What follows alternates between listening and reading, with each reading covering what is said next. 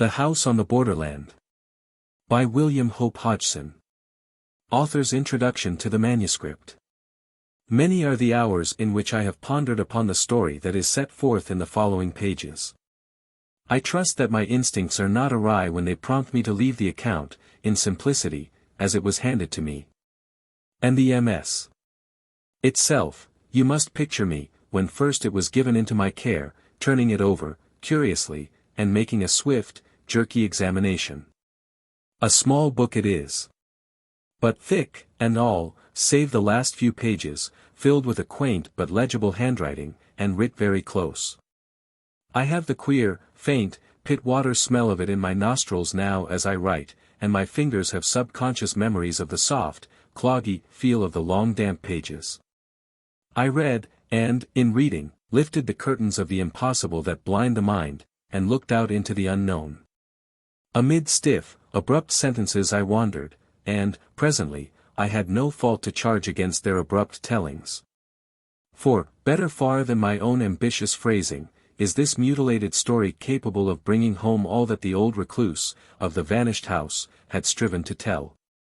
Of the simple, stiffly given account of weird and extraordinary matters, I will say little.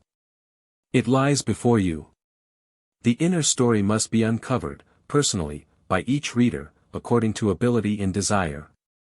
And even should any fail to see, as now I see, the shadowed picture and conception of that to which one may well give the accepted titles of heaven and hell, yet can I promise certain thrills, merely taking the story as a story.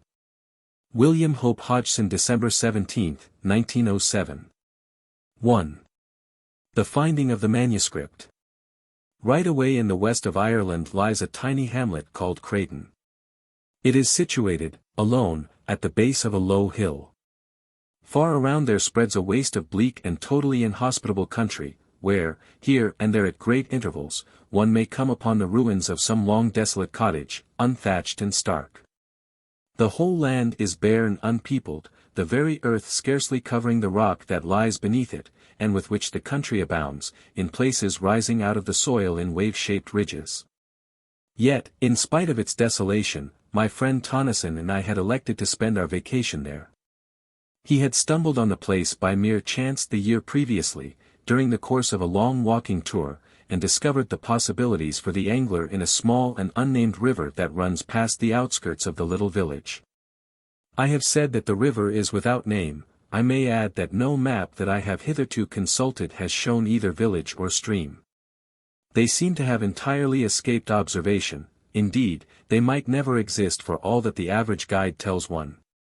Possibly this can be partly accounted for by the fact that the nearest railway station, Ardroghan, is some 40 miles distant. It was early one warm evening when my friend and I arrived in Creighton. We had reached Ardroghan the previous night, sleeping there in rooms hired at the village post office, and leaving in good time on the following morning, clinging insecurely to one of the typical jaunting cars. It had taken us all day to accomplish our journey over some of the roughest tracks imaginable, with the result that we were thoroughly tired and somewhat bad-tempered. However, the tent had to be erected and our goods stowed away before we could think of food or rest. And so we set to work, with the aid of our driver, and soon had the tent up upon a small patch of ground just outside the little village, and quite near to the river.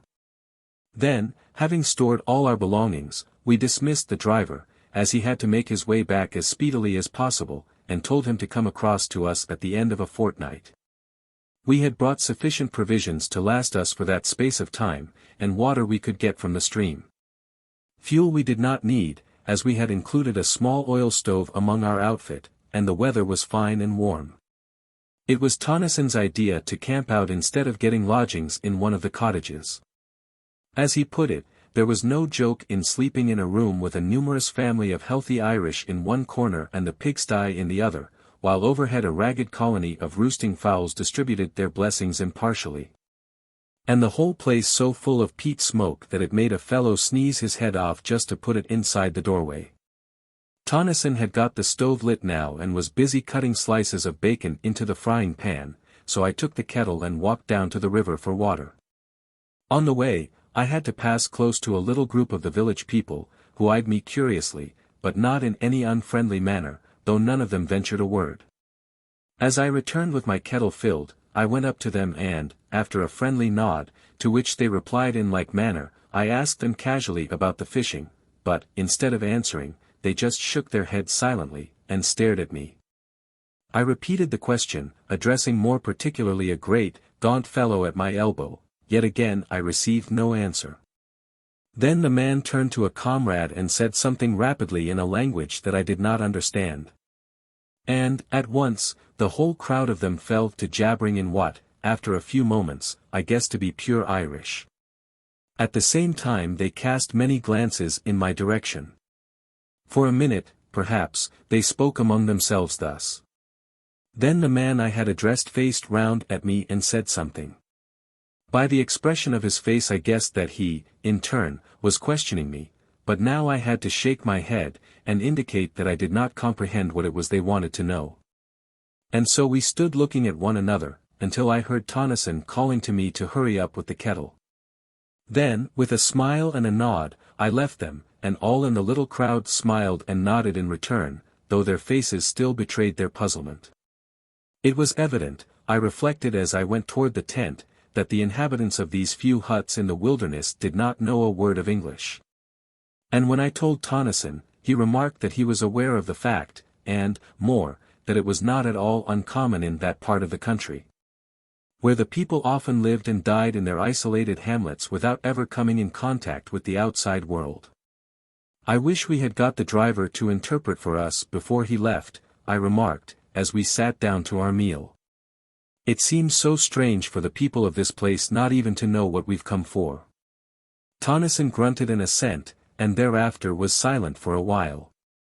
Later, having satisfied our appetite somewhat, we began to talk, laying our plans for the morrow. Then, after a smoke, we closed the flap of the tent, and prepared to turn in.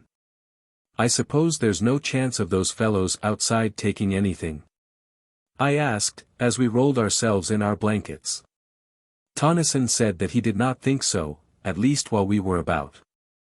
And, as he went on to explain, we could lock up everything, except the tent, in the big chest that we had brought to hold our provisions.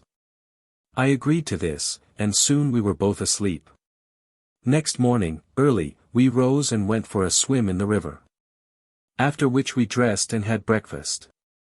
Then we roused out our fishing tackle and overhauled it, by which time, our breakfasts having settled somewhat, we made all secure within the tent and strode off in the direction my friend had explored on his previous visit. During the day we fished happily, working steadily upstream, and by evening we had one of the prettiest creels of fish that I had seen for a long while. Returning to the village, we made a good feed off our day's spoil, after which, having selected a few of the finer fish for our breakfast, we presented the remainder to the group of villagers who had assembled at a respectful distance to watch our doings. They seemed wonderfully grateful, and heaped mountains of what I presumed to be Irish blessings upon our heads. Thus we spent several days, having splendid sport, and first-rate appetites to do justice upon our prey. We were pleased to find how friendly the villagers were inclined to be, and that there was no evidence of their having ventured to meddle with our belongings during our absences. It was on a Tuesday that we arrived in Creighton, and it would be on the Sunday following that we made a great discovery. Hitherto we had always gone upstream. On that day, however, we laid aside our rods, and, taking some provisions, set off for a long ramble in the opposite direction. The day was warm, and we trudged along leisurely enough, stopping about midday to eat our lunch upon a great flat rock near the riverbank. Afterward we sat and smoked a while, resuming our walk only when we were tired of inaction. For perhaps another hour we wandered onward, chatting quietly and comfortably on this and that matter, and on several occasions stopping while my companion, who is something of an artist, made rough sketches of striking bits of the wild scenery. And then, without any warning whatsoever, the river we had followed so confidently, came to an abrupt end, vanishing into the earth. Good Lord! I said, who ever would have thought of this? And I stared in amazement, then I turned to Tonneson. He was looking, with a blank expression upon his face, at the place where the river disappeared. In a moment he spoke. Let us go on a bit, it may reappear again, anyhow, it is worth investigating. I agreed, and we went forward once more, though rather aimlessly, for we were not at all certain in which direction to prosecute our search. For perhaps a mile we moved onward. Then Tonneson, who had been gazing about curiously, stopped and shaded his eyes. "See," he said, after a moment, "isn't that mist or something, over there to the right, away in a line with that great piece of rock?" And he indicated with his hand. I stared, and, after a minute, seemed to see something, but could not be certain, and said so. "Anyway," my friend replied, "we'll just go across and have a glance." And he started off in the direction he had suggested, I following. Presently, we came among bushes, and, after a time, out upon the top of a high, boulder-strewn bank, from which we looked down into a wilderness of bushes and trees. "Seems as though we had come upon an oasis in this desert of stone," muttered Tonneson, as he gazed interestedly. Then he was silent, his eyes fixed, and I looked also. For up from somewhere about the center of the wooded lowland there rose high into the quiet air a great column of haze-like spray, upon which the sun shone, causing innumerable rainbows. "How beautiful!" I exclaimed. "Yes," answered Tonneson, thoughtfully. "There must be a waterfall, or something, over there. Perhaps it's our river come to light again. Let's go and see." Down the sloping bank we made our way, and entered among the trees and shrubberies. The bushes were matted, and the trees overhung us, so that the place was disagreeably gloomy. Though not dark enough to hide from me the fact that many of the trees were fruit trees, and that, here and there, one could trace indistinctly, signs of a long-departed cultivation. Thus it came to me that we were making our way through the riot of a great and ancient garden.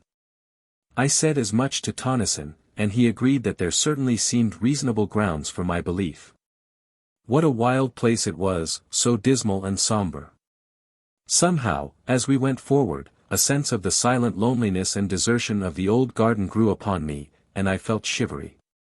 One could imagine things lurking among the tangled bushes. While, in the very air of the place, there seemed something uncanny. I think Tonneson was conscious of this also, though he said nothing.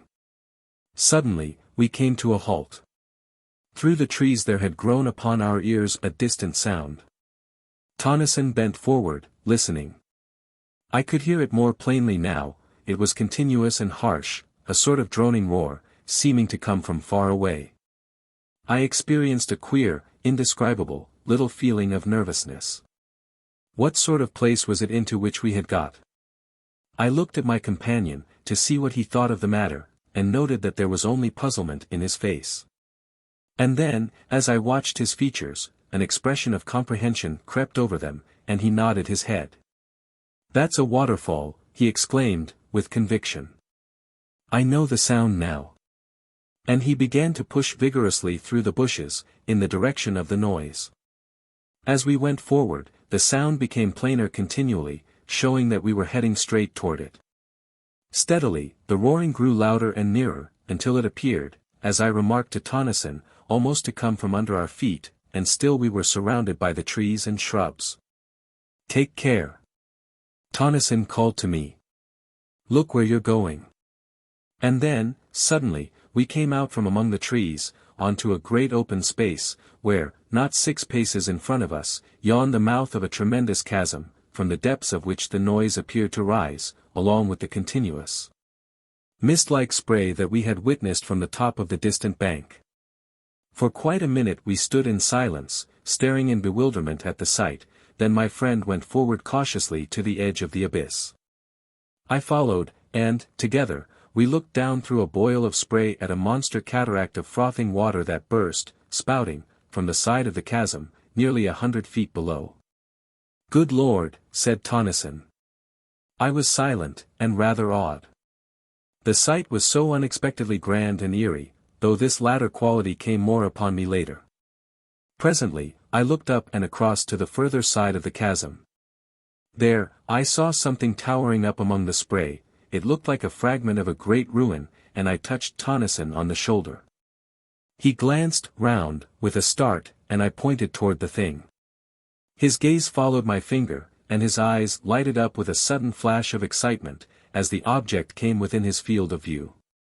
"Come along," he shouted above the uproar. "We'll have a look at it. There's something queer about this place. I feel it in my bones." And he started off, round the edge of the crater-like abyss. As we neared this new thing, I saw that I had not been mistaken in my first impression. It was undoubtedly a portion of some ruined building. Yet now I made out that it was not built upon the edge of the chasm itself, as I had at first supposed, but perched almost at the extreme end of a huge spur of rock that jutted out some 50 or 60 feet over the abyss. In fact, the jagged mass of ruin was literally suspended in midair. Arriving opposite it, we walked out onto the projecting arm of rock. And I must confess to having felt an intolerable sense of terror as I looked down from that dizzy perch into the unknown depths below us, into the deeps from which there rose ever the thunder of the falling water and the shroud of rising spray. Reaching the ruin, we clambered round it cautiously, and, on the further side, came upon a mass of fallen stones and rubble. The ruin itself seemed to me, as I proceeded now to examine it minutely, to be a portion of the outer wall of some prodigious structure, it was so thick and substantially built. Yet what it was doing in such a position I could by no means conjecture. Where was the rest of the house, or castle, or whatever there had been?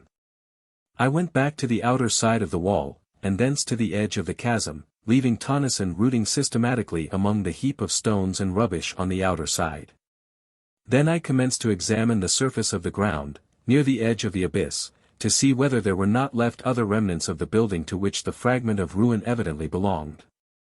But though I scrutinized the earth with the greatest care, I could see no signs of anything to show that there had ever been a building erected on the spot, and I grew more puzzled than ever. Then, I heard a cry from Tennyson. He was shouting my name, excitedly, and without delay I hurried along the rocky promontory to the ruin. I wondered whether he had hurt himself, and then the thought came, that perhaps he had found something. I reached the crumbled wall and climbed round. There I found Tennyson standing within a small excavation that he had made among the debris. He was brushing the dirt from something that looked like a book, much crumpled and dilapidated. And opening his mouth, every second or two, to bellow my name. As soon as he saw that I had come, he handed his prize to me, telling me to put it into my satchel so as to protect it from the damp, while he continued his explorations. This I did, first, however, running the pages through my fingers, and noting that they were closely filled with neat, old-fashioned writing which was quite legible, save in one portion, where many of the pages were almost destroyed. Being muddied and crumpled, as though the book had been doubled back at that part. This, I found out from Tennyson, was actually as he had discovered it, and the damage was due, probably, to the fall of masonry upon the opened part. Curiously enough, the book was fairly dry, which I attributed to its having been so securely buried among the ruins. Having put the volume away safely, I turned to and gave Tennyson a hand with his self-imposed task of excavating. Yet, though we put in over an hour's hard work, turning over the whole of the upheaped stones and rubbish, we came upon nothing more than some fragments of broken wood, that might have been parts of a desk or table. And so we gave up searching, and went back along the rock, once more to the safety of the land. The next thing we did was to make a complete tour of the tremendous chasm, which we were able to observe was in the form of an almost perfect circle, save for where the ruin-crowned spur of rock jutted out, spoiling its symmetry. The abyss was, as Tennyson put it, like nothing so much as a gigantic well or pit going sheer down into the bowels of the earth. For some time longer, we continued to stare about us, and then, noticing that there was a clear space away to the north of the chasm, we bent our steps in that direction. Here, distant from the mouth of the mighty pit by some hundreds of yards, we came upon a great lake of silent water, silent, that is, save in one place where there was a continuous bubbling and gurgling. Now, being away from the noise of the spouting cataract, we were able to hear one another speak, without having to shout at the tops of our voices, and I asked Tennyson what he thought of the place. I told him that I didn't like it. And that the sooner we were out of it the better I should be pleased. He nodded in reply, and glanced at the woods behind furtively. I asked him if he had seen or heard anything. He made no answer, but stood silent, as though listening, and I kept quiet also. Suddenly, he spoke. "Hark," he said, sharply. I looked at him, and then away among the trees and bushes, holding my breath involuntarily. A minute came and went in strained silence, yet I could hear nothing, and I turned to Tonneson to say as much. And then, even as I opened my lips to speak, there came a strange wailing noise out of the wood on our left. It appeared to float through the trees, and there was a rustle of stirring leaves, and then silence. All at once, Tonneson spoke, and put his hand on my shoulder. "Let us get out of here," he said, and began to move slowly toward where the surrounding trees and bushes seemed thinnest. As I followed him, it came to me suddenly that the sun was low, and that there was a raw sense of chilliness in the air. Tonneson said nothing further, but kept on steadily. We were among the trees now, and I glanced around, nervously. But saw nothing, save the quiet branches and trunks and the tangled bushes. Onward we went, and no sound broke the silence, except the occasional snapping of a twig under our feet, as we moved forward. Yet, in spite of the quietness, I had a horrible feeling that we were not alone, and I kept so close to Tonneson that twice I kicked his heels clumsily, though he said nothing. A minute, and then another, and we reached the confines of the wood, coming out at last upon the bare rockiness of the countryside. Only then was I able to shake off the haunting dread that had followed me among the trees. Once, as we moved away, there seemed to come again a distant sound of wailing, and I said to myself that it was the wind, yet the evening was breathless. Presently, Tonneson began to talk. "Look you," he said with decision, "I would not spend the night in that place for all the wealth that the world holds. There is something unholy, diabolical, about it. It came to me all in a moment, just after you spoke. It seemed to me that the woods were full of vile things, you know." "Yes," I answered, and looked back toward the place, but it was hidden from us by a rise in the ground. "There's the book," I said, and I put my hand into the satchel. "You've got it safely?" he questioned, with a sudden access of anxiety. "Yes," I replied. "Perhaps," he continued, "we shall learn something from it when we get back to the tent. We had better hurry, too. We're a long way off still, and I don't fancy, now, being caught out here in the dark." It was 2 hours later when we reached the tent, and, without delay, we set to work to prepare a meal, for we had eaten nothing since our lunch at midday. Supper over, we cleared the things out of the way, and lit our pipes. Then Tonneson asked me to get the manuscript out of my satchel. This I did, and then, as we could not both read from it at the same time, he suggested that I should read the thing out loud. "And mind," he cautioned, knowing my propensities, "don't go skipping half the book." Yet, had he but known what it contained, he would have realized how needless such advice was, for once at least. And there, seated in the opening of our little tent, I began the strange tale of the house on the borderland, for such was the title of the MS. This is told in the following pages. 2. The Plain of Silence. I am an old man. I live here in this ancient house, surrounded by huge, unkempt gardens. The peasantry, who inhabit the wilderness beyond, say that I am mad. That is because I will have nothing to do with them. I live here alone with my old sister, who is also my housekeeper. We keep no servants, I hate them. I have one friend, a dog. Yes, I would sooner have old Pepper than the rest of creation together. He, at least, understands me, and has sense enough to leave me alone when I am in my dark moods. I have decided to start a kind of diary. It may enable me to record some of the thoughts and feelings that I cannot express to anyone. But, beyond this, I am anxious to make some record of the strange things that I have heard and seen, during many years of loneliness, in this weird old building. For a couple of centuries, this house has had a reputation, a bad one, and, until I bought it, for more than 80 years no one had lived here.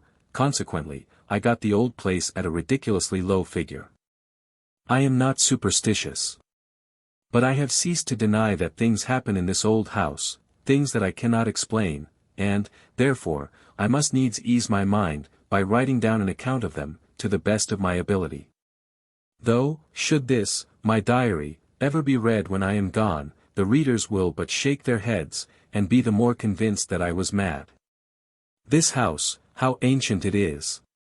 Though its age strikes one less, perhaps, than the quaintness of its structure, which is curious and fantastic to the last degree. Little curved towers and pinnacles, with outlines suggestive of leaping flames, predominate, while the body of the building is in the form of a circle.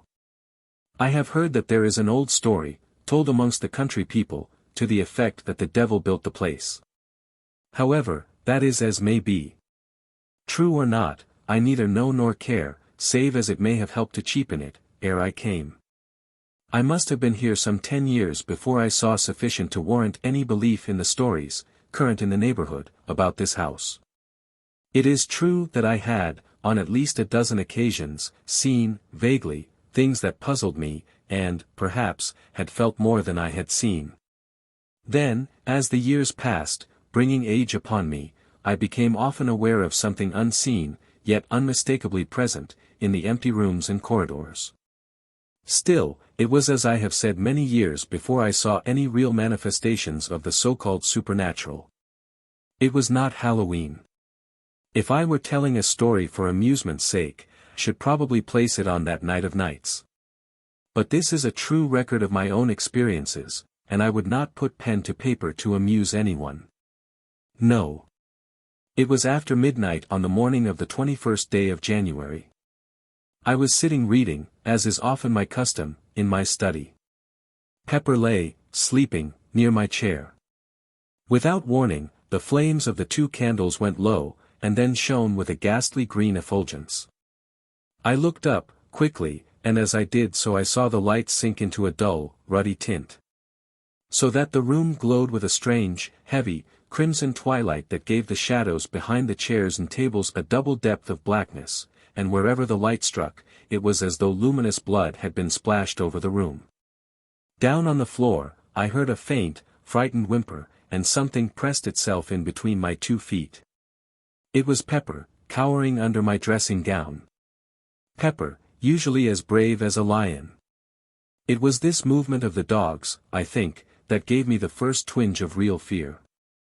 I had been considerably startled when the lights burnt first green and then red, but had been momentarily under the impression that the change was due to some influx of noxious gas into the room. Now, however, I saw that it was not so. For the candles burned with a steady flame, and showed no signs of going out, as would have been the case had the change been due to fumes in the atmosphere. I did not move.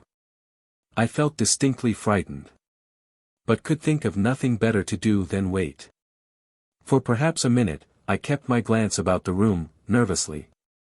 Then I noticed that the lights had commenced to sink, very slowly, until presently they showed minute specks of red fire, like the gleamings of rubies in the darkness. Still, I sat watching, while a sort of dreamy indifference seemed to steal over me, banishing altogether the fear that had begun to grip me. Away in the far end of the huge old-fashioned room, I became conscious of a faint glow. Steadily it grew, filling the room with gleams of quivering green light. Then they sank quickly, and changed, even as the candle flames had done, into a deep, somber crimson that strengthened, and lit up the room with a flood of awful glory.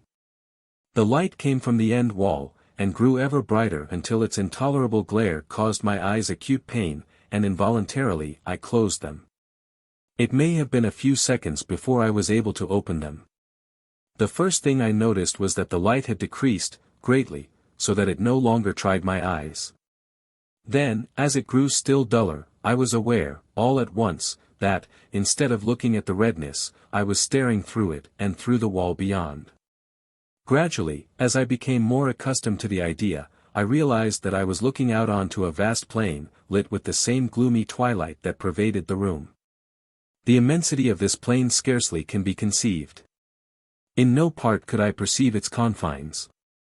It seemed to broaden and spread out, so that the eye failed to perceive any limitations. Slowly, the details of the nearer portions began to grow clear. Then, in a moment almost, the light died away, and the vision, if vision it were, faded and was gone. Suddenly, I became conscious that I was no longer in the chair. Instead, I seemed to be hovering above it, and looking down at a dim something, huddled and silent. In a little while, a cold blast struck me, and I was outside in the night, floating, like a bubble, up through the darkness. As I moved, an icy coldness seemed to enfold me, so that I shivered. After a time, I looked to right and left, and saw the intolerable blackness of the night, pierced by remote gleams of fire. Onward, outward, I drove. Once, I glanced behind, and saw the earth, a small crescent of blue light, receding away to my left. Further off, the sun, a splash of white flame, burned vividly against the dark. An indefinite period passed. Then, for the last time, I saw the earth, an enduring globule of radiant blue, swimming in an eternity of ether. And there I, a fragile flake of soul dust, flickered silently across the void, from the distant blue, into the expanse of the unknown. A great while seemed to pass over me, and now I could nowhere see anything. I had passed beyond the fixed stars and plunged into the huge blackness that waits beyond. All this time I had experienced little, save a sense of lightness and cold discomfort. Now however the atrocious darkness seemed to creep into my soul, and I became filled with fear and despair. What was going to become of me? Where was I going? Even as the thoughts were formed, there grew against the impalpable blackness that wrapped me a faint tinge of blood. It seemed extraordinarily remote, and mist-like, yet, at once, the feeling of oppression was lightened, and I no longer despaired. Slowly, the distant redness became plainer and larger, until, as I drew nearer, it spread out into a great, somber glare, dull and tremendous. Still, I fled onward, and, presently, I had come so close, that it seemed to stretch beneath me, like a great ocean of somber red. I could see little, save that it appeared to spread out interminably in all directions. In a further space, I found that I was descending upon it, and, soon, I sank into a great sea of sullen, red-hued clouds. Slowly, I emerged from these, and there, below me, I saw the stupendous plain that I had seen from my room in this house that stands upon the borders of the silences. Presently, I landed, and stood, surrounded by a great waste of loneliness. The place was lit with a gloomy twilight that gave an impression of indescribable desolation. Afar to my right, within the sky, there burned a gigantic ring of dull red fire, from the outer edge of which were projected huge, writhing flames, darted and jagged. The interior of this ring was black, black as the gloom of the outer night. I comprehended, at once, that it was from this extraordinary sun that the place derived its doleful light. From that strange source of light, I glanced down again to my surroundings. Everywhere I looked, I saw nothing but the same flat weariness of interminable plain. Nowhere could I descry any signs of life, not even the ruins of some ancient habitation. Gradually, I found that I was being borne forward, floating across the flat waste. For what seemed an eternity, I moved onward. I was unaware of any great sense of impatience, though some curiosity and a vast wonder were with me continually.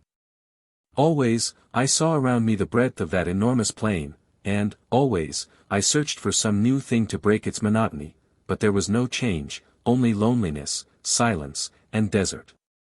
Presently, in a half-conscious manner, I noticed that there was a faint mistiness, ruddy in hue, lying over its surface.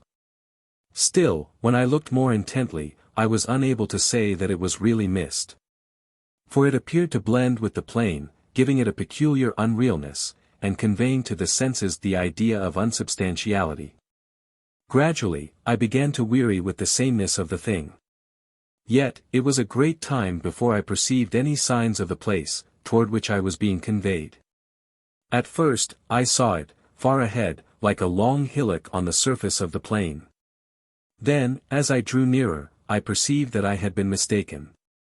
For, instead of a low hill, I made out, now, a chain of great mountains, whose distant peaks towered up into the red gloom, until they were almost lost to sight. 3. The house in the arena. And so, after a time, I came to the mountains. Then, the course of my journey was altered, and I began to move along their bases, until, all at once, I saw that I had come opposite to a vast rift, opening into the mountains. Through this, I was borne, moving at no great speed. On either side of me, huge, scarped walls of rock-like substance rose sheer. Far overhead, I discerned a thin ribbon of red, where the mouth of the chasm opened, among inaccessible peaks. Within, was gloom, deep and somber, and chilly silence. For a while, I went onward steadily, and then, at last, I saw, ahead, a deep, red glow, that told me I was near upon the further opening of the gorge. A minute came and went, and I was at the exit of the chasm, staring out upon an enormous amphitheater of mountains. Yet, of the mountains, and the terrible grandeur of the place, I recked nothing. For I was confounded with amazement to behold, at a distance of several miles and occupying the center of the arena, a stupendous structure built apparently of green jade. Yet, in itself, it was not the discovery of the building that had so astonished me, but the fact, which became every moment more apparent, that in no particular, save in color and its enormous size, did the lonely structure vary from this house in which I live.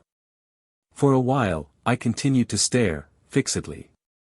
Even then, I could scarcely believe that I saw aright. In my mind, a question formed, reiterating incessantly, "What does it mean? What does it mean?" And I was unable to make answer, even out of the depths of my imagination.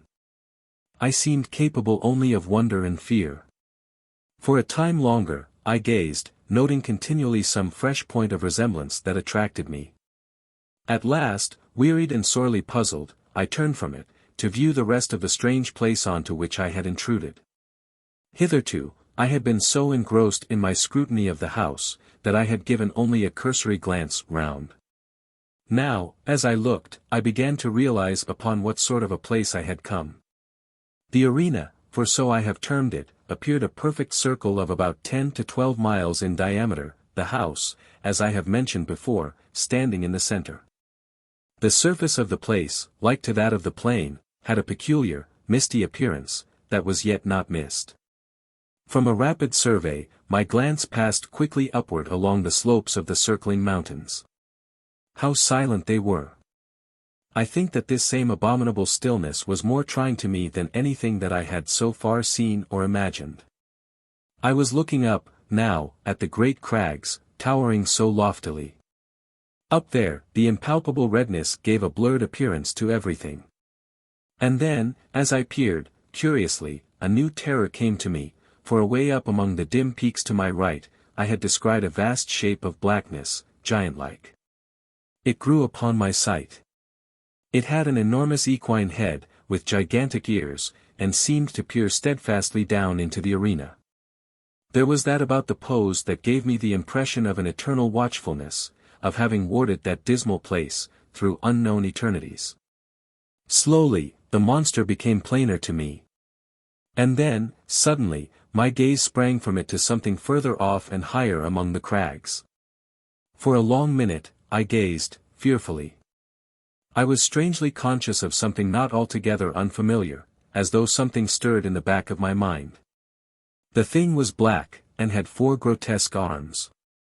The features showed indistinctly, round the neck, I made out several light-colored objects. Slowly, the details came to me, and I realized, coldly, that they were skulls. Further down the body was another circling belt, showing less dark against the black trunk. Then, even as I puzzled to know what the thing was, a memory slid into my mind, and straightway, I knew that I was looking at a monstrous representation of Kali, the Hindu goddess of death. Other remembrances of my old student days drifted into my thoughts. My glance fell back upon the huge beast-headed thing. Simultaneously, I recognized it for the ancient Egyptian god Set, or Seth, the destroyer of souls. With the knowledge, there came a great sweep of questioning, I stopped, and endeavored to think. Things beyond my imagination peered into my frightened mind. I saw, obscurely, the old gods of mythology. I tried to comprehend to what it was all pointing. My gaze dwelt, flickeringly, between the two. If an idea came swiftly, and I turned, and glanced rapidly upward, searching the gloomy crags, away to my left.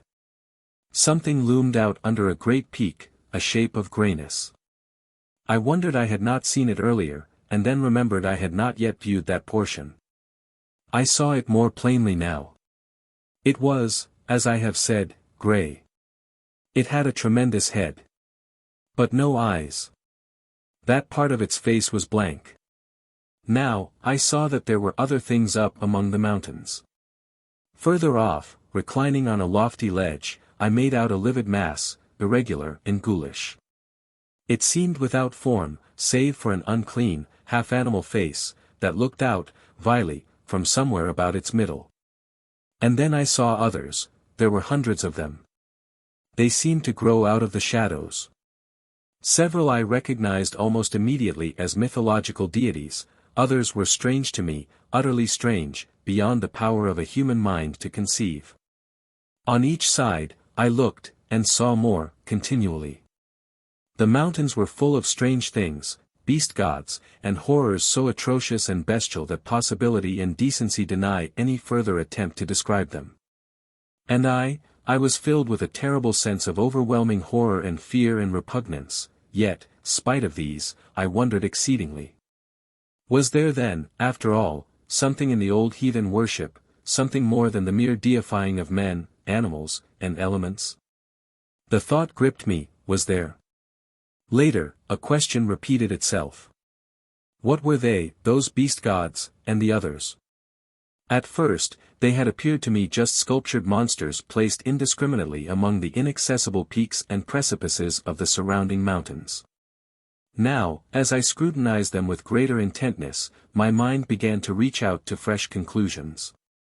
There was something about them, an indescribable sort of silent vitality that suggested, to my broadening consciousness, a state of life in death, a something that was by no means life, as we understand it, but rather an inhuman form of existence, that well might be likened to a deathless trance, a condition in which it was possible to imagine their continuing, eternally. Immortal, the word rose in my thoughts unbidden. And, straightway, I grew to wondering whether this might be the immortality of the gods. And then, in the midst of my wondering and musing, something happened. Until then, I had been staying just within the shadow of the exit of the great rift. Now, without volition on my part, I drifted out of the semi-darkness and began to move slowly across the arena, toward the house. At this, I gave up all thoughts of those prodigious shapes above me, and could only stare, frightenedly, at the tremendous structure toward which I was being conveyed so remorselessly. Yet, though I searched earnestly, I could discover nothing that I had not already seen, and so became gradually calmer. Presently, I had reached a point more than halfway between the house and the gorge. All around was spread the stark loneliness of the place, and the unbroken silence. Steadily, I neared the great building. Then, all at once, something caught my vision, something that came round one of the huge buttresses of the house, and so into full view. It was a gigantic thing, and moved with a curious lope, going almost upright, after the manner of a man. It was quite unclothed, and had a remarkable luminous appearance. Yet it was the face that attracted and frightened me the most. It was the face of a swine. Silently, intently, I watched this horrible creature, and forgot my fear, momentarily, in my interest in its movements. It was making its way, cumbrously, round the building, stopping as it came to each window to peer in and shake at the bars, with which, as in this house, they were protected. And whenever it came to a door, it would push at it, fingering the fastening stealthily. Evidently, it was searching for an ingress into the house. I had come now to within less than a quarter of a mile of the great structure, and still I was compelled forward. Abruptly, the thing turned and gazed hideously in my direction. It opened its mouth, and, for the first time, the stillness of that abominable place was broken, by a deep, booming note that sent an added thrill of apprehension through me. Then, immediately, I became aware that it was coming toward me, swiftly and silently. In an instant, it had covered half the distance that lay between. And still, I was borne helplessly to meet it. Only 100 yards, and the brutish ferocity of the giant face numbed me with a feeling of unmitigated horror. I could have screamed, in the supremeness of my fear. And then, in the very moment of my extremity in despair, I became conscious that I was looking down upon the arena, from a rapidly increasing height. I was rising. In an inconceivably short while, I had reached an altitude of many hundred feet. Beneath me, the spot that I had just left, was occupied by the foul swine creature. It had gone down on all fours and was snuffing and rooting, like a veritable hog, at the surface of the arena. A moment and it rose to its feet, clutching upward, with an expression of desire upon its face such as I have never seen in this world. Continually, I mounted higher. A few minutes, it seemed, and I had risen above the great mountains, floating, alone, afar in the redness. At a tremendous distance below, the arena showed, dimly. With the mighty house looking no larger than a tiny spot of green. The swine thing was no longer visible. Presently, I passed over the mountains, out above the huge breadth of the plain. Far away, on its surface, in the direction of the ring-shaped sun, there showed a confused blur. I looked toward it, indifferently. It reminded me, somewhat, of the first glimpse I had caught of the mountain amphitheater. With a sense of weariness, I glanced upward at the immense ring of fire. What a strange thing it was!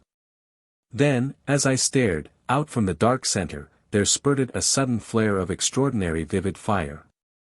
Compared with the size of the black center, it was as naught, yet, in itself, stupendous.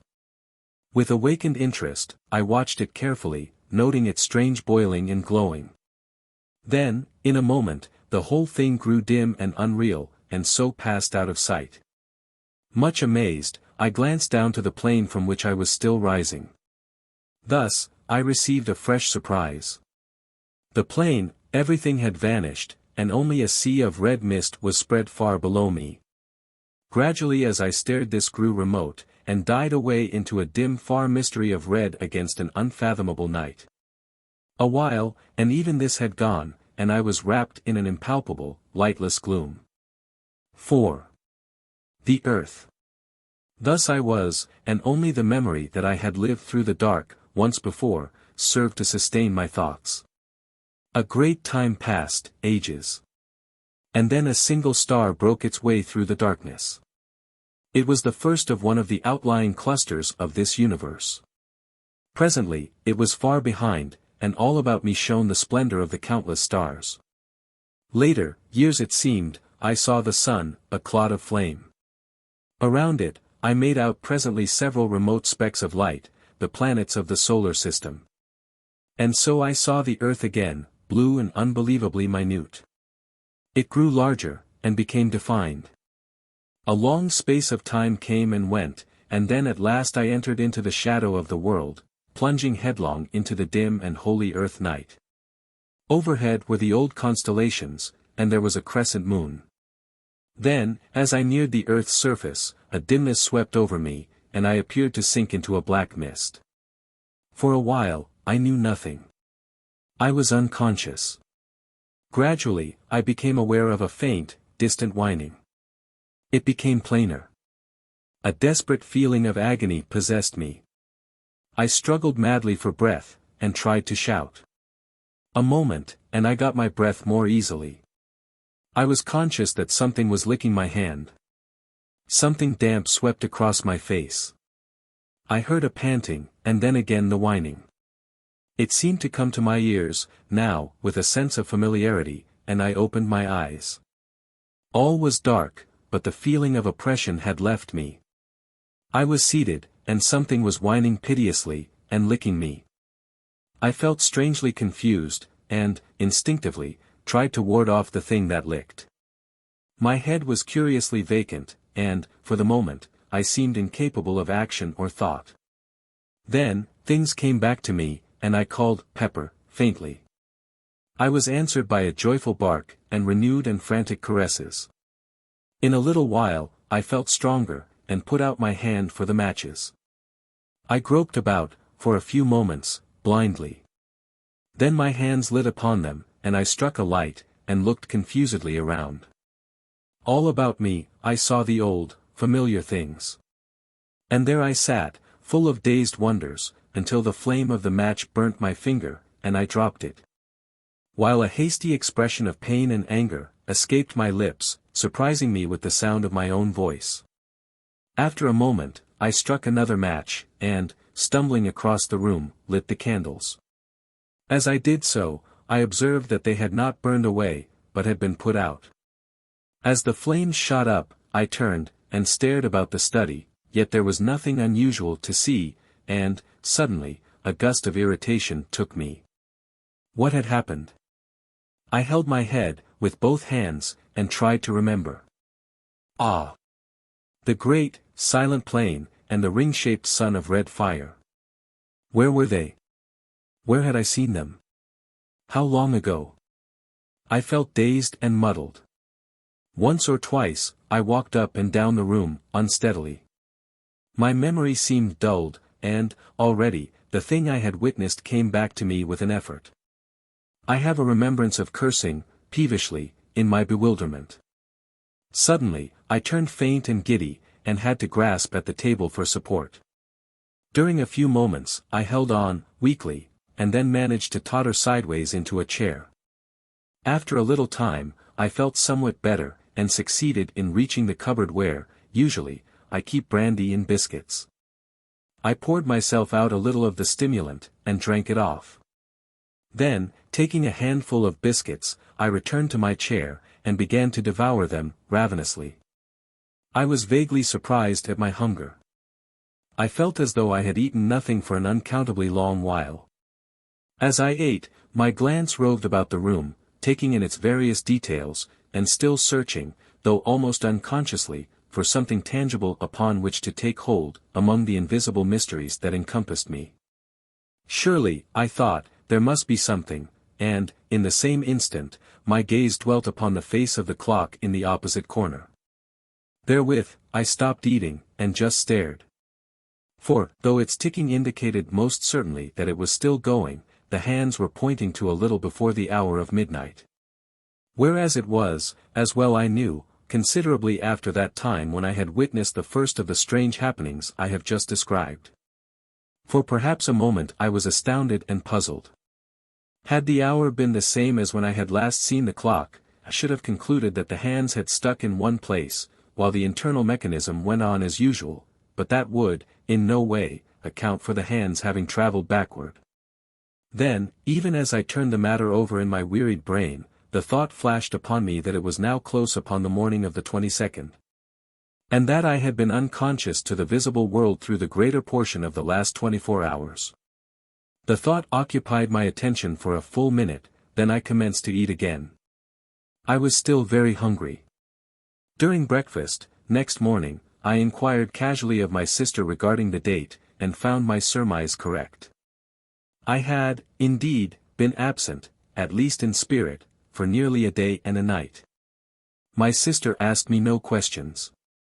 For it is not by any means the first time that I have kept to my study for a whole day, and sometimes a couple of days at a time, when I have been particularly engrossed in my books or work. And so the days pass on, and I am still filled with a wonder to know the meaning of all that I saw on that memorable night. Yet, well I know that my curiosity is little likely to be satisfied. The thing in the pit. This house is, as I have said before, surrounded by a huge estate, and wild and uncultivated gardens. Away at the back, distant some 300 yards, is a dark, deep ravine, spoken of as the pit, by the peasantry. At the bottom runs a sluggish stream so overhung by trees as scarcely to be seen from above. In passing, I must explain that this river has a subterranean origin, emerging suddenly at the east end of the ravine, and disappearing, as abruptly, beneath the cliffs that form its western extremity. It was some months after my vision, if vision it were, of the great plain that my attention was particularly attracted to the pit. I happened, one day, to be walking along its southern edge, when, suddenly, several pieces of rock and shale were dislodged from the face of the cliff immediately beneath me, and fell with a sullen crash through the trees. I heard them splash in the river at the bottom, and then silence. I should not have given this incident more than a passing thought, had not Pepper at once begun to bark savagely. Nor would he be silent when I bade him, which is most unusual behavior on his part. Feeling that there must be someone or something in the pit, I went back to the house, quickly, for a stick. When I returned, Pepper had ceased his barks and was growling and smelling, uneasily, along the top. Whistling to him to follow me, I started to descend cautiously. The depth to the bottom of the pit must be about 150 feet, and some time as well as considerable care was expended before we reached the bottom in safety.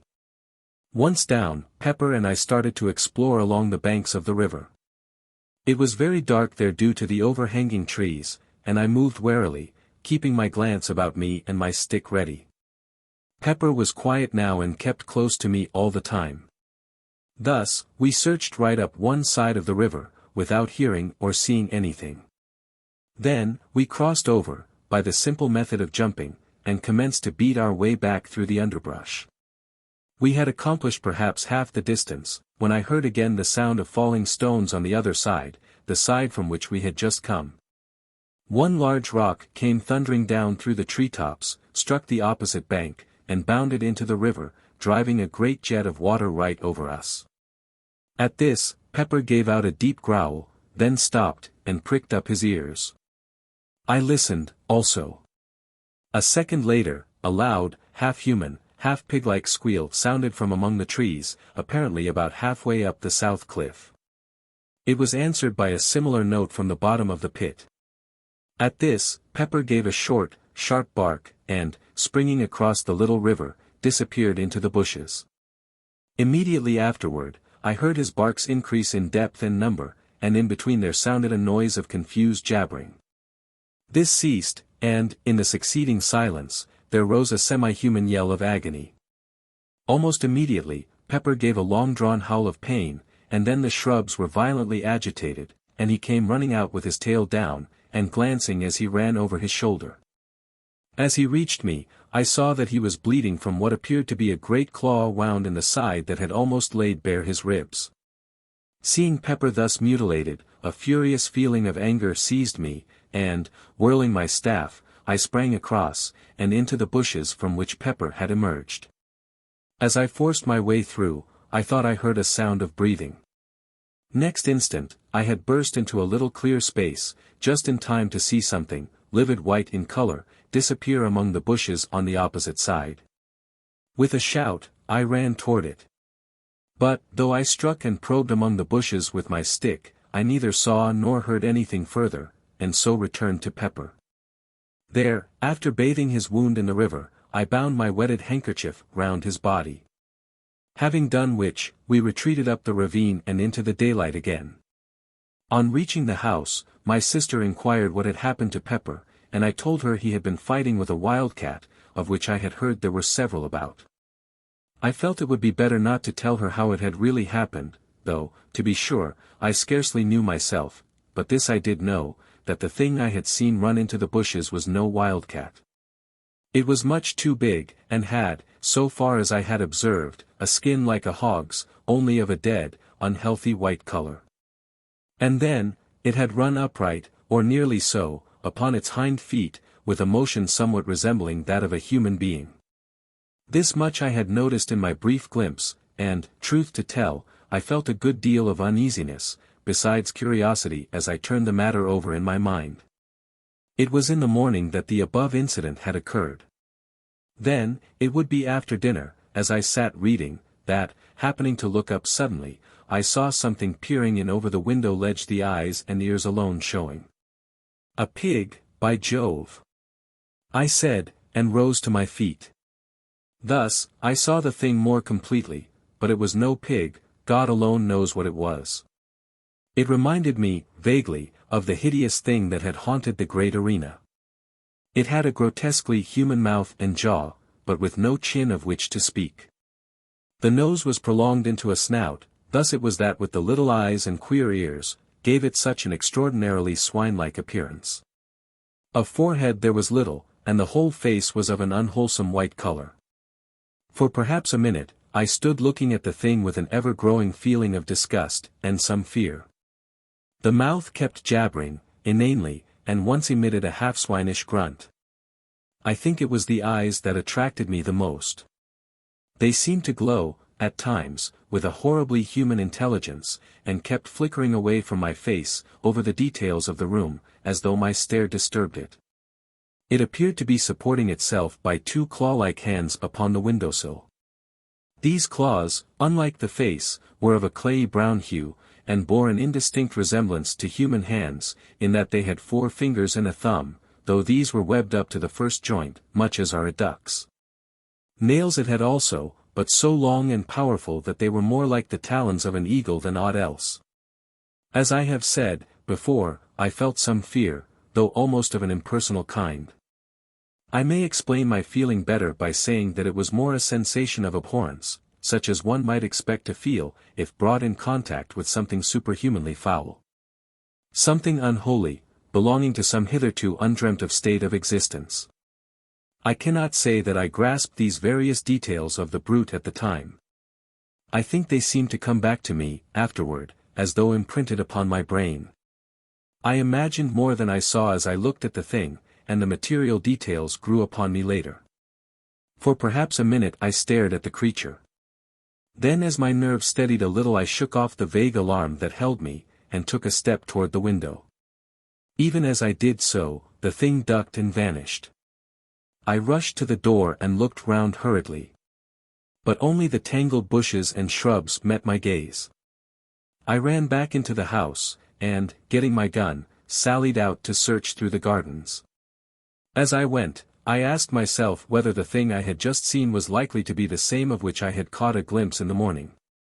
I inclined to think it was.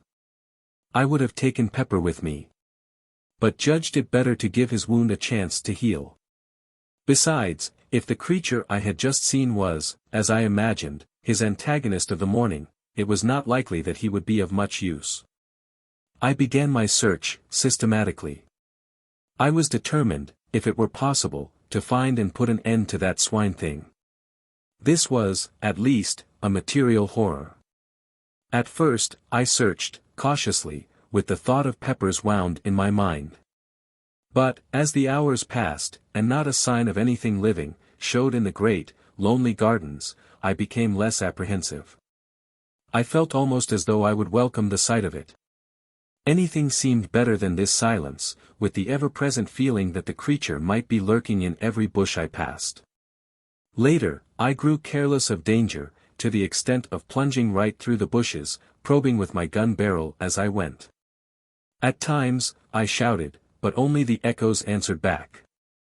I thought thus perhaps to frighten or stir the creature to showing itself, but only succeeded in bringing my sister Mary out, to know what was the matter. I told her, that I had seen the wildcat that had wounded Pepper, and that I was trying to hunt it out of the bushes. She seemed only half satisfied, and went back into the house, with an expression of doubt upon her face. I wondered whether she had seen or guessed anything. For the rest of the afternoon, I prosecuted the search anxiously. I felt that I should be unable to sleep, with that bestial thing haunting the shrubberies, and yet, when evening fell, I had seen nothing. Then, as I turned homeward, I heard a short, unintelligible noise, among the bushes to my right. Instantly, I turned, and, aiming quickly, fired in the direction of the sound. Immediately afterward, I heard something scuttling away among the bushes. It moved rapidly, and in a minute had gone out of hearing. After a few steps I ceased my pursuit, realizing how futile it must be in the fast-gathering gloom, and so, with a curious feeling of depression, I entered the house. That night, after my sister had gone to bed, I went round to all the windows and doors on the ground floor, and saw to it that they were securely fastened. This precaution was scarcely necessary as regards the windows, as all of those on the lower story are strongly barred, but with the doors, of which there are 5, it was wisely thought, as not one was locked.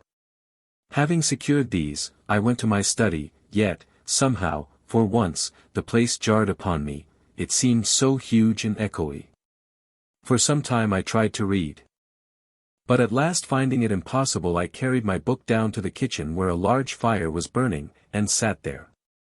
I dare say, I had read for a couple of hours, when, suddenly, I heard a sound that made me lower my book, and listen, intently. It was a noise of something rubbing and fumbling against the back door. Once the door creaked, loudly, as though force were being applied to it. During those few, short moments, I experienced an indescribable feeling of terror, such as I should have believed impossible. My hands shook, a cold sweat broke out on me, and I shivered violently. Gradually, I calmed. The stealthy movements outside had ceased. Then for an hour I sat silent and watchful. All at once the feeling of fear took me again. I felt as I imagine an animal must, under the eye of a snake. Yet now I could hear nothing. Still, there was no doubting that some unexplained influence was at work. Gradually, imperceptibly almost, something stole on my ear, a sound that resolved itself into a faint murmur. Quickly it developed and grew into a muffled but hideous chorus of bestial shrieks. It appeared to rise from the bowels of the earth. I heard a thud, and realized in a dull, half-comprehending way that I had dropped my book. After that, I just sat. And thus the daylight found me, when it crept wanly in through the barred, high windows of the great kitchen. With the dawning light, the feeling of stupor and fear left me, and I came more into possession of my senses. Thereupon I picked up my book, and crept to the door to listen. Not a sound broke the chilly silence. For some minutes I stood there, then, very gradually and cautiously, I drew back the bolt and opening the door peeped out. My caution was unneeded. Nothing was to be seen, save the grey vista of dreary, tangled bushes and trees, extending to the distant plantation. With a shiver, I closed the door, and made my way, quietly, up to bed. 6. The swine things. It was evening, a week later. My sister sat in the garden, knitting. I was walking up and down, reading. My gun leant up against the wall of the house, for, since the advent of that strange thing in the gardens, I had deemed it wise to take precautions.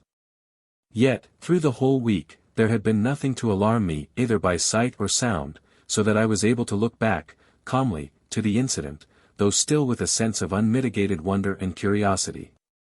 I was, as I have just said, walking up and down, and somewhat engrossed in my book. Suddenly, I heard a crash, away in the direction of the pit. With a quick movement, I turned and saw a tremendous column of dust rising high into the evening air. My sister had risen to her feet, with a sharp exclamation of surprise and fright. Telling her to stay where she was, I snatched up my gun, and ran toward the pit. As I neared it, I heard a dull, rumbling sound, that grew quickly into a roar, split with deeper crashes, and up from the pit drove a fresh volume of dust. The noise ceased, though the dust still rose, tumultuously. I reached the edge, and looked down, but could see nothing save a boil of dust clouds swirling hither and thither. The air was so full of the small particles, that they blinded and choked me. And, finally, I had to run out from the smother, to breathe. Gradually, the suspended matter sank, and hung in a panoply over the mouth of the pit. I could only guess at what had happened. That there had been a landslip of some kind, I had little doubt, but the cause was beyond my knowledge, and yet, even then, I had half imaginings. For, already, the thought had come to me, of those falling rocks, and that thing in the bottom of the pit, but, in the first minutes of confusion, I failed to reach the natural conclusion, to which the catastrophe pointed. Slowly, the dust subsided, until, presently, I was able to approach the edge, and look down. For a while, I peered impotently, trying to see through the reek. At first, it was impossible to make out anything. Then, as I stared, I saw something below, to my left, that moved. I looked intently toward it, and, presently, made out another, and then another, 3 dim shapes that appeared to be climbing up the side of the pit. I could see them only indistinctly. Even as I stared and wondered, I heard a rattle of stones, somewhere to my right. I glanced across, but could see nothing.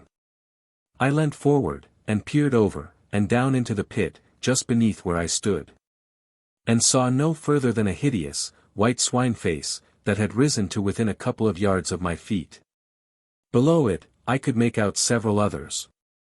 As the thing saw me, it gave a sudden, uncouth squeal, which was answered from all parts of the pit. At that, a gust of horror and fear took me, and, bending down, I discharged my gun right into its face. Straightway, the creature disappeared, with a clatter of loose earth and stones. There was a momentary silence, to which, probably, I owe my life. For, during it, I heard a quick patter of many feet, and, turning sharply, saw a troop of the creatures coming toward me, at a run. Instantly, I raised my gun and fired at the foremost, who plunged headlong, with a hideous howling. Then, I turned to run.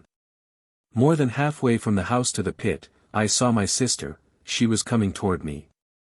I could not see her face, distinctly, as the dusk had fallen, but there was fear in her voice as she called to know why I was shooting.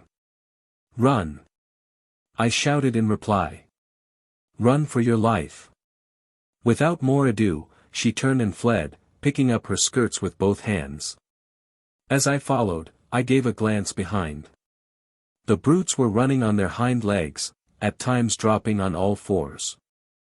I think it must have been the terror in my voice, that spurred Mary to run so, for I feel convinced that she had not, as yet, seen those hell creatures that pursued. On we went, my sister leading. Each moment, the nearing sounds of the footsteps, told me that the brutes were gaining on us, rapidly. Fortunately, I am accustomed to live, in some ways, an active life. As it was, the strain of the race was beginning to tell severely upon me. Ahead, I could see the back door. Luckily it was open. I was some half-dozen yards behind Mary, now, and my breath was sobbing in my throat. Then, something touched my shoulder. I wrenched my head round, quickly, and saw one of those monstrous, pallid faces close to mine. One of the creatures, having outrun its companions, had almost overtaken me. Even as I turned, it made a fresh grab.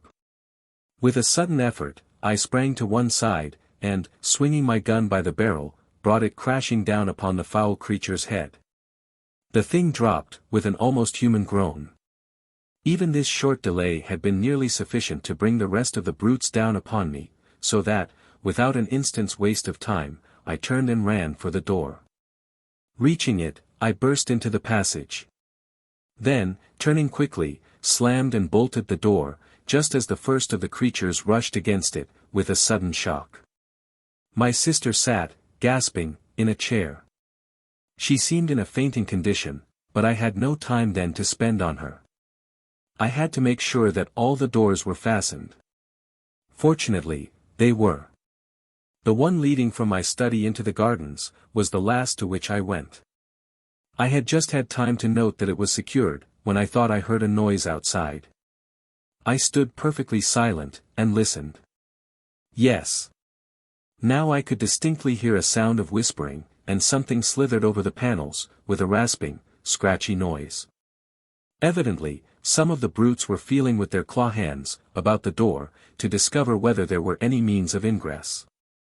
That the creatures should so soon have found the door was, to me, a proof of their reasoning capabilities. It assured me that they must not be regarded, by any means, as mere animals. I had felt something of this before, when that first thing peered in through my window. Then I had applied the term superhuman to it, with an almost instinctive knowledge that the creature was something different from the brute beast. Something beyond human, yet in no good sense. But rather as something foul and hostile to the great and good in humanity. In a word, as something intelligent, and yet inhuman. The very thought of the creatures filled me with revulsion. Now, I bethought me of my sister, and, going to the cupboard, I got out a flask of brandy, and a wineglass. Taking these, I went down to the kitchen, carrying a lighted candle with me. She was not sitting in the chair, but had fallen out, and was lying upon the floor, face downward. Very gently, I turned her over, and raised her head somewhat. Then, I poured a little of the brandy between her lips. After a while, she shivered slightly. A little later, she gave several gasps, and opened her eyes. In a dreamy, unrealizing way, she looked at me. Then her eyes closed, slowly, and I gave her a little more of the brandy. For, perhaps a minute longer, she lay silent, breathing quickly. All at once, her eyes opened again, and it seemed to me, as I looked, that the pupils were dilated, as though fear had come with returning consciousness. Then, with a movement so unexpected that I started backward, she sat up. Noticing that she seemed giddy, I put out my hand to steady her. At that, she gave a loud scream, and, scrambling to her feet, ran from the room. For a moment, I stayed there, kneeling and holding the brandy flask. I was utterly puzzled and astonished. Could she be afraid of me? But no. Why should she? I could only conclude that her nerves were badly shaken, and that she was temporarily unhinged. Upstairs, I heard a door bang, loudly, and I knew that she had taken refuge in her room. I put the flask down on the table.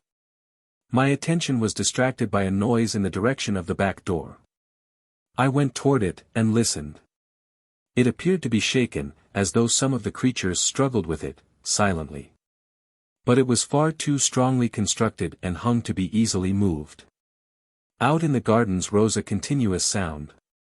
It might have been mistaken, by a casual listener, for the grunting and squealing of a herd of pigs.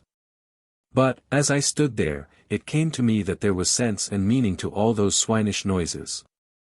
Gradually, I seemed able to trace a semblance in it to human speech, glutinous and sticky, as though each articulation were made with difficulty, yet, nevertheless, I was becoming convinced that it was no mere medley of sounds, but a rapid interchange of ideas. By this time, it had grown quite dark in the passages, and from these came all the varied cries and groans of which an old house is so full after nightfall. It is, no doubt, because things are then quieter, and one has more leisure to hear. Also, there may be something in the theory that the sudden change of temperature, at sundown, affects the structure of the house, somewhat, causing it to contract and settle, as it were, for the night. However, this is as may be. But, on that night in particular, I would gladly have been quit of so many eerie noises. It seemed to me, that each crack and creak was the coming of one of those things along the dark corridors. Though I knew in my heart that this could not be, for I had seen, myself, that all the doors were secure. Gradually, however, these sounds grew on my nerves to such an extent that, were it only to punish my cowardice, I felt I must make the round of the basement again, and, if anything were there, face it. And then, I would go up to my study, for I knew sleep was out of the question, with the house surrounded by creatures, half beasts, half something else, and entirely unholy. Taking the kitchen lamp down from its hook, I made my way from cellar to cellar, and room to room. Through pantry and coal hole, along passages, and into the 101 little blind alleys and hidden nooks that formed the basement of the old house. Then, when I knew I had been in every corner and cranny large enough to conceal aught of any size, I made my way to the stairs. With my foot on the first step, I paused. It seemed to me, I heard a movement, apparently from the buttery, which is to the left of the staircase. It had been one of the first places I searched, and yet, I felt certain my ears had not deceived me. My nerves were strung now, and, with hardly any hesitation, I stepped up to the door, holding the lamp above my head. In a glance, I saw that the place was empty, save for the heavy, stone slabs, supported by brick pillars. And I was about to leave it, convinced that I had been mistaken, when, in turning, my light was flashed back from two bright spots outside the window, and high up. For a few moments I stood there, staring. Then they moved, revolving slowly, and throwing out alternate scintillations of green and red, at least, so it appeared to me. I knew then that they were eyes. Slowly, I traced the shadowy outline of one of the things. It appeared to be holding on to the bars of the window, and its attitude suggested climbing. I went nearer to the window, and held the light higher. There was no need to be afraid of the creature. The bars were strong, and there was little danger of its being able to move them. And then, suddenly, in spite of the knowledge that the brute could not reach to harm me, I had a return of the horrible sensation of fear that had assailed me on that night, a week previously. It was the same feeling of helpless, shuddering fright. I realized, dimly, that the creature's eyes were looking into mine with a steady, compelling stare. I tried to turn away, but could not. I seemed, now, to see the window through a mist. Then, I thought other eyes came and peered, and yet others. Until a whole galaxy of malignant, staring orbs seemed to hold me in thrall. My head began to swim, and throb violently. Then, I was aware of a feeling of acute physical pain in my left hand. It grew more severe, and forced, literally forced, my attention. With a tremendous effort, I glanced down, and, with that, the spell that had held me was broken. I realized, then, that I had, in my agitation, unconsciously caught hold of the hot lamp glass, and burnt my hand, badly. I looked up to the window, again. The misty appearance had gone, and, now, I saw that it was crowded with dozens of bestial faces. With a sudden access of rage, I raised the lamp, and hurled it, full at the window. It struck the glass, smashing a pane, and passed between two of the bars, out into the garden, scattering burning oil as it went. I heard several loud cries of pain, and, as my sight became accustomed to the dark, I discovered that the creatures had left the window. Pulling myself together, I groped for the door, and, having found it, made my way upstairs, stumbling at each step. I felt dazed, as though I had received a blow on the head. At the same time, my hands smarted badly, and I was full of a nervous, dull rage against those things. Reaching my study, I lit the candles. As they burnt up, their rays were reflected from the rack of firearms on the sidewall. At the sight, I remembered that I had there a power, which, as I had proved earlier, seemed as fatal to those monsters as to more ordinary animals, and I determined I would take the offensive. First of all, I bound up my hand. For the pain was fast becoming intolerable. After that, it seemed easier, and I crossed the room, to the rifle stand. There, I selected a heavy rifle, an old and tried weapon. And, having procured ammunition, I made my way up into one of the small towers, with which the house is crowned. From there, I found that I could see nothing. The gardens presented a dim blur of shadows, a little blacker, perhaps, where the trees stood. That was all, and I knew that it was useless to shoot down into all that darkness. The only thing to be done, was to wait for the moon to rise. Then, I might be able to do a little execution. In the meantime, I sat still, and kept my ears open. The gardens were comparatively quiet now, and only an occasional grunt or squeal came up to me. I did not like this silence. It made me wonder on what devilry the creatures were bent. Twice, I left the tower, and took a walk through the house, but everything was silent. Once, I heard a noise, from the direction of the pit, as though more earth had fallen. Following this, and lasting for some 15 minutes, there was a commotion among the denizens of the gardens. This died away, and, after that all was again quiet. About an hour later, the moon's light showed above the distant horizon. From where I sat, I could see it over the trees, but it was not until it rose clear of them, that I could make out any of the details in the gardens below. Even then, I could see none of the brutes. Until, happening to crane forward, I saw several of them lying prone, up against the wall of the house. What they were doing, I could not make out. It was, however, a chance too good to be ignored. And, taking aim, I fired at the one directly beneath. There was a shrill scream, and, as the smoke cleared away, I saw that it had turned on its back, and was writhing, feebly. Then, it was quiet. The others had disappeared. Immediately after this, I heard a loud squeal, in the direction of the pit. It was answered, 100 times, from every part of the garden. This gave me some notion of the number of the creatures, and I began to feel that the whole affair was becoming even more serious than I had imagined. As I sat there, silent and watchful, the thought came to me, why was all this? What were these things? What did it mean? Then my thoughts flew back to that vision, though, even now, I doubt whether it was a vision, of the plane of silence. What did that mean? I wondered, and that thing in the arena? Ugh. Lastly, I thought of the house I had seen in that faraway place. That house, so like this in every detail of external structure, that it might have been modeled from it, or this from that. I had never thought of that.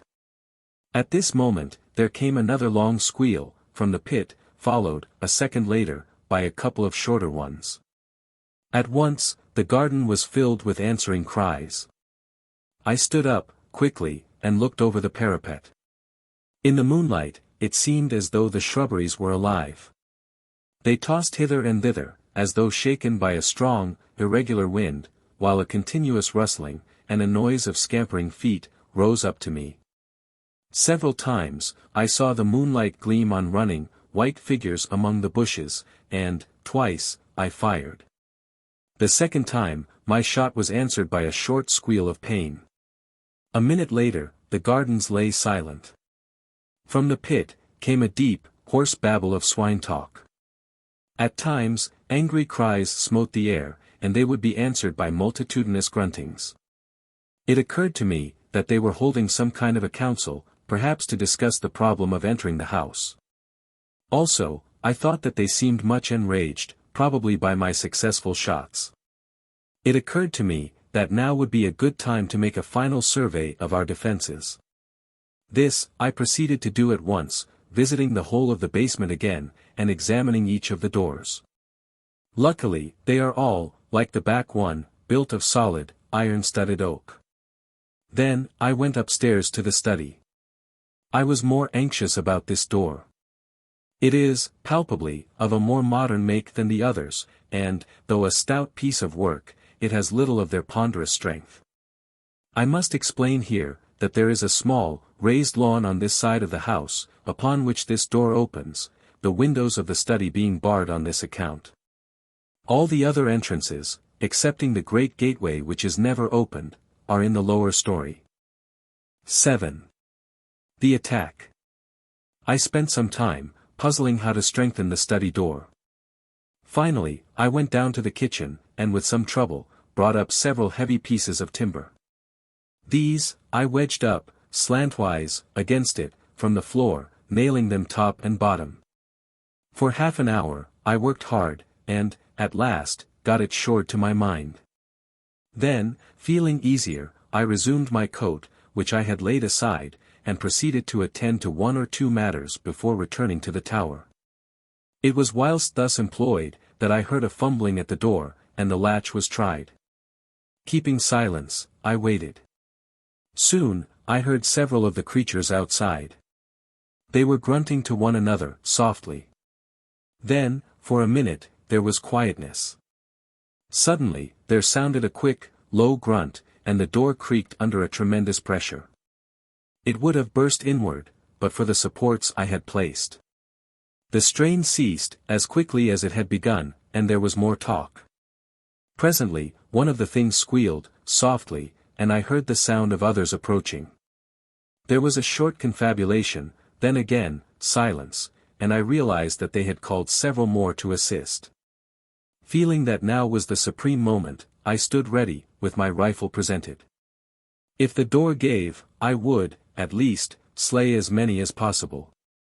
Again came the low signal, and, once more, the door cracked, under a huge force. For a minute perhaps, the pressure was kept up, and I waited, nervously, expecting each moment to see the door come down with a crash. But no, the struts held, and the attempt proved abortive. Then followed more of their horrible, grunting talk, and, whilst it lasted, I thought I distinguished the noise of fresh arrivals. After a long discussion, during which the door was several times shaken, they became quiet once more, and I knew that they were going to make a third attempt to break it down. I was almost in despair. The props had been severely tried in the two previous attacks, and I was sorely afraid that this would prove too much for them. At that moment, like an inspiration, a thought flashed into my troubled brain. Instantly, for it was no time to hesitate, I ran from the room, and up stair after stair. This time, it was not to one of the towers that I went, but out onto the flat, leaded roof itself. Once there, I raced across to the parapet that walls it round, and looked down.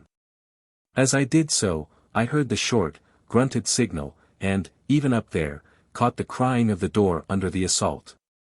There was not a moment to lose, and, leaning over, I aimed, quickly, and fired. The report rang sharply, and, almost blending with it, came the loud splut of the bullet striking its mark. From below, rose a shrill wail. And the door ceased its groaning. Then, as I took my weight from off the parapet, a huge piece of the stone coping slid from under me, and fell with a crash among the disorganized throng beneath. Several horrible shrieks quavered through the night air, and then I heard a sound of scampering feet. Cautiously, I looked over. In the moonlight, I could see the great coping stone, lying right across the threshold of the door. I thought I saw something under it, several things, white, but I could not be sure. And so a few minutes passed. As I stared, I saw something come round, out of the shadow of the house. It was one of the things. It went up to the stone, silently, and bent down. I was unable to see what it did. In a minute it stood up. It had something in its talons, which it put to its mouth and tore at. For the moment, I did not realize. Then, slowly, I comprehended. The thing was stooping again. It was horrible. I started to load my rifle. When I looked again, the monster was tugging at the stone, moving it to one side. I leant the rifle on the coping, and pulled the trigger. The brute collapsed, on its face, and kicked, slightly. Simultaneously, almost, with the report, I heard another sound, that of breaking glass. Waiting, only to recharge my weapon, I ran from the roof, and down the first 2 flights of stairs. Here, I paused to listen. As I did so, there came another tinkle of falling glass. It appeared to come from the floor below. Excitedly, I sprang down the steps, and, guided by the rattle of the window sash, reached the door of one of the empty bedrooms, at the back of the house. I thrust it open. The room was but dimly illuminated by the moonlight. Most of the light being blotted out by moving figures at the window. Even as I stood, one crawled through, into the room. Leveling my weapon, I fired point blank at it, filling the room with a deafening bang. When the smoke cleared, I saw that the room was empty, and the window free. The room was much lighter. The night air blew in, coldly, through the shattered panes. Down below, in the night, I could hear a soft moaning, and a confused murmur of swine voices. Stepping to one side of the window, I reloaded, and then stood there, waiting. Presently, I heard a scuffling noise. From where I stood in the shadow, I could see, without being seen. Nearer came the sounds, and then I saw something come up above the sill, and clutch at the broken window frame. It caught a piece of the woodwork. And, now, I could make out that it was a hand and arm. A moment later, the face of one of the swine creatures rose into view. Then, before I could use my rifle, or do anything, there came a sharp crack, crack. And the window frame gave way under the weight of the thing. Next instant, a squashing thud, and a loud outcry, told me that it had fallen to the ground. With a savage hope that it had been killed, I went to the window. The moon had gone behind a cloud, so that I could see nothing, though a steady hum of jabbering, just beneath where I stood, indicated that there were several more of the brutes close at hand. As I stood there, looking down, I marveled how it had been possible for the creatures to climb so far, for the wall is comparatively smooth, while the distance to the ground must be, at least, 80 feet. All at once, as I bent, peering, I saw something, indistinctly, that cut the grey shadow of the house side, with a black line. It passed the window, to the left, at a distance of about 2 feet. Then, I remembered that it was a gutter pipe, that had been put there some years ago, to carry off the rainwater. I had forgotten about it. I could see, now, how the creatures had managed to reach the window.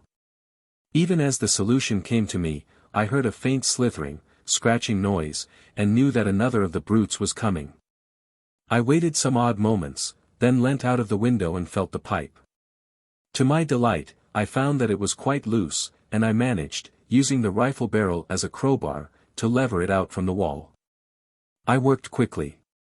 Then, taking hold with both bands, I wrenched the whole concern away, and hurled it down, with the thing still clinging to it, into the garden.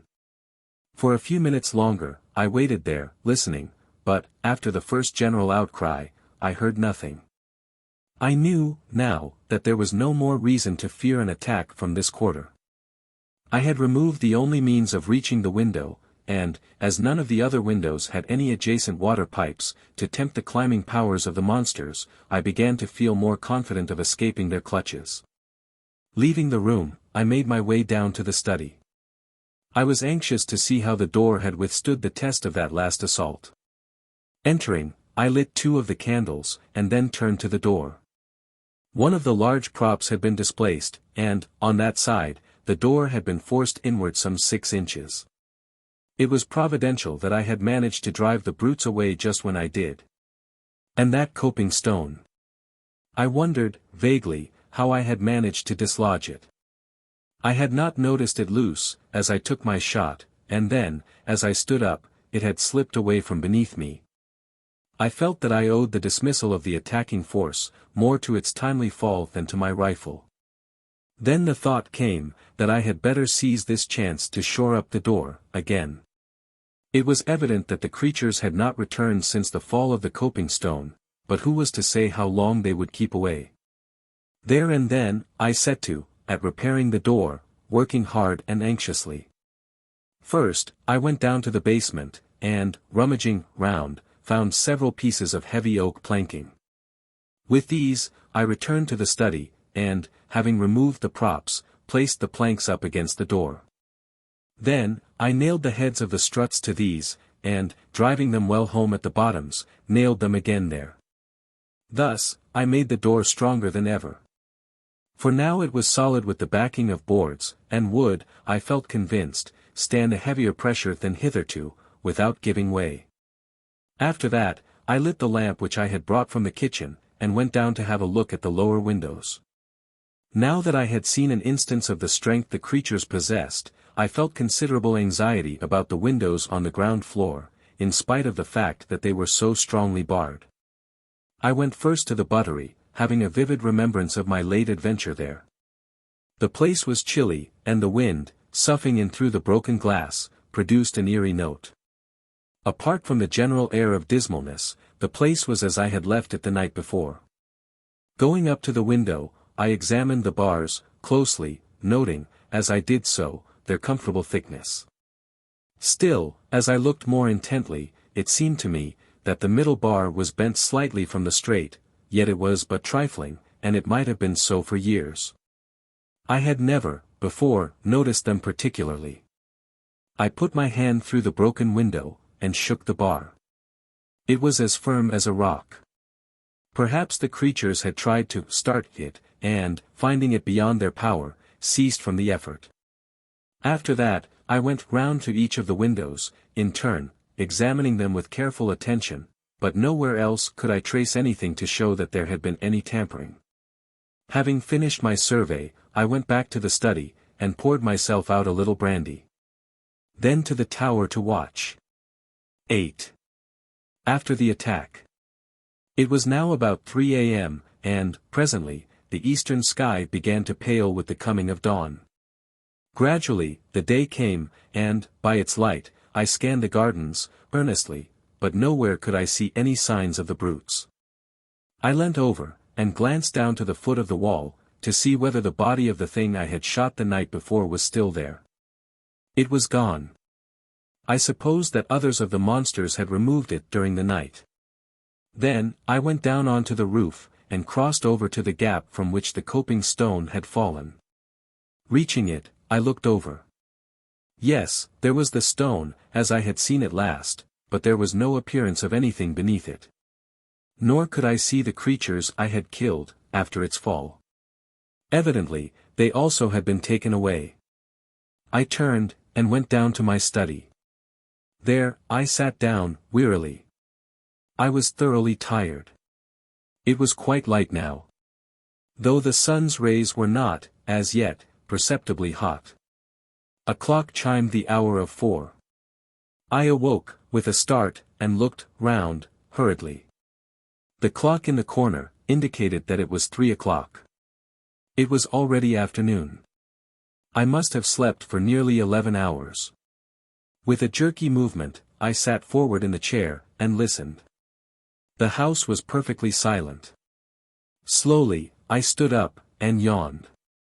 I felt desperately tired, still, and sat down again, wondering what it was that had waked me.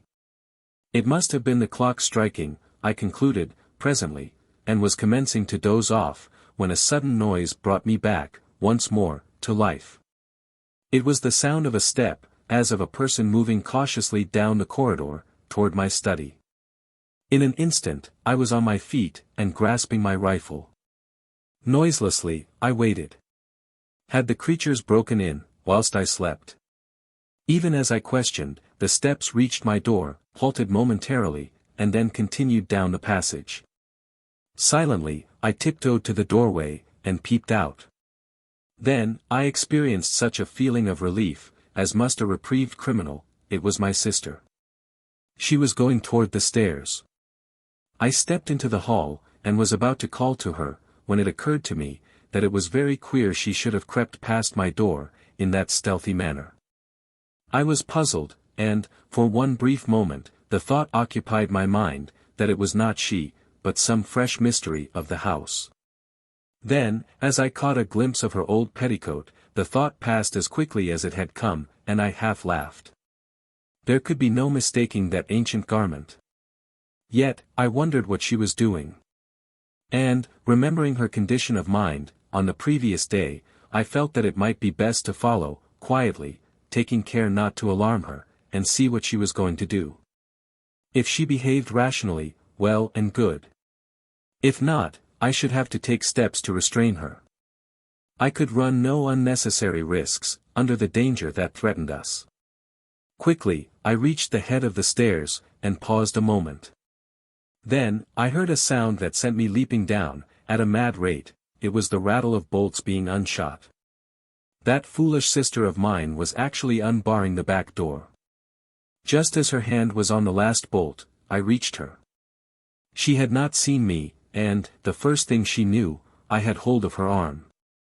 She glanced up quickly, like a frightened animal, and screamed aloud. "Come, Mary!" I said, sternly, "What's the meaning of this nonsense? Do you mean to tell me you don't understand the danger, that you try to throw our 2 lives away in this fashion?" To this, she replied nothing, only trembled, violently, gasping and sobbing, as though in the last extremity of fear. Through some minutes, I reasoned with her, pointing out the need for caution, and asking her to be brave. There was little to be afraid of now, I explained, and, I tried to believe that I spoke the truth, but she must be sensible, and not attempt to leave the house for a few days. At last, I ceased, in despair. It was no use talking to her. She was, obviously, not quite herself for the time being. Finally, I told her she had better go to her room, if she could not behave rationally. Still, she took not any notice. So, without more ado, I picked her up in my arms, and carried her there. At first, she screamed, wildly, but had relapsed into silent trembling, by the time I reached the stairs. Arriving at her room, I laid her upon the bed. She lay there quietly enough, neither speaking nor sobbing, just shaking in a very ague of fear. I took a rug from a chair nearby, and spread it over her. I could do nothing more for her, and so, crossed to where Pepper lay in a big basket. My sister had taken charge of him since his wound, to nurse him, for it had proved more severe than I had thought, and I was pleased to note that, in spite of her state of mind, she had looked after the old dog, carefully. Stooping, I spoke to him, and, in reply, he licked my hand, feebly. He was too ill to do more. Then, going to the bed, I bent over my sister, and asked her how she felt. But she only shook the more, and, much as it pained me, I had to admit that my presence seemed to make her worse. And so, I left her, locking the door, and pocketing the key. It seemed to be the only course to take. The rest of the day, I spent between the tower and my study. For food, I brought up a loaf from the pantry, and on this, and some claret, I lived for that day. What a long, weary day it was. If only I could have gone out into the gardens, as is my wont, I should have been content enough, but to be cooped in this silent house, with no companion, save a mad woman and a sick dog, was enough to prey upon the nerves of the hardiest. And out in the tangled shrubberies that surrounded the house, lurked, for all I could tell, those infernal swine creatures waiting their chance. Was ever a man in such straits? Once, in the afternoon, and again, later, I went to visit my sister. The second time, I found her tending Pepper, but, at my approach, she slid over, unobtrusively, to the far corner, with a gesture that saddened me beyond belief. Poor girl! Her fear cut me intolerably, and I would not intrude on her, unnecessarily. She would be better, I trusted, in a few days. Meanwhile, I could do nothing, and I judged it still needful, hard as it seemed, to keep her confined to her room. One thing there was that I took for encouragement: she had eaten some of the food I had taken to her, on my first visit. And so the day passed. As the evening drew on, the air grew chilly, and I began to make preparations for passing a second night in the tower, taking up 2 additional rifles, and a heavy ulster. The rifles I loaded, and laid alongside my other. As I intended to make things warm for any of the creatures who might show, during the night. I had plenty of ammunition, and I thought to give the brutes such a lesson, as should show them the uselessness of attempting to force an entrance. After that, I made the round of the house again, paying particular attention to the props that supported the study door. Then, feeling that I had done all that lay in my power to ensure our safety, I returned to the tower. Calling in on my sister and Pepper, for a final visit, on the way. Pepper was asleep, but woke, as I entered, and wagged his tail, in recognition. I thought he seemed slightly better. My sister was lying on the bed. Though whether asleep or not, I was unable to tell, and thus I left them. Reaching the tower, I made myself as comfortable as circumstances would permit, and settled down to watch through the night. Gradually, darkness fell, and soon the details of the gardens were merged into shadows. During the first few hours, I sat, alert, listening for any sound that might help to tell me if anything were stirring down below. It was far too dark for my eyes to be of much use. Slowly, the hours passed, without anything unusual happening. And the moon rose, showing the gardens, apparently empty, and silent. And so, through the night, without disturbance or sound. Toward morning, I began to grow stiff and cold, with my long vigil. Also, I was getting very uneasy, concerning the continued quietness on the part of the creatures. I mistrusted it, and would sooner, far, have had them attack the house, openly. Then, at least, I should have known my danger, and been able to meet it, but to wait like this, through a whole night, picturing all kinds of unknown devilment, was to jeopardize one's sanity. Once or twice, the thought came to me, that, perhaps, they had gone, but, in my heart, I found it impossible to believe that it was so. 9. In the cellars. At last, what with being tired and cold, and the uneasiness that possessed me, I resolved to take a walk through the house, first calling in at the study, for a glass of brandy to warm me. This, I did, and, while there, I examined the door, carefully, but found all as I had left it the night before. The day was just breaking, as I left the tower. Though it was still too dark in the house to be able to see without a light, and I took one of the study candles with me on my round. By the time I had finished the ground floor, the daylight was creeping in, wanly, through the barred windows. My search had shown me nothing fresh. Everything appeared to be in order, and I was on the point of extinguishing my candle, when the thought suggested itself to me to have another glance round the cellars. I had not, if I remember rightly, been into them since my hasty search on the evening of the attack. For, perhaps, the half of a minute, I hesitated.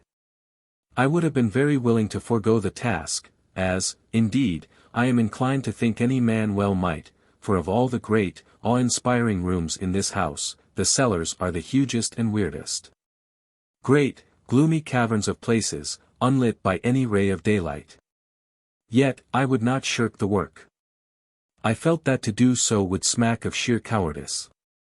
Besides, as I reassured myself, the cellars were really the most unlikely places in which to come across anything dangerous, considering that they can be entered only through a heavy oaken door, the key of which I carry always on my person.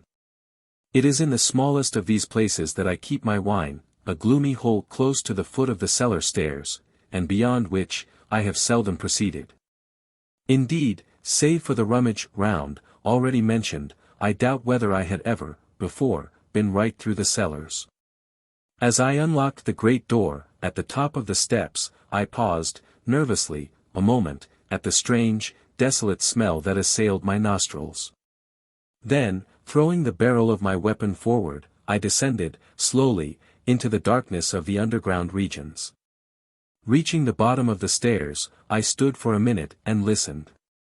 All was silent, save for a faint drip of water, falling, drop by drop, somewhere to my left. As I stood, I noticed how quietly the candle burnt, never a flicker nor flare, so utterly windless was the place. Quietly, I moved from cellar to cellar. I had but a very dim memory of their arrangement.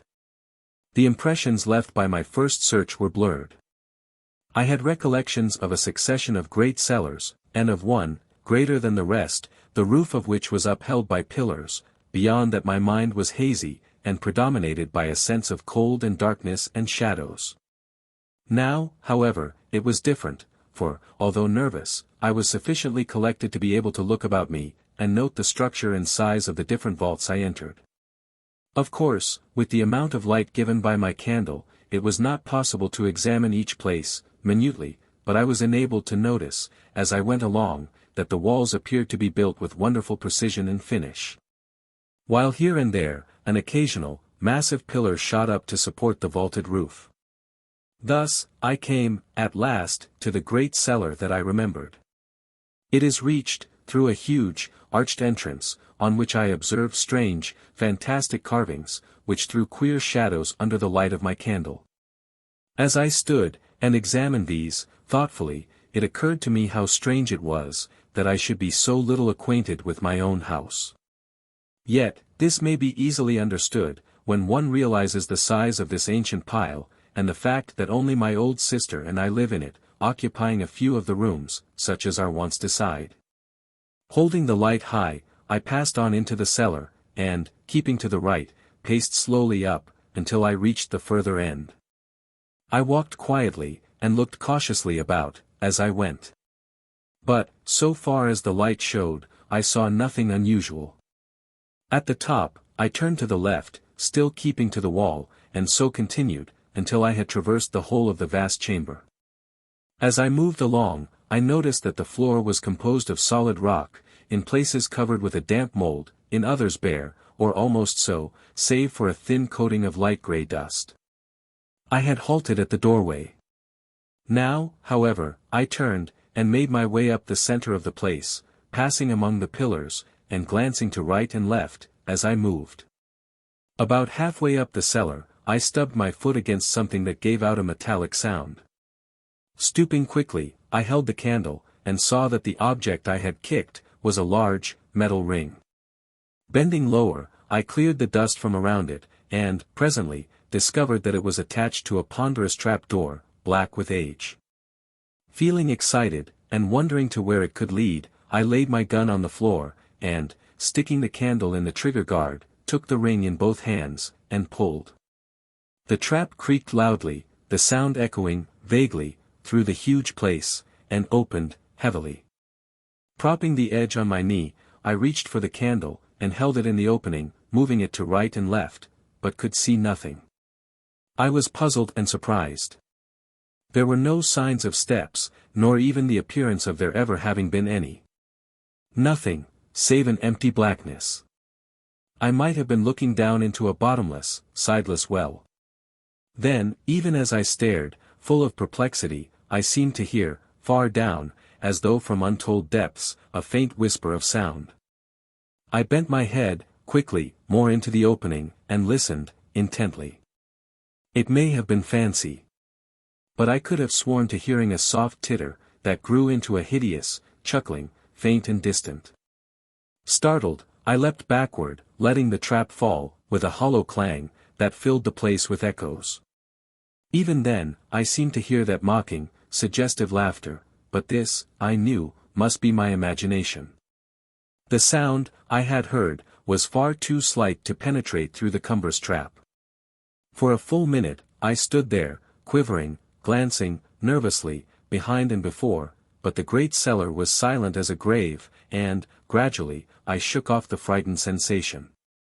With a calmer mind, I became again curious to know into what that trap opened, but could not, then, summon sufficient courage to make a further investigation.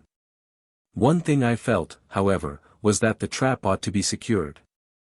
This, I accomplished by placing upon it several large pieces of dressed stone, which I had noticed in my tour along the east wall. Then, after a final scrutiny of the rest of the place, I retraced my way through the cellars, to the stairs, and so reached the daylight, with an infinite feeling of relief, that the uncomfortable task was accomplished. The time of waiting.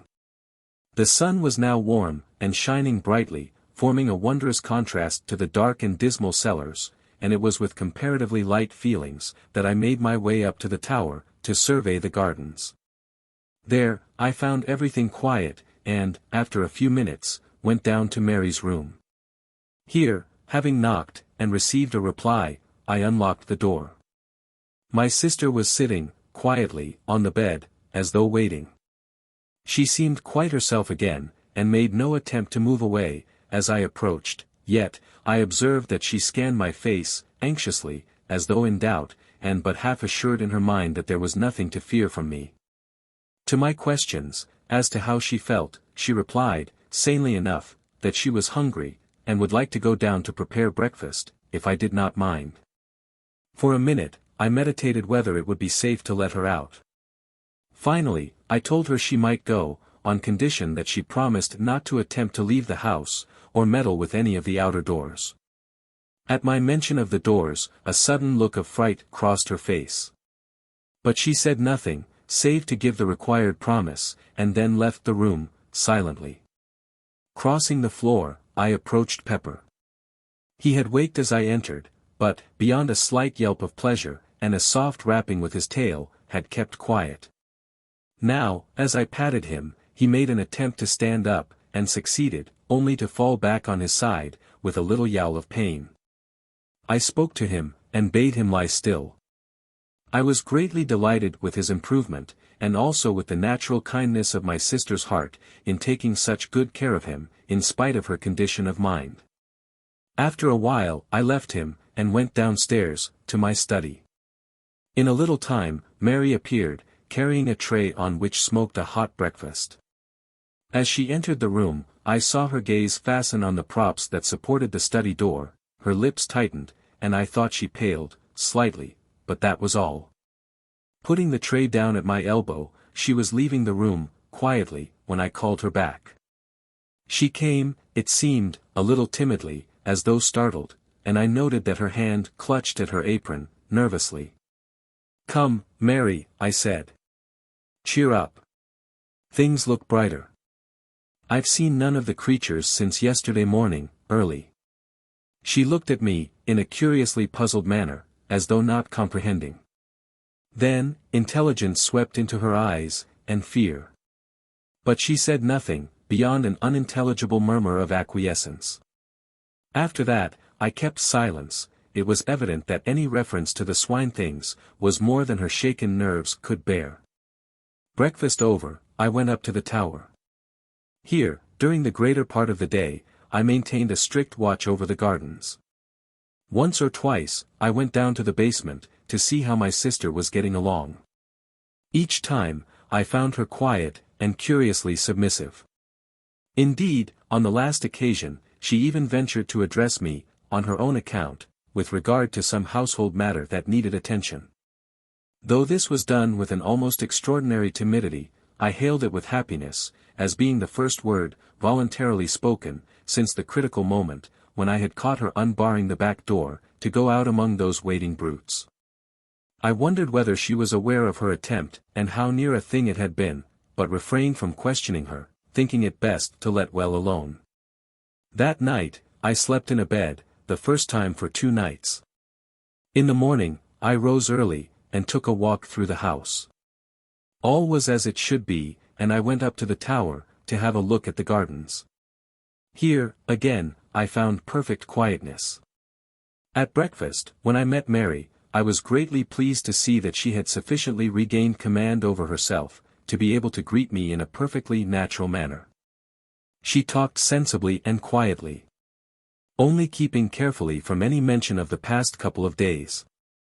In this, I humored her, to the extent of not attempting to lead the conversation in that direction. Earlier in the morning, I had been to see Pepper. He was mending, rapidly, and bade fair to be on his legs, in earnest, in another day or 2. Before leaving the breakfast table, I made some reference to his improvement. In the short discussion that followed, I was surprised to gather, from my sister's remarks, that she was still under the impression that his wound had been given by the wildcat, of my invention. It made me feel almost ashamed of myself for deceiving her. Yet, the lie had been told to prevent her from being frightened. And then, I had been sure that she must have known the truth, later, when those brutes had attacked the house. During the day, I kept on the alert, spending much of my time, as on the previous day, in the tower, but not a sign could I see of the swine creatures, nor hear any sound. Several times, the thought had come to me, that the things had, at last, left us, but, up to this time, I had refused to entertain the idea, seriously. Now, however, I began to feel that there was reason for hope. It would soon be 3 days since I had seen any of the things, but still, I intended to use the utmost caution. For all that I could tell, this protracted silence might be a ruse to tempt me from the house, perhaps right into their arms. The thought of such a contingency, was, alone, sufficient to make me circumspect. So it was, that the 4th, 5th and 6th days went by, quietly, without my making any attempt to leave the house. On the 6th day, I had the pleasure of seeing Pepper, once more, upon his feet, and, though still very weak, he managed to keep me company during the whole of that day. 11. The searching of the gardens. How slowly the time went. And never a thing to indicate that any of the brutes still infested the gardens. It was on the 9th day that, finally, I decided to run the risk, if any there were, and sally out. With this purpose in view, I loaded one of the shotguns, carefully, choosing it, as being more deadly than a rifle, at close quarters. And then, after a final scrutiny of the grounds, from the tower, I called Pepper to follow me, and made my way down to the basement. At the door, I must confess to hesitating a moment. The thought of what might be awaiting me among the dark shrubberies, was by no means calculated to encourage my resolution. It was but a second, though, and then I had drawn the bolts, and was standing on the path outside the door. Pepper followed, stopping at the doorstep to sniff, suspiciously, and carrying his nose up and down the jambs, as though following a scent. Then, suddenly, he turned, sharply, and started to run here and there, in semicircles and circles, all around the door, finally returning to the threshold. Here, he began again to nose about. Hitherto, I had stood, watching the dog. Yet, all the time, with half my gaze on the wild tangle of gardens, stretching round me. Now, I went toward him, and, bending down, examined the surface of the door, where he was smelling. I found that the wood was covered with a network of scratches, crossing and recrossing one another, in inextricable confusion. In addition to this, I noticed that the doorposts, themselves, were gnawed in places. Beyond these, I could find nothing. And so, standing up, I began to make the tour of the house wall. Pepper, as soon as I walked away, left the door, and ran ahead, still nosing and sniffing as he went along. At times, he stopped to investigate. Here, it would be a bullet hole in the pathway, or, perhaps, a powder-stained wad. Anon, it might be a piece of torn sod, or a disturbed patch of weedy path, but, save for such trifles, he found nothing. I observed him, critically, as he went along, and could discover nothing of uneasiness, in his demeanor, to indicate that he felt the nearness of any of the creatures. By this, I was assured that the gardens were empty, at least for the present, of those hateful things. Pepper could not be easily deceived, and it was a relief to feel that he would know, and give me timely warning, if there were any danger. Reaching the place where I had shot that first creature, I stopped, and made a careful scrutiny, but could see nothing. From there, I went on to where the great coping stone had fallen.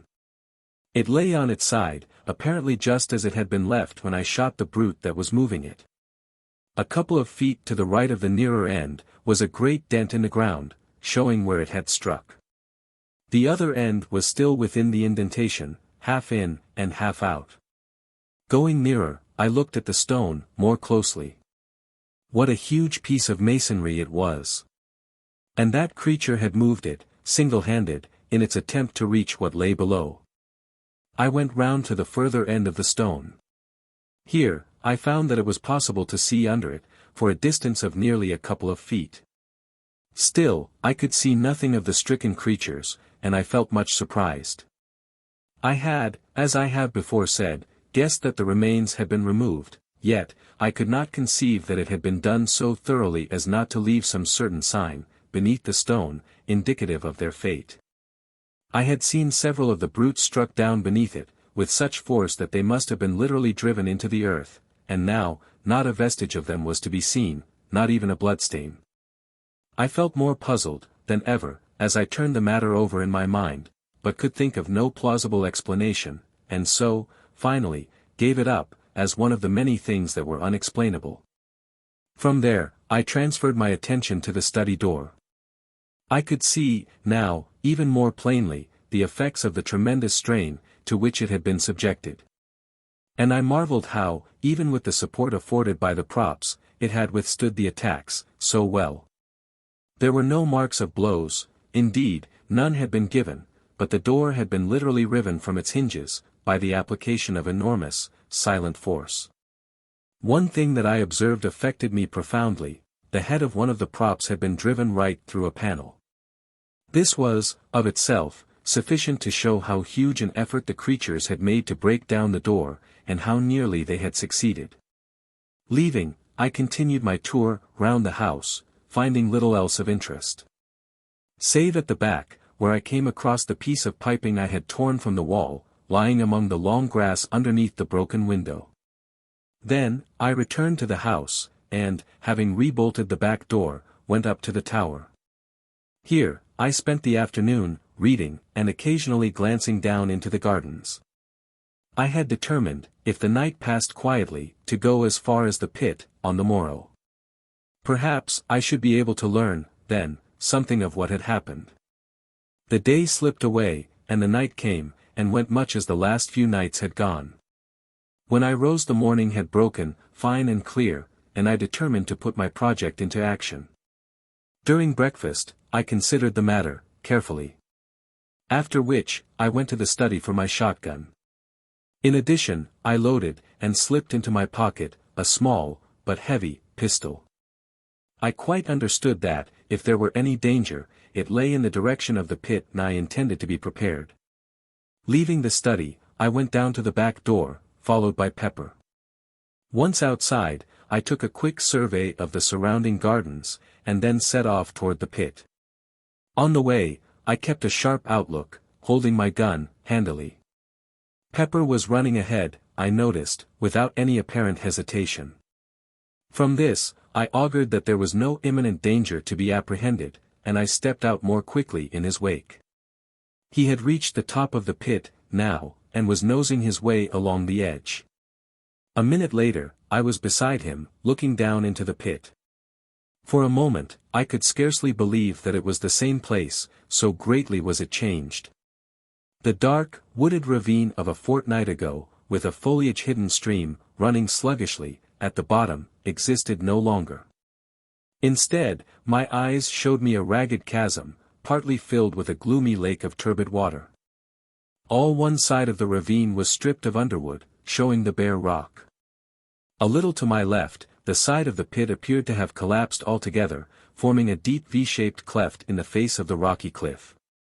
This rift ran, from the upper edge of the ravine, nearly down to the water, and penetrated into the pit side, to a distance of some 40 feet. Its opening was, at least, 6 yards across, and, from this, it seemed to taper into about 2. But, what attracted my attention, more than even the stupendous split itself, was a great hole, some distance down the cleft, and right in the angle of the V. It was clearly defined, and not unlike an arched doorway in shape. Though, lying as it did in the shadow, I could not see it very distinctly.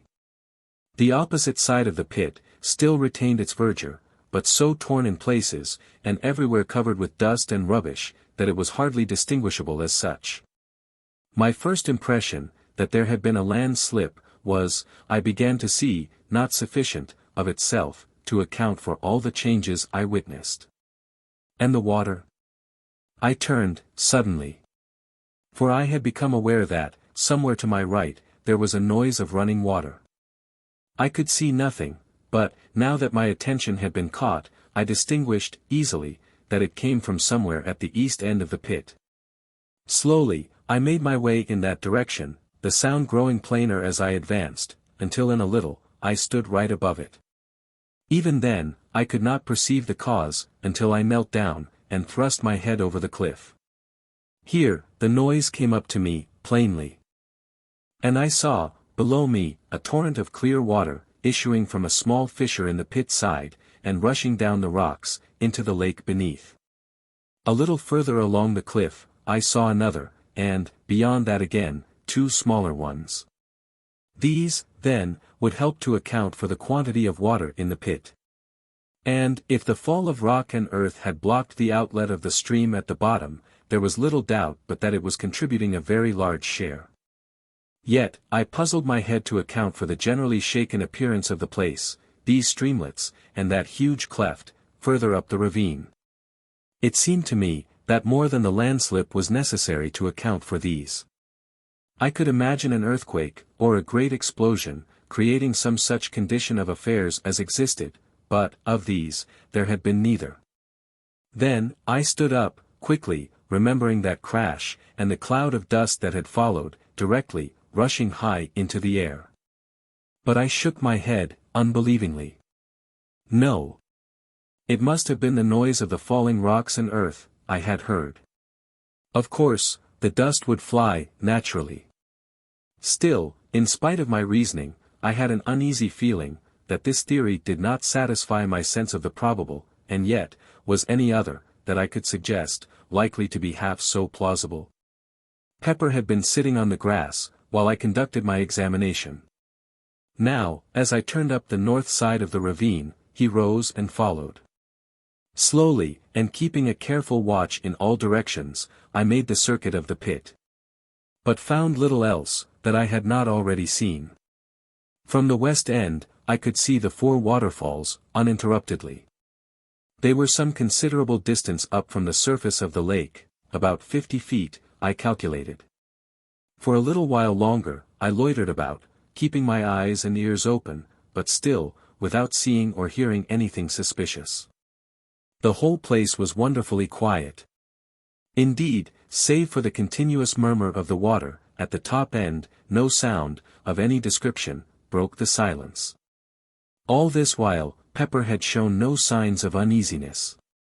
This seemed, to me, to indicate that, for the time being, at least, there was none of the swine creatures in the vicinity.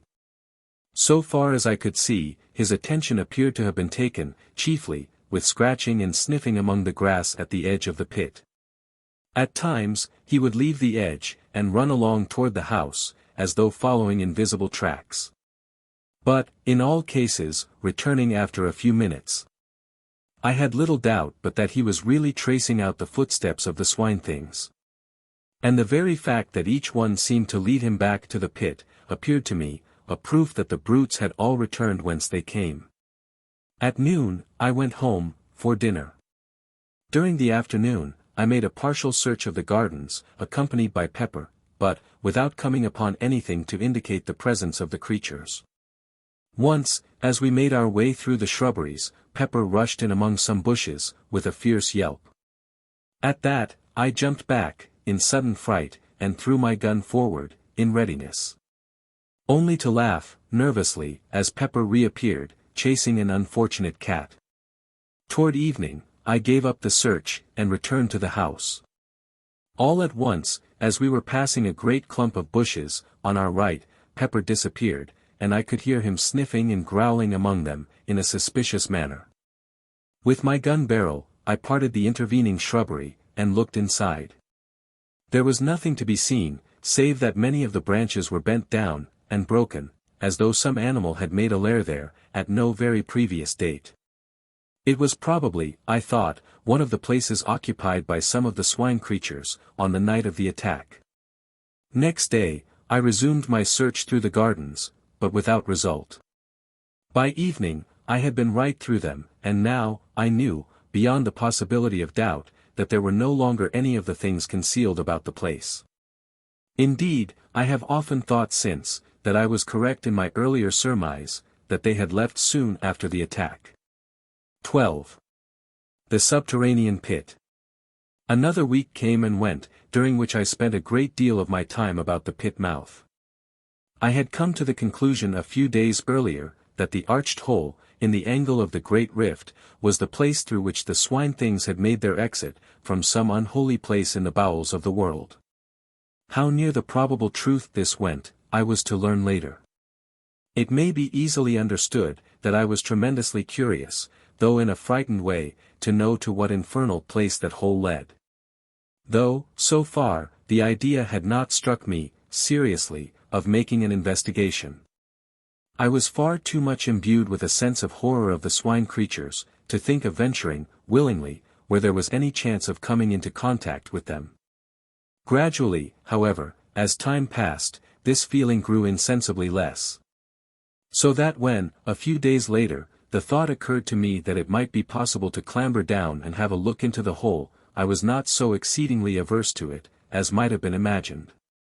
Still, I do not think, even then, that I really intended to try any such foolhardy adventure. For all that I could tell, it might be certain death, to enter that doleful-looking opening. And yet, such is the pertinacity of human curiosity, that, at last, my chief desire was but to discover what lay beyond that gloomy entrance. Slowly, as the days slid by, my fear of the swine things became an emotion of the past, more an unpleasant, incredible memory, than aught else. Thus, a day came, when, throwing thoughts and fancies adrift, I procured a rope from the house, and, having made it fast to a stout tree, at the top of the rift, and some little distance back from the pit edge, let the other end down into the cleft, until it dangled right across the mouth of the dark hole. Then, cautiously, and with many misgivings as to whether it was not a mad act that I was attempting, I climbed slowly down, using the rope as a support, until I reached the hole. Here, still holding on to the rope, I stood, and peered in. All was perfectly dark, and not a sound came to me. Yet, a moment later, it seemed that I could hear something. I held my breath, and listened, but all was silent as the grave, and I breathed freely once more. At the same instant, I heard the sound again. It was like a noise of labored breathing, deep and sharp drawn. For a short second, I stood, petrified, not able to move. But now the sounds had ceased again, and I could hear nothing. As I stood there, anxiously, my foot dislodged a pebble, which fell inward, into the dark, with a hollow chink. At once, the noise was taken up and repeated a score of times, each succeeding echo being fainter, and seeming to travel away from me, as though into remote distance. Then, as the silence fell again, I heard that stealthy breathing. For each respiration I made, I could hear an answering breath. The sounds appeared to be coming nearer, and then, I heard several others, but fainter and more distant. Why I did not grip the rope, and spring up out of danger, I cannot say. It was as though I had been paralyzed. I broke out into a profuse sweat, and tried to moisten my lips with my tongue. My throat had gone suddenly dry, and I coughed, huskily. It came back to me, in a dozen, horrible, throaty tones, mockingly. I peered, helplessly, into the gloom. But still nothing showed. I had a strange, choky sensation, and again I coughed, dryly. Again the echo took it up, rising and falling, grotesquely, and dying slowly into a muffled silence. Then, suddenly, a thought came to me, and I held my breath. The other breathing stopped. I breathed again, and, once more, it recommenced. But now, I no longer feared.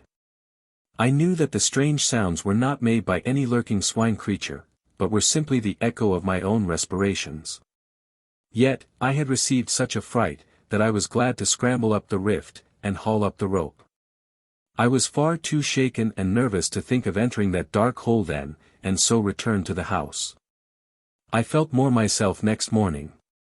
But even then, I could not summon up sufficient courage to explore the place. All this time, the water in the pit had been creeping slowly up, and now stood but a little below the opening. At the rate at which it was rising, it would be level with the floor in less than another week, and I realized that, unless I carried out my investigations soon, I should probably never do so at all. As the water would rise and rise, until the opening, itself, was submerged.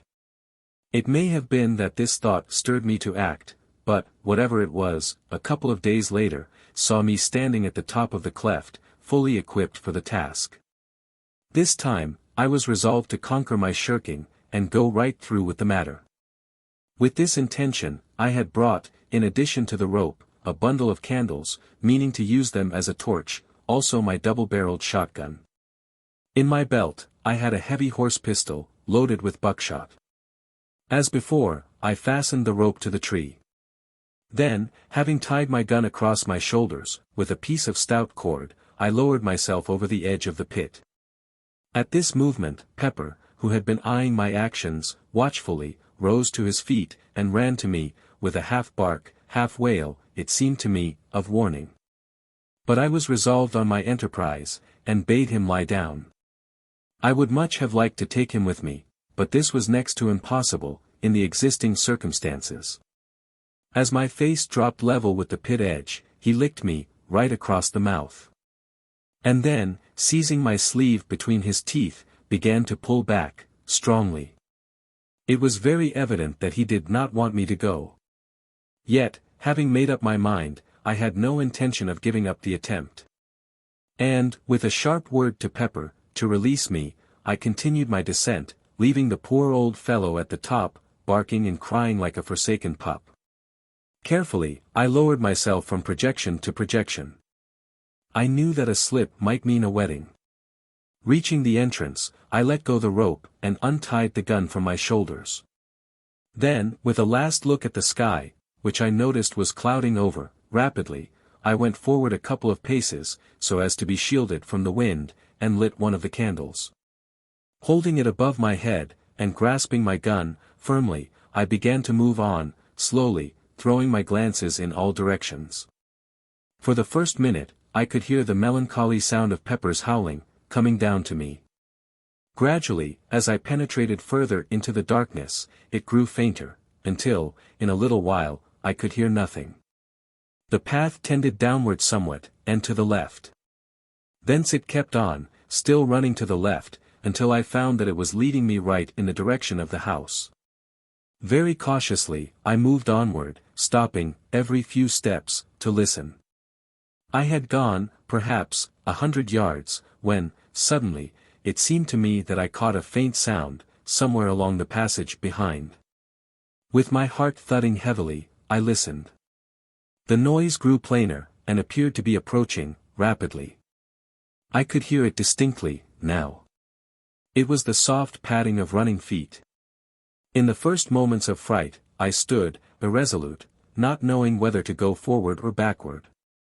Then, with a sudden realization of the best thing to do, I backed up to the rocky wall on my right, and, holding the candle above my head, waited, gun in hand, cursing my foolhardy curiosity, for bringing me into such a strait. I had not long to wait, but a few seconds, before two eyes reflected back from the gloom, the rays of my candle. I raised my gun, using my right hand only, and aimed quickly. Even as I did so, something leapt out of the darkness, with a blustering bark of joy that woke the echoes, like thunder. It was Pepper. How he had contrived to scramble down the cleft, I could not conceive. As I brushed my hand, nervously, over his coat, I noticed that he was dripping, and concluded that he must have tried to follow me, and fallen into the water, from which he would not find it very difficult to climb. Having waited a minute, or so, to steady myself, I proceeded along the way, Pepper following, quietly. I was curiously glad to have the old fellow with me. He was company, and, somehow, with him at my heels, I was less afraid. Also, I knew how quickly his keen ears would detect the presence of any unwelcome creature, should there be such, amid the darkness that wrapped us. For some minutes we went slowly along, the path still leading straight toward the house. Soon, I concluded, we should be standing right beneath it, did the path but carry far enough. I led the way, cautiously, for another 50 yards, or so. Then, I stopped, and held the light high, and reason enough I had to be thankful that I did so. For there, not 3 paces forward, the path vanished, and, in place, showed a hollow blackness, that sent sudden fear through me. Very cautiously, I crept forward, and peered down, but could see nothing. Then, I crossed to the left of the passage, to see whether there might be any continuation of the path. Here, right against the wall, I found that a narrow track, some 3 feet wide, led onward. Carefully, I stepped onto it. But had not gone far, before I regretted venturing thereon. For, after a few paces, the already narrow way, resolved itself into a mere ledge, with, on the one side the solid, unyielding rock, towering up, in a great wall, to the unseen roof, and, on the other, that yawning chasm. I could not help reflecting how helpless I was, should I be attacked there, with no room to turn, and where even the recoil of my weapon might be sufficient to drive me headlong into the depths below. To my great relief, a little further on, the track suddenly broadened out again to its original breadth. Gradually, as I went onward, I noticed that the path trended steadily to the right, and so, after some minutes, I discovered that I was not going forward, but simply circling the huge abyss. I had, evidently, come to the end of the great passage. 5 minutes later, I stood on the spot from which I had started, having been completely round, what I guessed now to be a vast pit, the mouth of which must be at least 100 yards across. For some little time, I stood there, lost in perplexing thought. What does it all mean, was the cry that had begun to reiterate through my brain. A sudden idea struck me, and I searched round for a piece of stone. Presently, I found a bit of rock, about the size of a small loaf. Sticking the candle upright in a crevice of the floor, I went back from the edge, somewhat, and, taking a short run, launched the stone forward into the chasm, my idea being to throw it far enough to keep it clear of the sides. Then, I stooped forward, and listened, but, though I kept perfectly quiet, for at least a full minute, no sound came back to me from out of the dark. I knew, then, that the depth of the hole must be immense. For the stone, had it struck anything, was large enough to have set the echoes of that weird place, whispering for an indefinite period. Even as it was, the cavern had given back the sounds of my footfalls, multitudinously. The place was awesome, and I would willingly have retraced my steps, and left the mysteries of its solitudes unsolved, only, to do so, meant admitting defeat. Then, a thought came, to try to get a view of the abyss. It occurred to me that, if I placed my candles round the edge of the hole, I should be able to get, at least, some dim sight of the place. I found, on counting, that I had brought 15 candles, in the bundle, my first intention having been, as I have already said, to make a torch of the lot. These, I proceeded to place round the pit mouth, with an interval of about 20 yards between each. Having completed the circle, I stood in the passage, and endeavored to get an idea of how the place looked. But I discovered, immediately, that they were totally insufficient for my purpose. They did little more than make the gloom visible. One thing they did, however, and that was, they confirmed my opinion of the size of the opening. And, although they showed me nothing that I wanted to see, yet the contrast they afforded to the heavy darkness, pleased me, curiously. It was as though 15 tiny stars shone through the subterranean night. Then, even as I stood, Pepper gave a sudden howl, that was taken up by the echoes, and repeated with ghastly variations, dying away, slowly.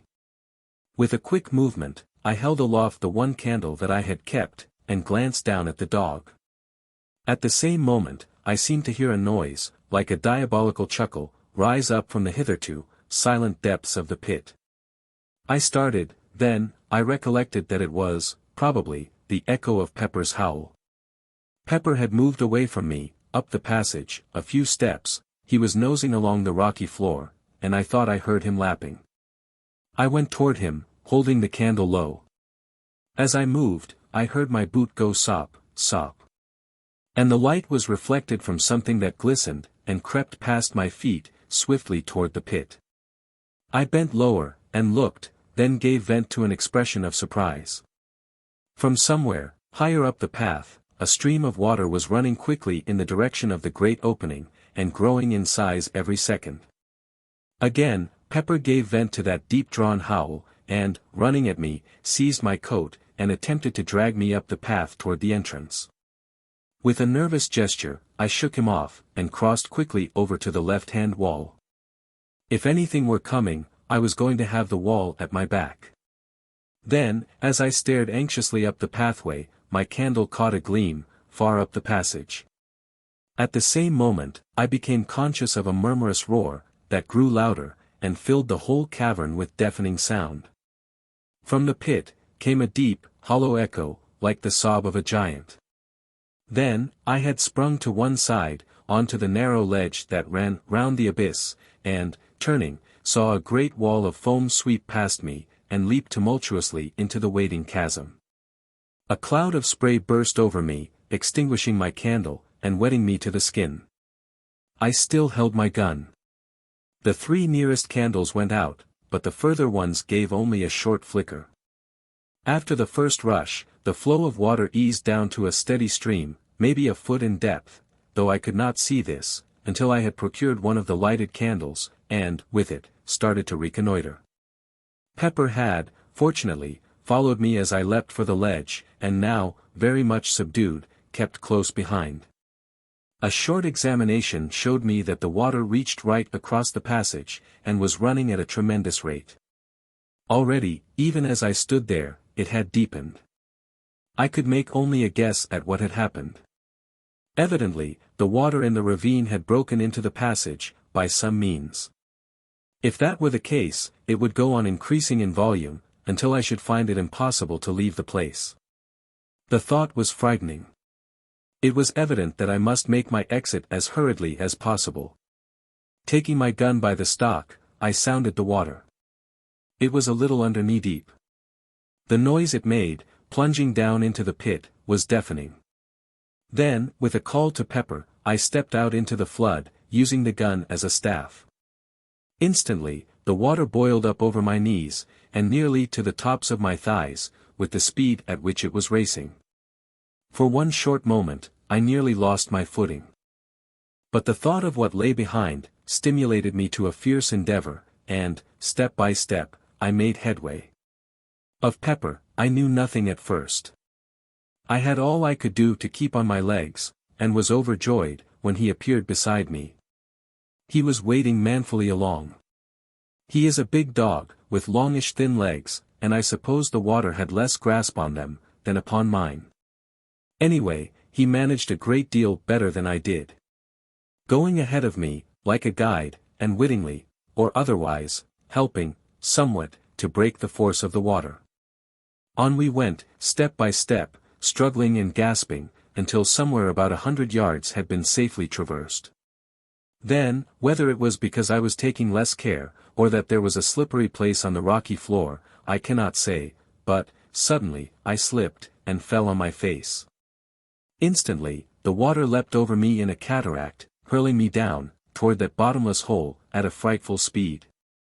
Frantically I struggled, but it was impossible to get a footing. I was helpless, gasping and drowning. All at once, something gripped my coat and brought me to a standstill. It was Pepper. Missing me, he must have raced back, through the dark turmoil, to find me, and then caught, and held me, until I was able to get to my feet.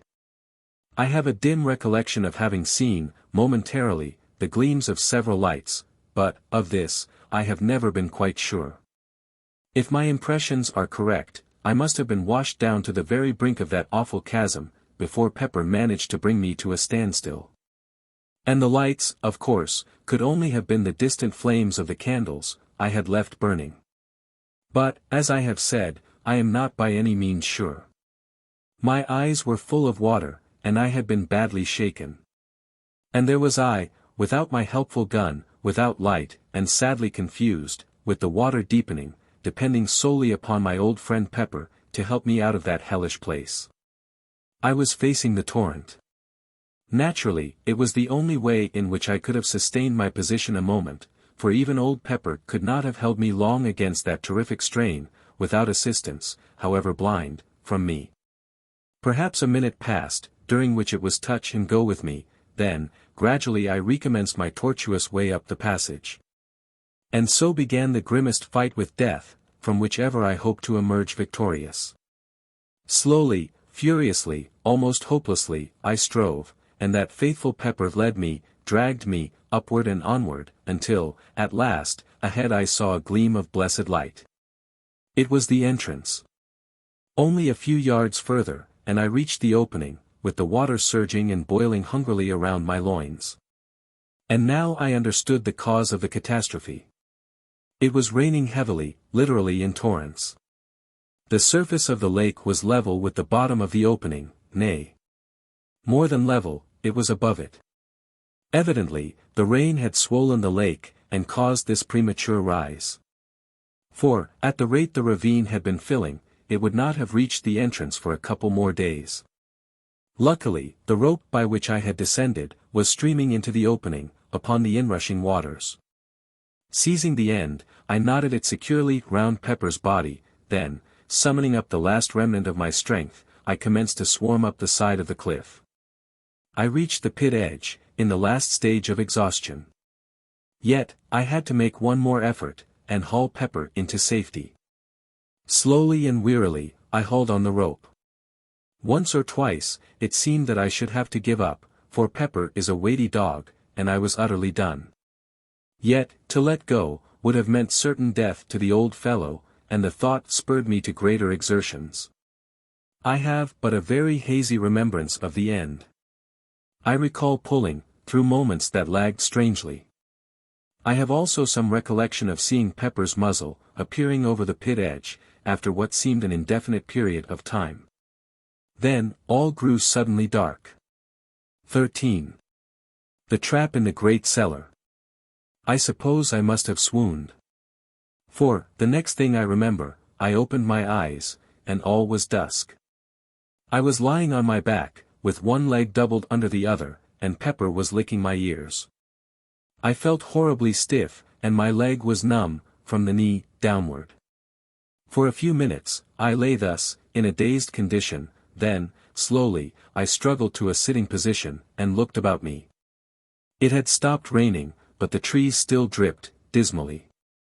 From the pit, came a continuous murmur of running water. I felt cold and shivery. My clothes were sodden, and I ached all over. Very slowly, the life came back into my numbed leg, and, after a little, I essayed to stand up. This, I managed, at the second attempt. But I was very tottery, and peculiarly weak. It seemed to me, that I was going to be ill, and I made shift to stumble my way toward the house. My steps were erratic, and my head confused. At each step that I took, sharp pains shot through my limbs. I had gone, perhaps, some 30 paces, when a cry from Pepper drew my attention, and I turned, stiffly, toward him. The old dog was trying to follow me, but could come no further, owing to the rope, with which I had hauled him up, being still tied round his body, the other end not having been unfastened from the tree. For a moment, I fumbled with the knots, weakly. But they were wet and hard, and I could do nothing. Then, I remembered my knife, and, in a minute, the rope was cut. How I reached the house, I scarcely know, and, of the days that followed, I remember still less. Of one thing, I am certain, that, had it not been for my sister's untiring love and nursing, I had not been writing at this moment. When I recovered my senses, it was to find that I had been in bed for nearly 2 weeks. Yet another week passed, before I was strong enough to totter out into the gardens. Even then, I was not able to walk so far as the pit. I would have liked to ask my sister, how high the water had risen. But felt it was wiser not to mention the subject to her. Indeed, since then, I have made a rule never to speak to her about the strange things that happen in this great, old house. It was not until a couple of days later, that I managed to get across to the pit. There, I found that, in my few weeks' absence, there had been wrought a wondrous change. Instead of the 3 parts filled ravine, I looked out upon a great lake, whose placid surface reflected the light, coldly. The water had risen to within 6 feet of the pit edge. Only in one part was the lake disturbed, and that was above the place where, far down under the silent waters, yawned the entrance to the vast, underground pit. Here, there was a continuous bubbling. And, occasionally, a curious sort of sobbing gurgle would find its way up from the depth. Beyond these, there was nothing to tell of the things that were hidden beneath. As I stood there, it came to me how wonderfully things had worked out. The entrance to the place whence the swine creatures had come, was sealed up, by a power that made me feel there was nothing more to fear from them. And yet, with the feeling, there was a sensation that, now, I should never learn anything further, of the place from which those dreadful things had come. It was completely shut off and concealed from human curiosity forever. Strange, in the knowledge of that underground hellhole, how apposite has been the naming of the pit. One wonders how it originated, and when. Naturally, one concludes that the shape and depth of the ravine would suggest the name pit. Yet, is it not possible that it has, all along, held a deeper significance, a hint, could one but have guessed, of the greater, more stupendous pit that lies far down in the earth, beneath this old house? Under this house. Even now, the idea is strange and terrible to me. For I have proved, beyond doubt, that the pit yawns right below the house, which is evidently supported, somewhere above the center of it, upon a tremendous, arched roof, of solid rock. It happened in this wise, that, having occasion to go down to the cellars, the thought occurred to me to pay a visit to the great vault, where the trap is situated, and see whether everything was as I had left it. Reaching the place, I walked slowly up the center, until I came to the trap. There it was, with the stones piled upon it, just as I had seen it last.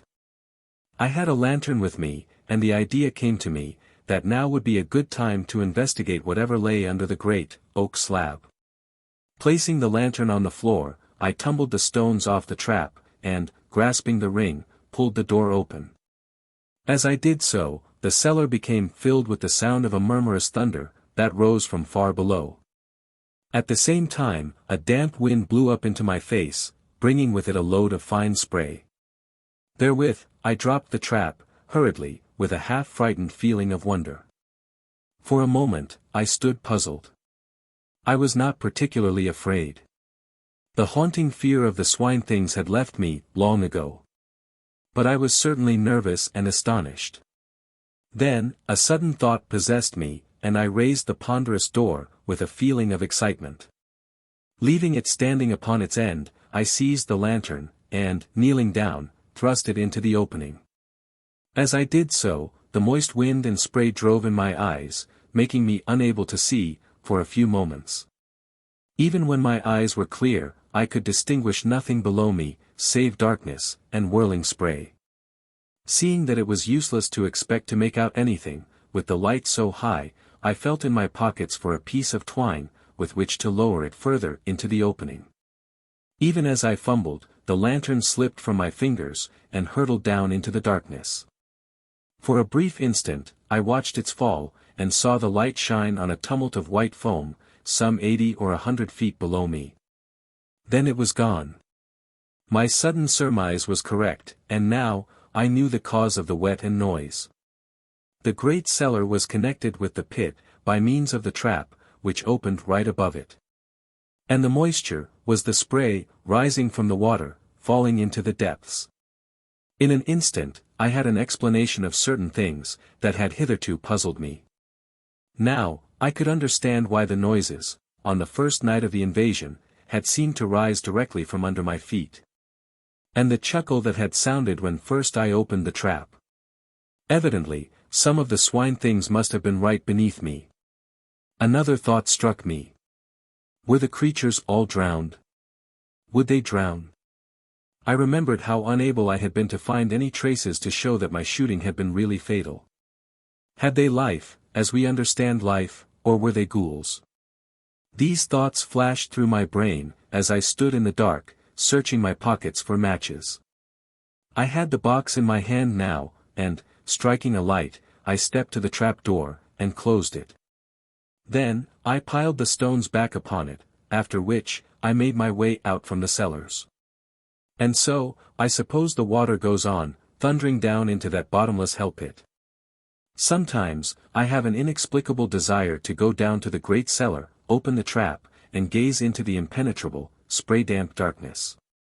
At times, the desire becomes almost overpowering, in its intensity.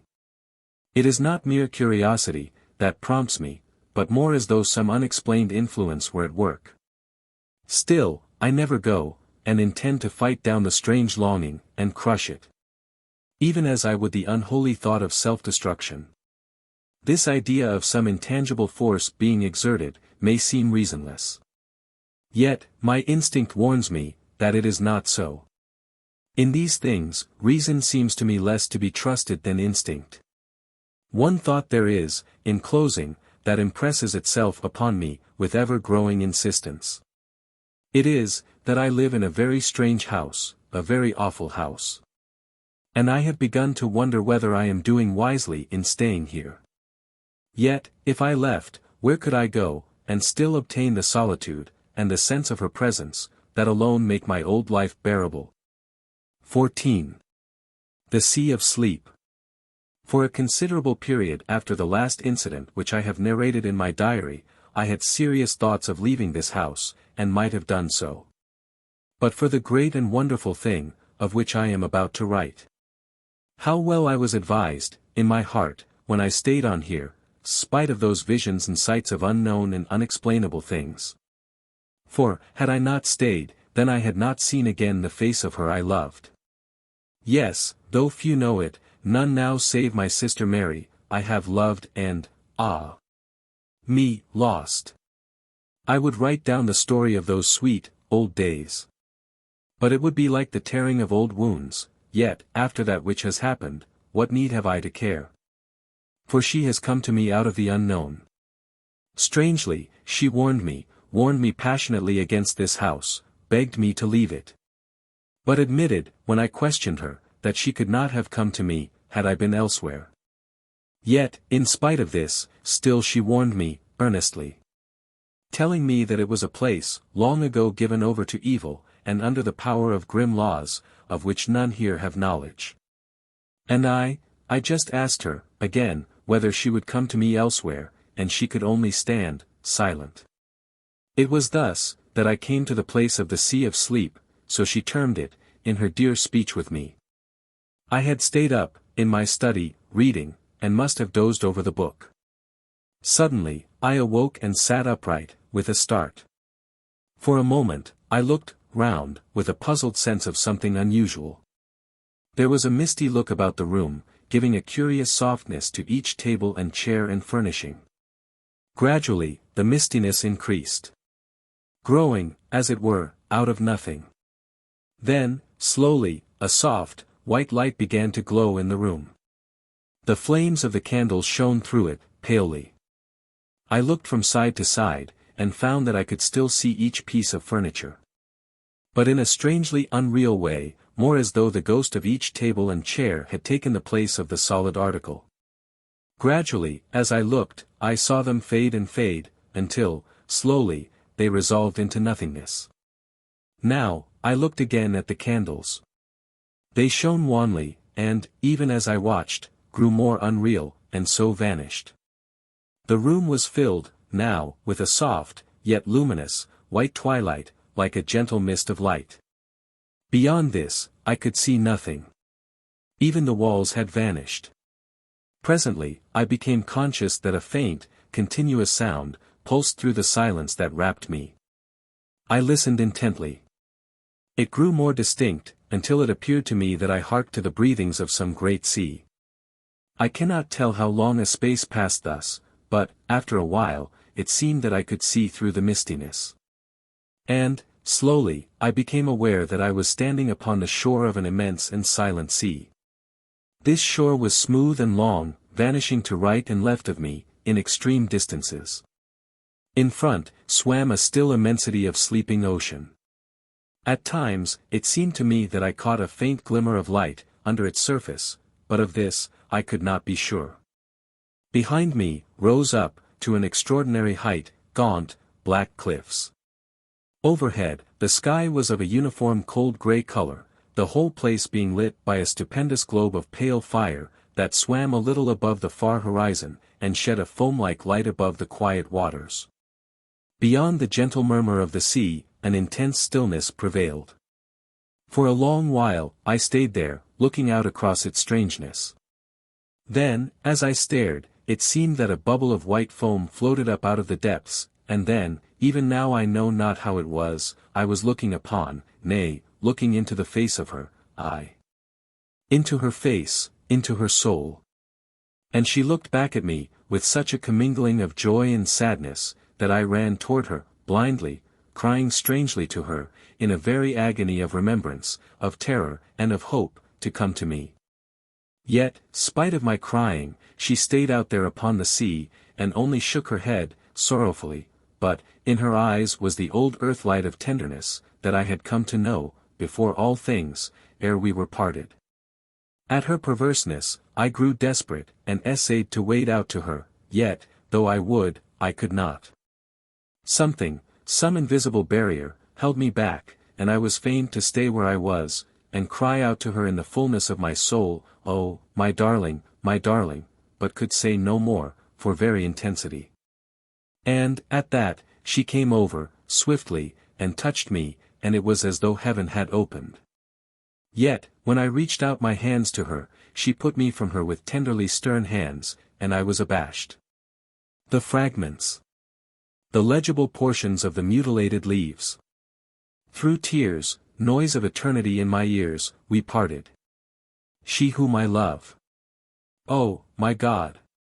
I was a great time dazed, and then I was alone in the blackness of the night. I knew that I journeyed back, once more, to the known universe. Presently, I emerged from that enormous darkness. I had come among the stars, vast time, the sun, far and remote. I entered into the gulf that separates our system from the outer suns. As I sped across the dividing dark, I watched, steadily, the ever-growing brightness and size of our sun. Once, I glanced back to the stars, and saw them shift, as it were, in my wake, against the mighty background of night, so vast was the speed of my passing spirit. I drew nigher to our system, and now I could see the shine of Jupiter. Later, I distinguished the cold, blue gleam of the earthlight. I had a moment of bewilderment. All about the sun there seemed to be bright objects, moving in rapid orbits. Inward, nigh to the savage glory of the sun, there circled two darting points of light, and, further off, there flew a blue, shining speck, that I knew to be the earth.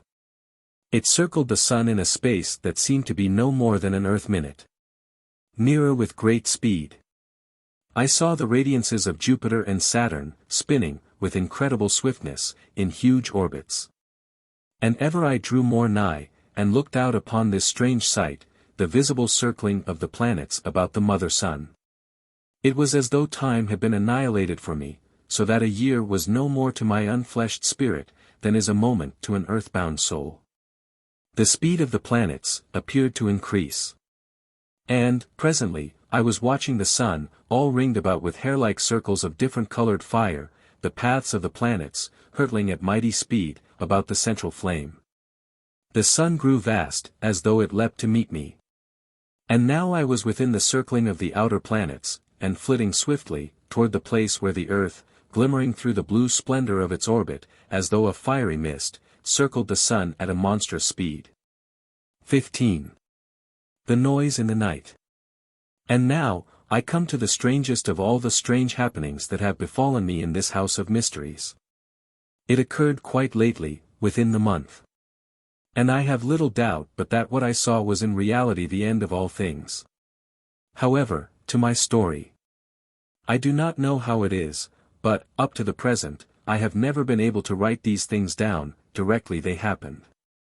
It is as though I have to wait a time, recovering my just balance, and digesting, as it were, the things I have heard or seen. No doubt, this is as it should be. For, by waiting, I see the incidents more truly, and write of them in a calmer and more judicial frame of mind. This by the way. It is now the end of November. My story relates to what happened in the first week of the month. It was night, about 11 o'clock. Pepper and I kept one another company in the study, that great, old room of mine, where I read and work.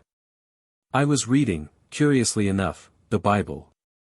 I have begun, in these later days, to take a growing interest in that great and ancient book.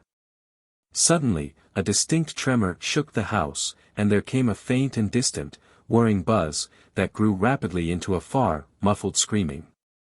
It reminded me, in a queer, gigantic way, of the noise that a clock makes, when the catch is released, and it is allowed to run down. The sound appeared to come from some remote height, somewhere up in the night.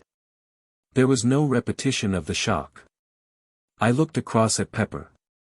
He was sleeping peacefully. Gradually, the whirring noise decreased, and there came a long silence. All at once, a glow lit up the end window, which protrudes far out from the side of the house, so that, from it, one may look both east and west. I felt puzzled, and, after a moment's hesitation, walked across the room, and pulled aside the blind. As I did so, I saw the sun rise, from behind the horizon. It rose with a steady, perceptible movement. I could see it travel upward. In a minute, it seemed, it had reached the tops of the trees, through which I had watched it. Up, it was broad daylight now. Behind me, I was conscious of a sharp, mosquito-like buzzing. I glanced round, and knew that it came from the clock. Even as I looked, it marked off an hour. The minute hand was moving round the dial, faster than an ordinary second hand. The hour hand moved quickly from space to space. I had a numb sense of astonishment. A moment later, so it seemed, the two candles went out, almost together. I turned swiftly back to the window, for I had seen the shadow of the window frames, traveling along the floor toward me, as though a great lamp had been carried up past the window. I saw now, that the sun had risen high into the heavens, and was still visibly moving. It passed above the house, with an extraordinary sailing kind of motion. As the window came into shadow, I saw another extraordinary thing. The fine weather clouds were not passing, easily, across the sky, they were scampering, as though 100-mile-an-hour wind blew. As they passed, they changed their shapes 1,000 times a minute, as though writhing with a strange life. And so were gone. And, presently, others came, and whisked away likewise. To the west, I saw the sun, drop with an incredible, smooth, swift motion. Eastward, the shadows of every seen thing crept toward the coming grayness. And the movement of the shadows was visible to me, a stealthy, writhing creep of the shadows of the wind-stirred trees. It was a strange sight. Quickly, the room began to darken. The sun slid down to the horizon, and seemed, as it were, to disappear from my sight, almost with a jerk. Through the grayness of the swift evening, I saw the silver crescent of the moon, falling out of the southern sky, toward the west. The evening seemed to merge into an almost instant night. Above me, the many constellations passed in a strange, noiseless circling, westward. The moon fell through that last 1,000 fathoms of the night gulf, and there was only the starlight. About this time, the buzzing in the corner ceased, telling me that the clock had run down. A few minutes passed, and I saw the eastward sky lighten. A grey, sullen morning spread through all the darkness, and hid the march of the stars. Overhead, there moved, with a heavy, everlasting rolling, a vast, seamless sky of grey clouds, a cloud sky that would have seemed motionless, through all the length of an ordinary earth day. The sun was hidden from me. But, from moment to moment, the world would brighten and darken, beneath waves of subtle light and shadow. The light shifted ever westward, and the night fell upon the earth. A vast rain seemed to come with it, and a wind of a most extraordinary loudness, as though the howling of a night-long gale, were packed into the space of no more than a minute. This noise passed, almost immediately, and the clouds broke. So that, once more, I could see the sky. The stars were flying westward, with astounding speed. It came to me now, for the first time, that, though the noise of the wind had passed, yet a constant, blurred sound was in my ears. Now that I noticed it, I was aware that it had been with me all the time. It was the world noise. And then, even as I grasped at so much comprehension, there came the eastward light. No more than a few heartbeats, and the sun rose, swiftly. Through the trees, I saw it, and then it was above the trees. Up, it soared, and all the world was light.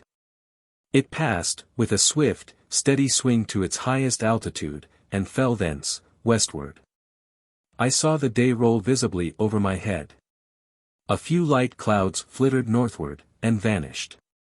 The sun went down with one swift, clear plunge, and there was about me, for a few seconds, the darker growing grey of the gloaming. Southward and westward, the moon was sinking rapidly. The night had come, already.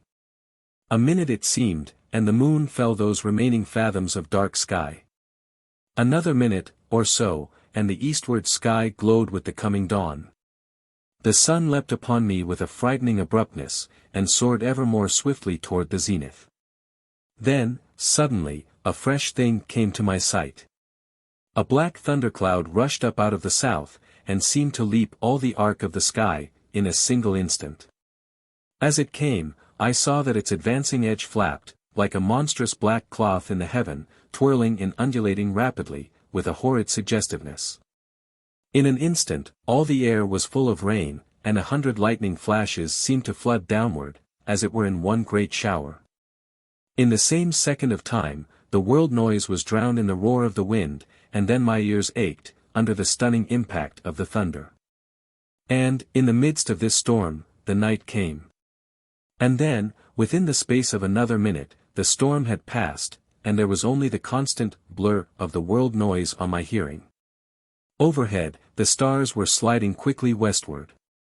And something, mayhaps the particular speed to which they had attained, brought home to me, for the first time, a keen realization of the knowledge that it was the world that revolved. I seemed to see, suddenly, the world, a vast, dark mass, revolving visibly against the stars.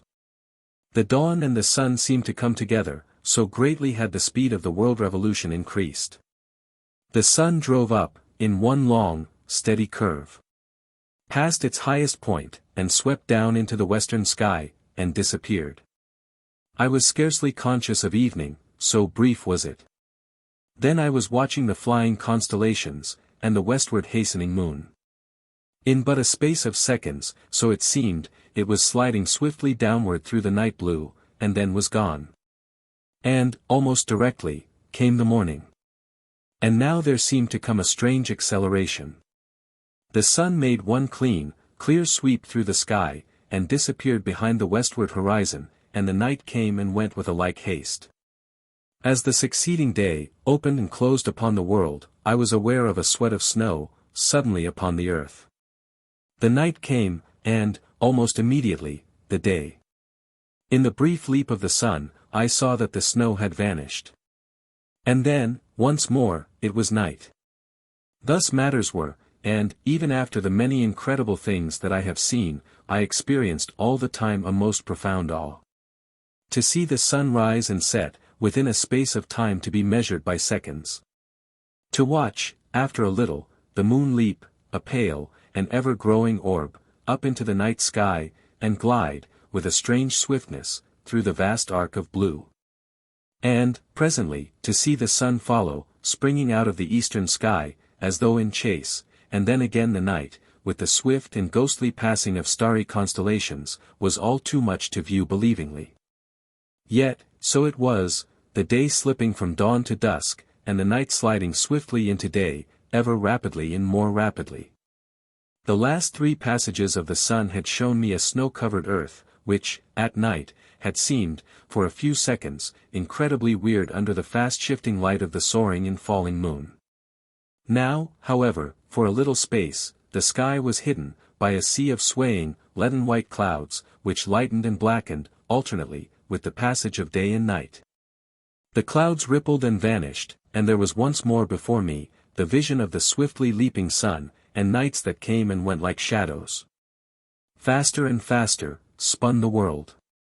And now each day and night was completed within the space of but a few seconds, and still the speed increased. It was a little later, that I noticed that the sun had begun to have the suspicion of a trail of fire behind it. This was due, evidently, to the speed at which it, apparently, traversed the heavens. And, as the days sped, each one quicker than the last, the sun began to assume the appearance of a vast, flaming comet flaring across the sky at short, periodic intervals. At night, the moon presented, with much greater truth, a comet-like aspect.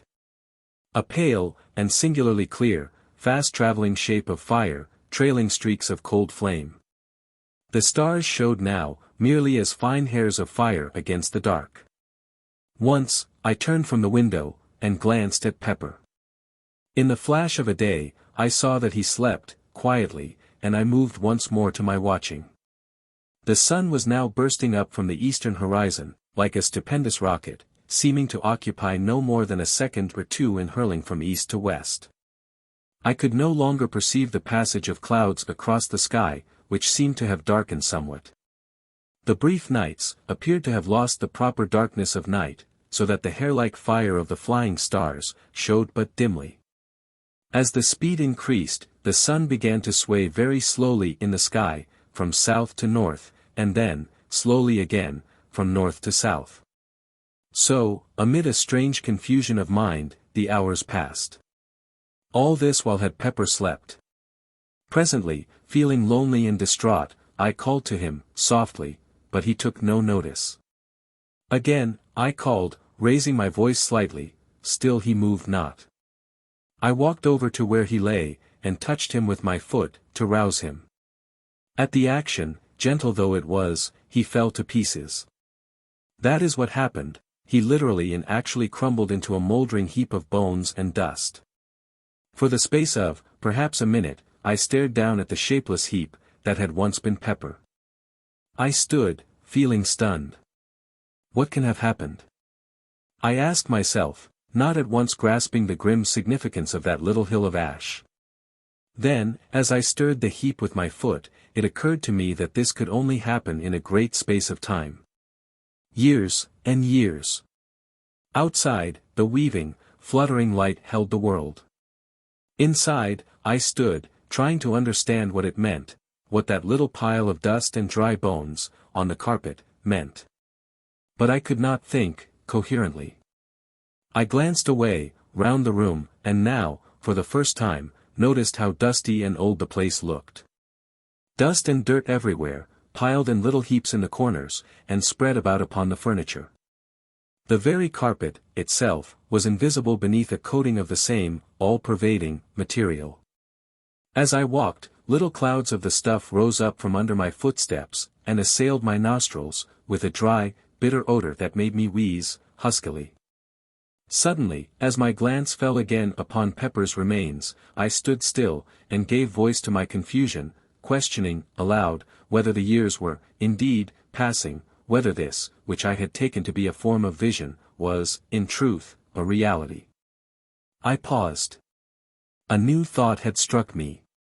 Quickly, but with steps which, for the first time, I noticed, tottered, I went across the room to the great pier glass, and looked in. It was too covered with grime, to give back any reflection, and, with trembling hands, I began to rub off the dirt. Presently, I could see myself. The thought that had come to me, was confirmed. Instead of the great, hale man, who scarcely looked 50, I was looking at a bent, decrepit man, whose shoulders stooped, and whose face was wrinkled with the years of a century. The hair, which a few short hours ago had been nearly coal-black, was now silvery white. Only the eyes were bright. Gradually, I traced, in that ancient man, a faint resemblance to myself of other days. I turned away, and tottered to the window. I knew, now, that I was old, and the knowledge seemed to confirm my trembling walk. For a little space, I stared moodily out into the blurred vista of changeful landscape. Even in that short time, a year passed, and, with a petulant gesture, I left the window. As I did so, I noticed that my hand shook with the palsy of old age, and a short sob choked its way through my lips. For a little while, I paced, tremulously, between the window and the table, my gaze wandering hither and thither, uneasily. How dilapidated the room was! Everywhere lay the thick dust, thick, sleepy, and black. The fender was a shape of rust. The chains that held the brass clock weights, had rusted through long ago, and now the weights lay on the floor beneath, themselves 2 cones of verdigris. As I glanced about, it seemed to me that I could see the very furniture of the room rotting and decaying before my eyes. Nor was this fancy, on my part. For, all at once, the bookshelf, along the sidewall, collapsed, with a cracking and rending of rotten wood, precipitating its contents upon the floor, and filling the room with a smother of dusty atoms. How tired I felt! As I walked, it seemed that I could hear my dry joints, creak and crack at every step. I wondered about my sister. Was she dead, as well as Pepper? All had happened so quickly and suddenly. This must be, indeed, the beginning of the end of all things. It occurred to me, to go to look for her, but I felt too weary. And then, she had been so queer about these happenings, of late. Of late. I repeated the words, and laughed, feebly, mirthlessly, as the realization was borne in upon me that I spoke of a time, half a century gone. Half a century. It might have been twice as long. I moved slowly to the window, and looked out once more across the world. I can best describe the passage of day and night, at this period, as a sort of gigantic, ponderous flicker. Moment by moment, the acceleration of time continued. So that, at nights now, I saw the moon, only as a swaying trail of palish fire, that varied from a mere line of light to a nebulous path, and then dwindled again, disappearing periodically. The flicker of the days and nights quickened. The days had grown perceptibly darker, and a queer quality of dusk lay, as it were, in the atmosphere. The nights were so much lighter, that the stars were scarcely to be seen, saving here and there an occasional hair-like line of fire, that seemed to sway a little, with the moon. Quicker, and ever quicker, ran the flicker of day and night.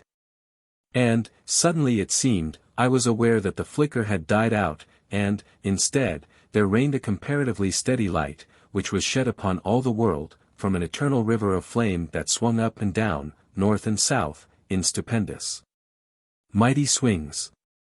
The sky was now grown very much darker, and there was in the blue of it a heavy gloom, as though a vast blackness peered through it upon the earth. Yet, there was in it, also, a strange and awful clearness, and emptiness. Periodically, I had glimpses of a ghostly track of fire that swayed thin and darkly toward the sunstream, vanished and reappeared. It was the scarcely visible moonstream. Looking out at the landscape, I was conscious again, of a blurring sort of flitter, that came either from the light of the ponderous swinging sunstream, or was the result of the incredibly rapid changes of the earth's surface. And every few moments, so it seemed, the snow would lie suddenly upon the world, and vanish as abruptly, as though an invisible giant flitted a white sheet off and on the earth. Time fled, and the weariness that was mine, grew insupportable. I turned from the window, and walked once across the room, the heavy dust deadening the sound of my footsteps. Each step that I took seemed a greater effort than the one before. An intolerable ache knew me in every joint and limb, as I trod my way, with a weary uncertainty. By the opposite wall, I came to a weak pause, and wondered, dimly, what was my intent. I looked to my left, and saw my old chair. The thought of sitting in it brought a faint sense of comfort to my bewildered wretchedness. Yet, because I was so weary and old and tired, I would scarcely brace my mind to do anything but stand, and wish myself past those few yards. I rocked, as I stood. The floor, even, seemed a place for rest, but the dust lay so thick and sleepy and black. I turned, with a great effort of will, and made toward my chair. I reached it, with a groan of thankfulness. I sat down. Everything about me appeared to be growing dim. It was all so strange and unthought of. Last night, I was a comparatively strong, though elderly man, and now, only a few hours later. I looked at the little dust heap that had once been Pepper. Hours. And I laughed, a feeble, bitter laugh, a shrill, cackling laugh, that shocked my dimming senses. For a while, I must have dozed. Then I opened my eyes, with a start. Somewhere across the room, there had been a muffled noise of something falling. I looked, and saw, vaguely, a cloud of dust hovering above a pile of debris. Nearer the door, something else tumbled, with a crash. It was one of the cupboards. But I was tired, and took little notice. I closed my eyes, and sat there in a state of drowsy, semi-unconsciousness. Once or twice, as though coming through thick mists, I heard noises, faintly. Then I must have slept. XVI. The Awakening. I awoke, with a start. For a moment, I wondered where I was. Then memory came to me. The room was still lit with that strange light, half sun, half moon, light. I felt refreshed, and the tired, weary ache had left me. I went slowly across to the window, and looked out. Overhead, the river of flame drove up and down, north and south, in a dancing semicircle of fire. As a mighty sleigh in the loom of time it seemed, in a sudden fancy of mine, to be beating home the picks of the years. For, so vastly had the passage of time been accelerated, that there was no longer any sense of the sun passing from east to west. The only apparent movement was the north and south beat of the sunstream, that had become so swift now, as to be better described as a quiver. As I peered out, there came to me a sudden, inconsequent memory of that last journey among the outer worlds. I remembered the sudden vision that had come to me, as I neared the solar system, of the fast whirling planets about the sun, as though the governing quality of time had been held in abeyance. And the machine of a universe allowed to run down an eternity, in a few moments or hours. The memory passed, along with a, but partially comprehended, suggestion that I had been permitted a glimpse into further time-spaces. I stared out again, seemingly, at the quake of the sunstream. The speed seemed to increase, even as I looked. Several lifetimes came and went, as I watched. Suddenly, it struck me, with a sort of grotesque seriousness, that I was still alive. I thought of Pepper, and wondered how it was that I had not followed his fate. He had reached the time of his dying, and had passed, probably through sheer length of years. And here was I, alive, hundreds of thousands of centuries after my rightful period of years. For a time, I mused, absently. Yesterday, I stopped, suddenly. Yesterday. There was no yesterday. The yesterday of which I spoke had been swallowed up in the abyss of years, ages gone. I grew dazed with much thinking. Presently, I turned from the window, and glanced round the room. It seemed different, strangely, utterly different. Then, I knew what it was that made it appear so strange. It was bare, there was not a piece of furniture in the room. Not even a solitary fitting of any sort. Gradually, my amazement went, as I remembered, that this was but the inevitable end of that process of decay, which I had witnessed commencing, before my sleep. Thousands of years. Millions of years. Over the floor was spread a deep layer of dust, that reached halfway up to the window seat. It had grown immeasurably, whilst I slept, and represented the dust of untold ages. Undoubtedly, atoms of the old, decayed furniture helped to swell its bulk, and, somewhere among it all, mouldered the long-ago dead pepper. All at once, it occurred to me, that I had no recollection of wading knee-deep through all that dust, after I awoke. True, an incredible age of years had passed, since I approached the window. But that was evidently as nothing, compared with the countless spaces of time that, I conceived, had vanished whilst I was sleeping. I remembered now, that I had fallen asleep, sitting in my old chair. Had it gone? I glanced toward where it had stood. Of course, there was no chair to be seen. I could not satisfy myself, whether it had disappeared, after my waking, or before. If it had mouldered under me, surely, I should have been waked by the collapse.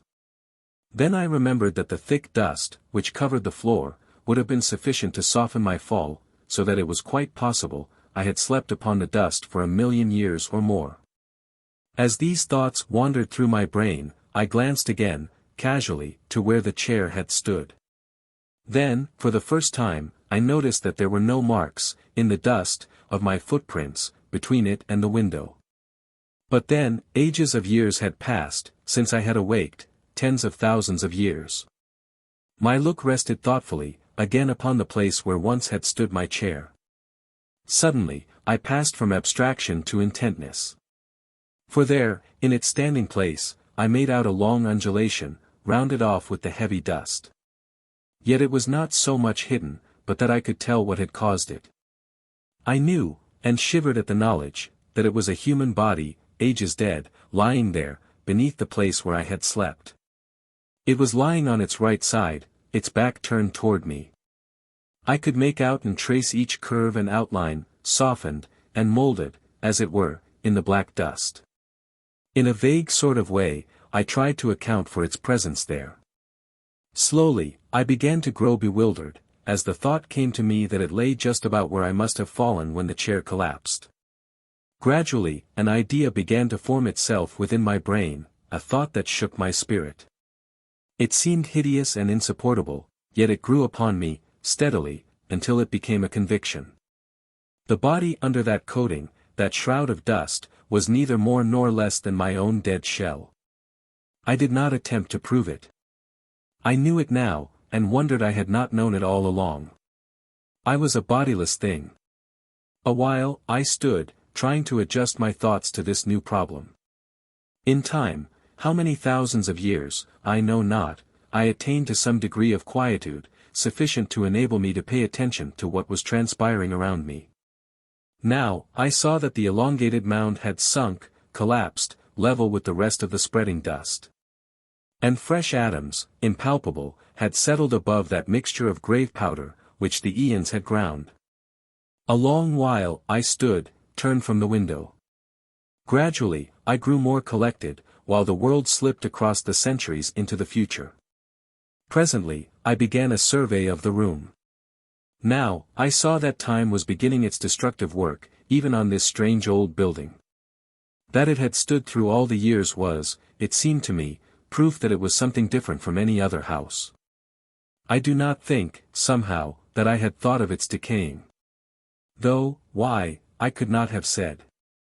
It was not until I had meditated upon the matter, for some considerable time, that I fully realized that the extraordinary space of time through which it had stood, was sufficient to have utterly pulverized the very stones of which it was built. Had they been taken from any earthly quarry? Yes, it was undoubtedly moldering now. All the plaster had gone from the walls, even as the woodwork of the room had gone, many ages before. While I stood, in contemplation, a piece of glass, from one of the small, diamond-shaped panes, dropped, with a dull tap, amid the dust upon the sill behind me, and crumbled into a little heap of powder. As I turned from contemplating it, I saw light between a couple of the stones that formed the outer wall. Evidently, the mortar was falling away. After a while, I turned once more to the window, and peered out. I discovered, now, that the speed of time had become enormous.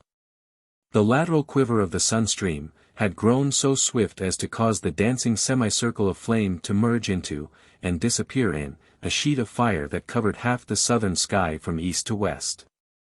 From the sky, I glanced down to the gardens. They were just a blur of a palish, dirty green. I had a feeling that they stood higher than in the old days, a feeling that they were nearer my window, as though they had risen, bodily. Yet, they were still a long way below me. For the rock, over the mouth of the pit, on which this house stands, arches up to a great height. It was later, that I noticed a change in the constant color of the gardens.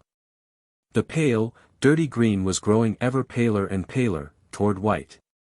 At last, after a great space, they became grayish-white, and stayed thus for a very long time. Finally, however, the grayness began to fade, even as had the green, into a dead white. And this remained, constant and unchanged. And by this I knew that, at last, snow lay upon all the northern world. And so, by millions of years, time winged onward through eternity, to the end of which, in the old earth days, I had thought remotely, and in hazily speculative fashion. And now, it was approaching in a manner of which none had ever dreamed. I recollect that, about this time, I began to have a lively, though morbid, curiosity, as to what would happen when the end came, but I seemed strangely without imaginings.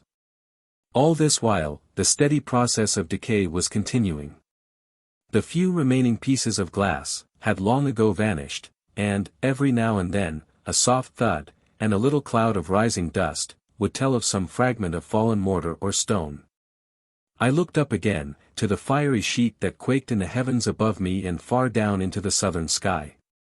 As I looked, the impression was borne in upon me, that it had lost some of its first brilliancy, that it was duller, deeper hued. I glanced down, once more, to the blurred white of the world's cape. Sometimes, my look returned to the burning sheet of dulling flame, that was, and yet hid, the sun. At times, I glanced behind me, into the growing dusk of the great, silent room, with its aeon carpet of sleeping dust. So, I watched through the fleeting ages, lost in soul-wearing thoughts and wonderings, and possessed with a new weariness. 17. The slowing rotation. It might have been 1,000,000 years later, that I perceived, beyond possibility of doubt, that the fiery sheet that lit the world, was indeed darkening. Another vast space went by, and the whole enormous flame had sunk to a deep, copper color. Gradually, it darkened, from copper to copper red, and from this, at times, to a deep, heavy, purplish tint, with, in it, a strange loom of blood. Although the light was decreasing, I could perceive no diminishment in the apparent speed of the sun. It still spread itself in that dazzling veil of speed. The world, so much of it as I could see, had assumed a dreadful shade of gloom, as though, in very deed, the last day of the worlds approached. The sun was dying, of that there could be little doubt. And still the earth whirled onward, through space and all the eons. At this time, I remember, an extraordinary sense of bewilderment took me. I found myself, later, wandering, mentally, amid an odd chaos of fragmentary modern theories and the old biblical story of the world's ending. Then, for the first time, there flashed across me, the memory that the sun, with its system of planets, was, and had been, traveling through space at an incredible speed. Abruptly, the question rose, where? For a very great time, I pondered this matter, but, finally, with a certain sense of the futility of my puzzlings, I let my thoughts wander to other things. I grew to wondering, how much longer the house would stand. Also, I queried, to myself, whether I should be doomed to stay, bodiless, upon the earth, through the dark time that I knew was coming. From these thoughts, I fell again to speculations upon the possible direction of the sun's journey through space. And so another great while passed. Gradually, as time fled, I began to feel the chill of a great winter. Then, I remembered that, with the sun dying, the cold must be, necessarily, extraordinarily intense. Slowly, slowly, as the eons slipped into eternity, the earth sank into a heavier and redder gloom. The dull flame in the firmament took on a deeper tint, very somber and turbid. Then, at last, it was borne upon me that there was a change. The fiery, gloomy curtain of flame that hung quaking overhead, and down away into the southern sky, began to thin and contract. And, in it, as one sees the fast vibrations of a jarred harp-string, I saw once more the sunstream quivering, giddily, north and south. Slowly, the likeness to a sheet of fire disappeared, and I saw, plainly, the slowing beat of the sunstream. Yet, even then, the speed of its swing was inconceivably swift. And all the time, the brightness of the fiery arc grew ever duller. Underneath, the world loomed dimly, an indistinct, ghostly region. Overhead, the river of flame swayed slower, and even slower, until, at last, it swung to the north and south in great, ponderous beats, that lasted through seconds. A long space went by, and now each sway of the great belt lasted nigh a minute. So that, after a great while, I ceased to distinguish it as a visible movement, and the streaming fire ran in a steady river of dull flame, across the deadly-looking sky. An indefinite period passed, and it seemed that the arc of fire became less sharply defined. It appeared to me to grow more attenuated, and I thought blackish streaks showed, occasionally. Presently, as I watched, the smooth onward flow ceased. And I was able to perceive that there came a momentary, but regular, darkening of the world. This grew until, once more, night descended, in short, but periodic, intervals upon the wearying earth. Longer and longer became the nights, and the days equaled them. So that, at last, the day and the night grew to the duration of seconds in length, and the sun showed, once more, like an almost invisible, copper-red-colored ball, within the glowing mistiness of its flight. Corresponding to the dark lines, showing at times in its trail, there were now distinctly to be seen on the half-visible sun itself, great, dark belts. Year after year flashed into the past, and the days and nights spread into minutes. The sun had ceased to have the appearance of a tail, and now rose and set, a tremendous globe of a glowing copper-bronze hue, in parts ringed with blood-red bands, in others, with the dusky ones, that I have already mentioned. These circles, both red and black, were of varying thicknesses. For a time, I was at a loss to account for their presence. Then it occurred to me, that it was scarcely likely that the sun would cool evenly all over. And that these markings were due, probably, to differences in temperature of the various areas, the red representing those parts where the heat was still fervent, and the black those portions which were already comparatively cool. It struck me, as a peculiar thing, that the sun should cool in evenly defined rings, until I remembered that, possibly, they were but isolated patches, to which the enormous rotatory speed of the sun had imparted a belt-like appearance. The sun, itself, was very much greater than the sun I had known in the old world days, and, from this, I argued that it was considerably nearer. At nights, the moon still showed, but small and remote. And the light she reflected was so dull and weak that she seemed little more than the small, dim ghost of the olden moon, that I had known. Gradually, the days and nights lengthened out, until they equaled a space somewhat less than one of the old earth hours, the sun rising and setting like a great, ruddy bronze disk, crossed with ink-black bars. About this time, I found myself, able once more, to see the gardens, with clearness. For the world had now grown very still, and changeless. Yet, I am not correct in saying, gardens, for there were no gardens, nothing that I knew or recognized. In place thereof, I looked out upon a vast plain, stretching away into distance. A little to my left, there was a low range of hills. Everywhere, there was a uniform, white covering of snow, in places rising into hummocks and ridges. It was only now, that I recognized how really great had been the snowfall. In places it was vastly deep, as was witnessed by a great, upleaping, wave-shaped hill, away to my right. Though it is not impossible, that this was due, in part, to some rise in the surface of the ground. Strangely enough, the range of low hills to my left, already mentioned, was not entirely covered with the universal snow. Instead, I could see their bare, dark sides showing in several places. And everywhere and always there reigned an incredible death silence and desolation. The immutable, awful quiet of a dying world. All this time, the days and nights were lengthening, perceptibly. Already, each day occupied, maybe, some 2 hours from dawn to dusk. At night, I had been surprised to find that there were very few stars overhead, and these small, though of an extraordinary brightness, which I attributed to the peculiar, but clear, blackness of the nighttime. Away to the north, I could discern a nebulous sort of mistiness, not unlike, in appearance, a small portion of the Milky Way. It might have been an extremely remote star cluster. Or, the thought came to me suddenly, perhaps it was the sidereal universe that I had known, and now left far behind, forever, a small, dimly glowing mist of stars, far in the depths of space. Still, the days and nights lengthened, slowly. Each time, the sun rose duller than it had set. And the dark belts increased in breadth. About this time, there happened a fresh thing. The sun, earth, and sky were suddenly darkened, and, apparently, blotted out for a brief space. I had a sense, a certain awareness, I could learn little by sight, that the earth was enduring a very great fall of snow. Then, in an instant, the veil that had obscured everything, vanished, and I looked out, once more. A marvelous sight met my gaze. The hollow in which this house, with its gardens, stands, was brimmed with snow. It lipped over the sill of my window.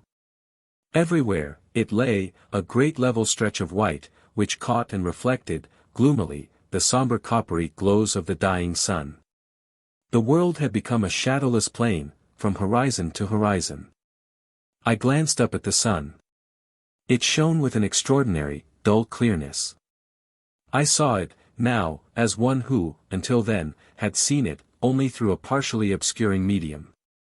All about it, the sky had become black, with a clear, deep blackness, frightful in its nearness, and its unmeasured deep, and its utter unfriendliness. For a great time, I looked into it, newly, and shaken and fearful. It was so near. Had I been a child, I might have expressed some of my sensation and distress, by saying that the sky had lost its roof. Later, I turned, and peered about me, into the room. Everywhere, it was covered with a thin shroud of the all-pervading white. I could see it but dimly, by reason of the somber light that now lit the world. It appeared to cling to the ruined walls, and the thick, soft dust of the years, that covered the floor knee-deep, was nowhere visible. The snow must have blown in through the open framework of the windows. Yet, in no place had it drifted, but lay everywhere about the great, old room, smooth and level. Moreover, there had been no wind these many thousand years. But there was the snow, as I have told. And all the earth was silent. And there was a cold, such as no living man can ever have known. The earth was now illuminated, by day, with a most doleful light, beyond my power to describe. It seemed as though I looked at the great plain, through the medium of a bronze-tinted sea. It was evident that the earth's rotatory movement was departing, steadily. The end came, all at once. The night had been the longest yet. And when the dying sun showed, at last, above the world's edge, I had grown so wearied of the dark, that I greeted it as a friend. It rose steadily, until about 20 degrees above the horizon.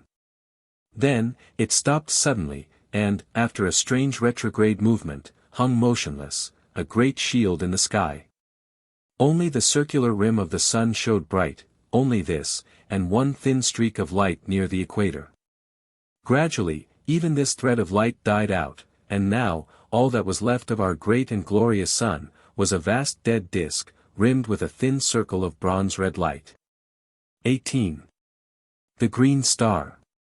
The world was held in a savage gloom, cold and intolerable.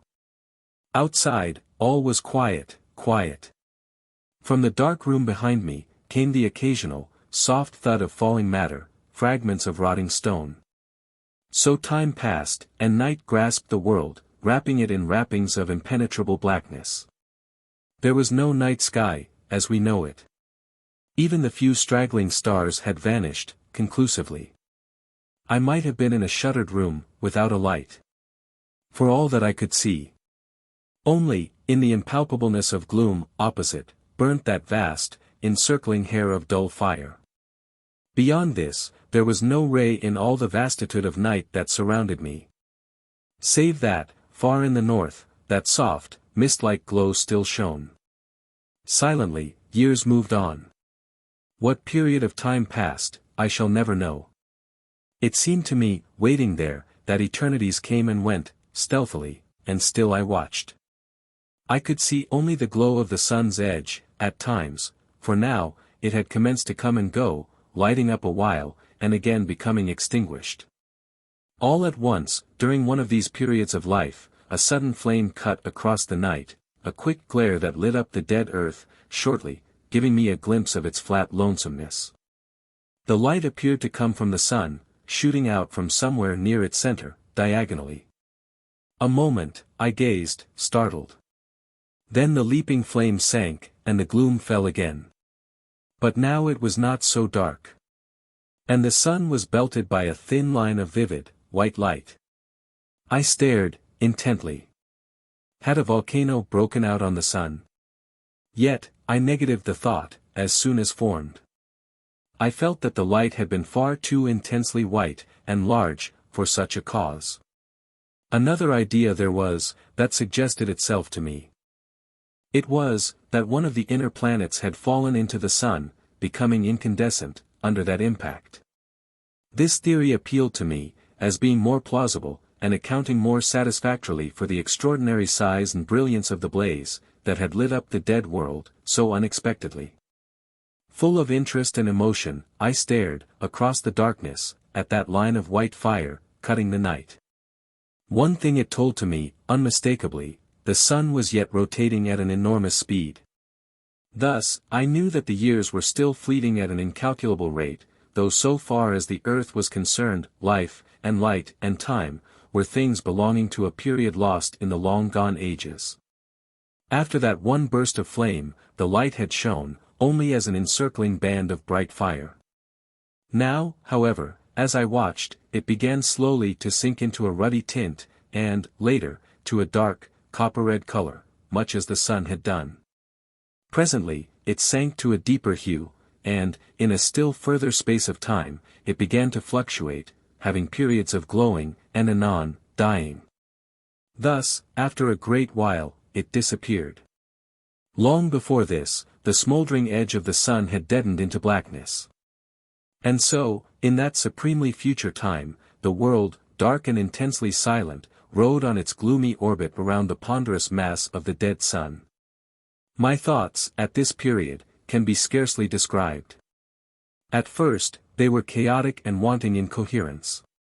But, later, as the ages came and went, my soul seemed to imbibe the very essence of the oppressive solitude and dreariness, that held the earth. With this feeling, there came a wonderful clearness of thought, and I realized, despairingly, that the world might wander forever, through that enormous night. For a while, the unwholesome idea filled me, with a sensation of overbearing desolation. So that I could have cried like a child. In time, however, this feeling grew, almost insensibly, less, and an unreasoning hope possessed me. Patiently, I waited. From time to time, the noise of dropping particles, behind in the room, came dully to my ears. Once, I heard a loud crash, and turned, instinctively, to look, forgetting, for the moment, the impenetrable night in which every detail was submerged. In a while, my gaze sought the heavens, turning, unconsciously, toward the north. Yes, the nebulous glow still showed. Indeed, I could have almost imagined that it looked somewhat plainer. For a long time, I kept my gaze fixed upon it. Feeling, in my lonely soul, that its soft haze was, in some way, a tie with the past. Strange, the trifles from which one can suck comfort. And yet, had I but known, but I shall come to that in its proper time. For a very long space, I watched, without experiencing any of the desire for sleep, that would so soon have visited me in the old earth days. How I should have welcomed it, if only to have passed the time, away from my perplexities and thoughts. Several times, the comfortless sound of some great piece of masonry falling, disturbed my meditations, and, once, it seemed I could hear whispering in the room, behind me. Yet it was utterly useless to try to see anything. Such blackness, as existed, scarcely can be conceived. It was palpable, and hideously brutal to the sense, as though something dead, pressed up against me, something soft and icily cold. Under all this, there grew up within my mind, a great and overwhelming distress of uneasiness, that left me, but to drop me into an uncomfortable brooding. I felt that I must fight against it.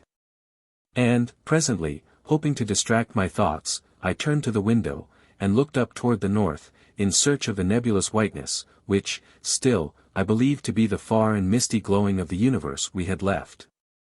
Even as I raised my eyes, I was thrilled with a feeling of wonder, for, now, the hazy light had resolved into a single, great star, of vivid green. As I stared, astonished, the thought flashed into my mind. That the earth must be traveling toward the star, not away, as I had imagined. Next, that it could not be the universe the earth had left, but, possibly, an outlying star, belonging to some vast star cluster, hidden in the enormous depths of space.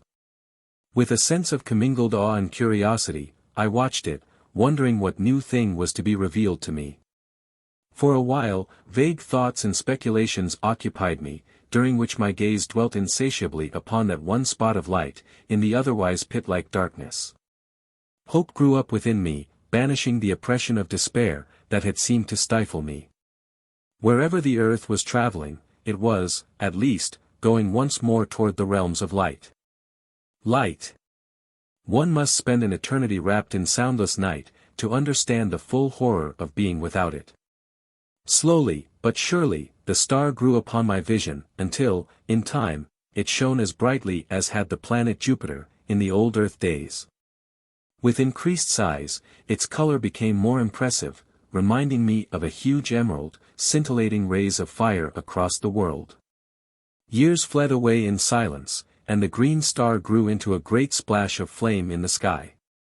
A little later, I saw a thing that filled me with amazement. It was the ghostly outline of a vast crescent, in the night, a gigantic new moon, seeming to be growing out of the surrounding gloom. Utterly bemused, I stared at it. It appeared to be quite close, comparatively, and I puzzled to understand how the earth had come so near to it, without my having seen it before. The light, thrown by the star, grew stronger. And, presently, I was aware that it was possible to see the earthscape again, though indistinctly. A while, I stared, trying to make out whether I could distinguish any detail of the world's surface, but I found the light insufficient. In a little, I gave up the attempt, and glanced once more toward the star. Even in the short space, that my attention had been diverted, it had increased considerably, and seemed now, to my bewildered sight, about a quarter of the size of the full moon. The light it threw, was extraordinarily powerful. Yet its color was so abominably unfamiliar, that such of the world as I could see, showed unreal, more as though I looked out upon a landscape of shadow, than aught else. All this time, the great crescent was increasing in brightness, and began, now, to shine with a perceptible shade of green. Steadily, the star increased in size and brilliancy, until it showed, fully as large as half a full moon. And, as it grew greater and brighter, so did the vast crescent throw out more and more light, though of an ever-deepening hue of green. Under the combined blaze of their radiances, the wilderness that stretched before me, became steadily more visible. Soon, I seemed able to stare across the whole world, which now appeared, beneath the strange light, terrible in its cold and awful, flat dreariness. It was a little later, that my attention was drawn to the fact, that the great star of green flame, was slowly sinking out of the north, toward the east. At first, I could scarcely believe that I saw aright. But soon there could be no doubt that it was so. Gradually, it sank, and, as it fell, the vast crescent of glowing green, began to dwindle and dwindle, until it became a mere arc of light, against the livid-colored sky. Later it vanished, disappearing in the selfsame spot from which I had seen it slowly emerge.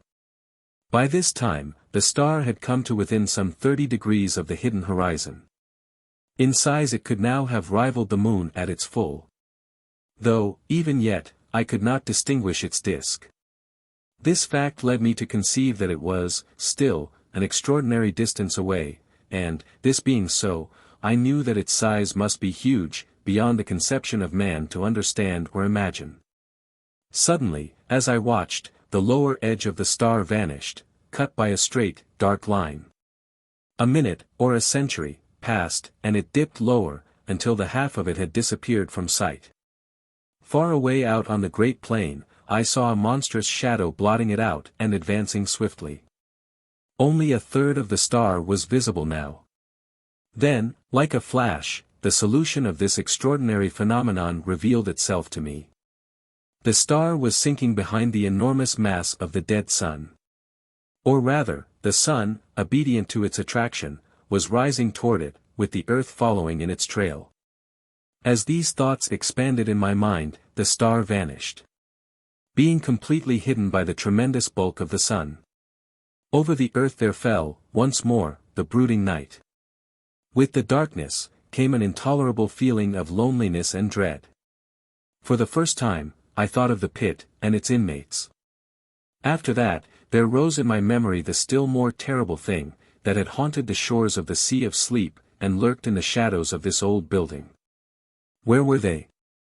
I wondered, and shivered with miserable thoughts. For a time, fear held me, and I prayed, wildly and incoherently, for some ray of light with which to dispel the cold blackness that enveloped the world. How long I waited, it is impossible to say, certainly for a very great period. Then, all at once, I saw a loom of light shine out ahead. Gradually, it became more distinct. Suddenly, a ray of vivid green flashed across the darkness. At the same moment, I saw a thin line of livid flame, far in the night. An instant, it seemed, and it had grown into a great clot of fire, beneath which, the world lay bathed in a blaze of emerald green light. Steadily it grew, until, presently, the whole of the green star had come into sight again. But now, it could be scarcely called a star, for it had increased to vast proportions, being incomparably greater than the sun had been in the olden time. Then, as I stared, I became aware that I could see the edge of the lifeless sun, glowing like a great crescent moon. Slowly, its lighted surface broadened out to me, until half of its diameter was visible. And the star began to drop away on my right. Time passed, and the earth moved on, slowly traversing the tremendous face of the dead sun. Gradually, as the earth traveled forward, the star fell still more to the right. Until, at last, it shone on the back of the house, sending a flood of broken rays, in through the skeleton-like walls. Glancing upward, I saw that much of the ceiling had vanished, enabling me to see that the upper stories were even more decayed. The roof had, evidently, gone entirely, and I could see the green effulgence of the starlight shining in, slantingly. 19. The end of the solar system. From the abutment, where once had been the windows, through which I had watched that first, fatal dawn, I could see that the sun was hugely greater, than it had been, when first the star lit the world. So great was it, that its lower edge seemed almost to touch the far horizon. Even as I watched, I imagined that it drew closer. The radiance of green that lit the frozen earth, grew steadily brighter. Thus, for a long space, things were. Then, on a sudden, I saw that the sun was changing shape, and growing smaller, just as the moon would have done in past time. In a while, only a third of the illuminated part was turned toward the earth. The star bore away on the left. Gradually, as the world moved on, the star shone upon the front of the house, once more, while the sun showed, only as a great bow of green fire. An instant, it seemed, and the sun had vanished. The star was still fully visible. Then the earth moved into the black shadow of the sun, and all was night, black, starless, and intolerable. Filled with tumultuous thoughts, I watched across the night, waiting. Years, it may have been, and then, in the dark house behind me, the clotted stillness of the world was broken. I seemed to hear a soft padding of many feet, and a faint, inarticulate whisper of sound grew on my sense. I looked round into the blackness, and saw a multitude of eyes. As I stared, they increased, and appeared to come toward me. For an instant, I stood, unable to move. Then a hideous swine noise rose up into the night. And, at that, I leapt from the window, out onto the frozen world. I have a confused notion of having run a while, and, after that, I just waited. Several times, I heard shrieks, but always as though from a distance. Except for these sounds, I had no idea of the whereabouts of the house. Time moved onward. I was conscious of little, save a sensation of cold and hopelessness and fear. An age, it seemed, and there came a glow, that told of the coming light. It grew, tardily. Then, with a loom of unearthly glory, the first ray from the green star struck over the edge of the dark sun, and lit the world. It fell upon a great, ruined structure, some 200 yards away. It was the house.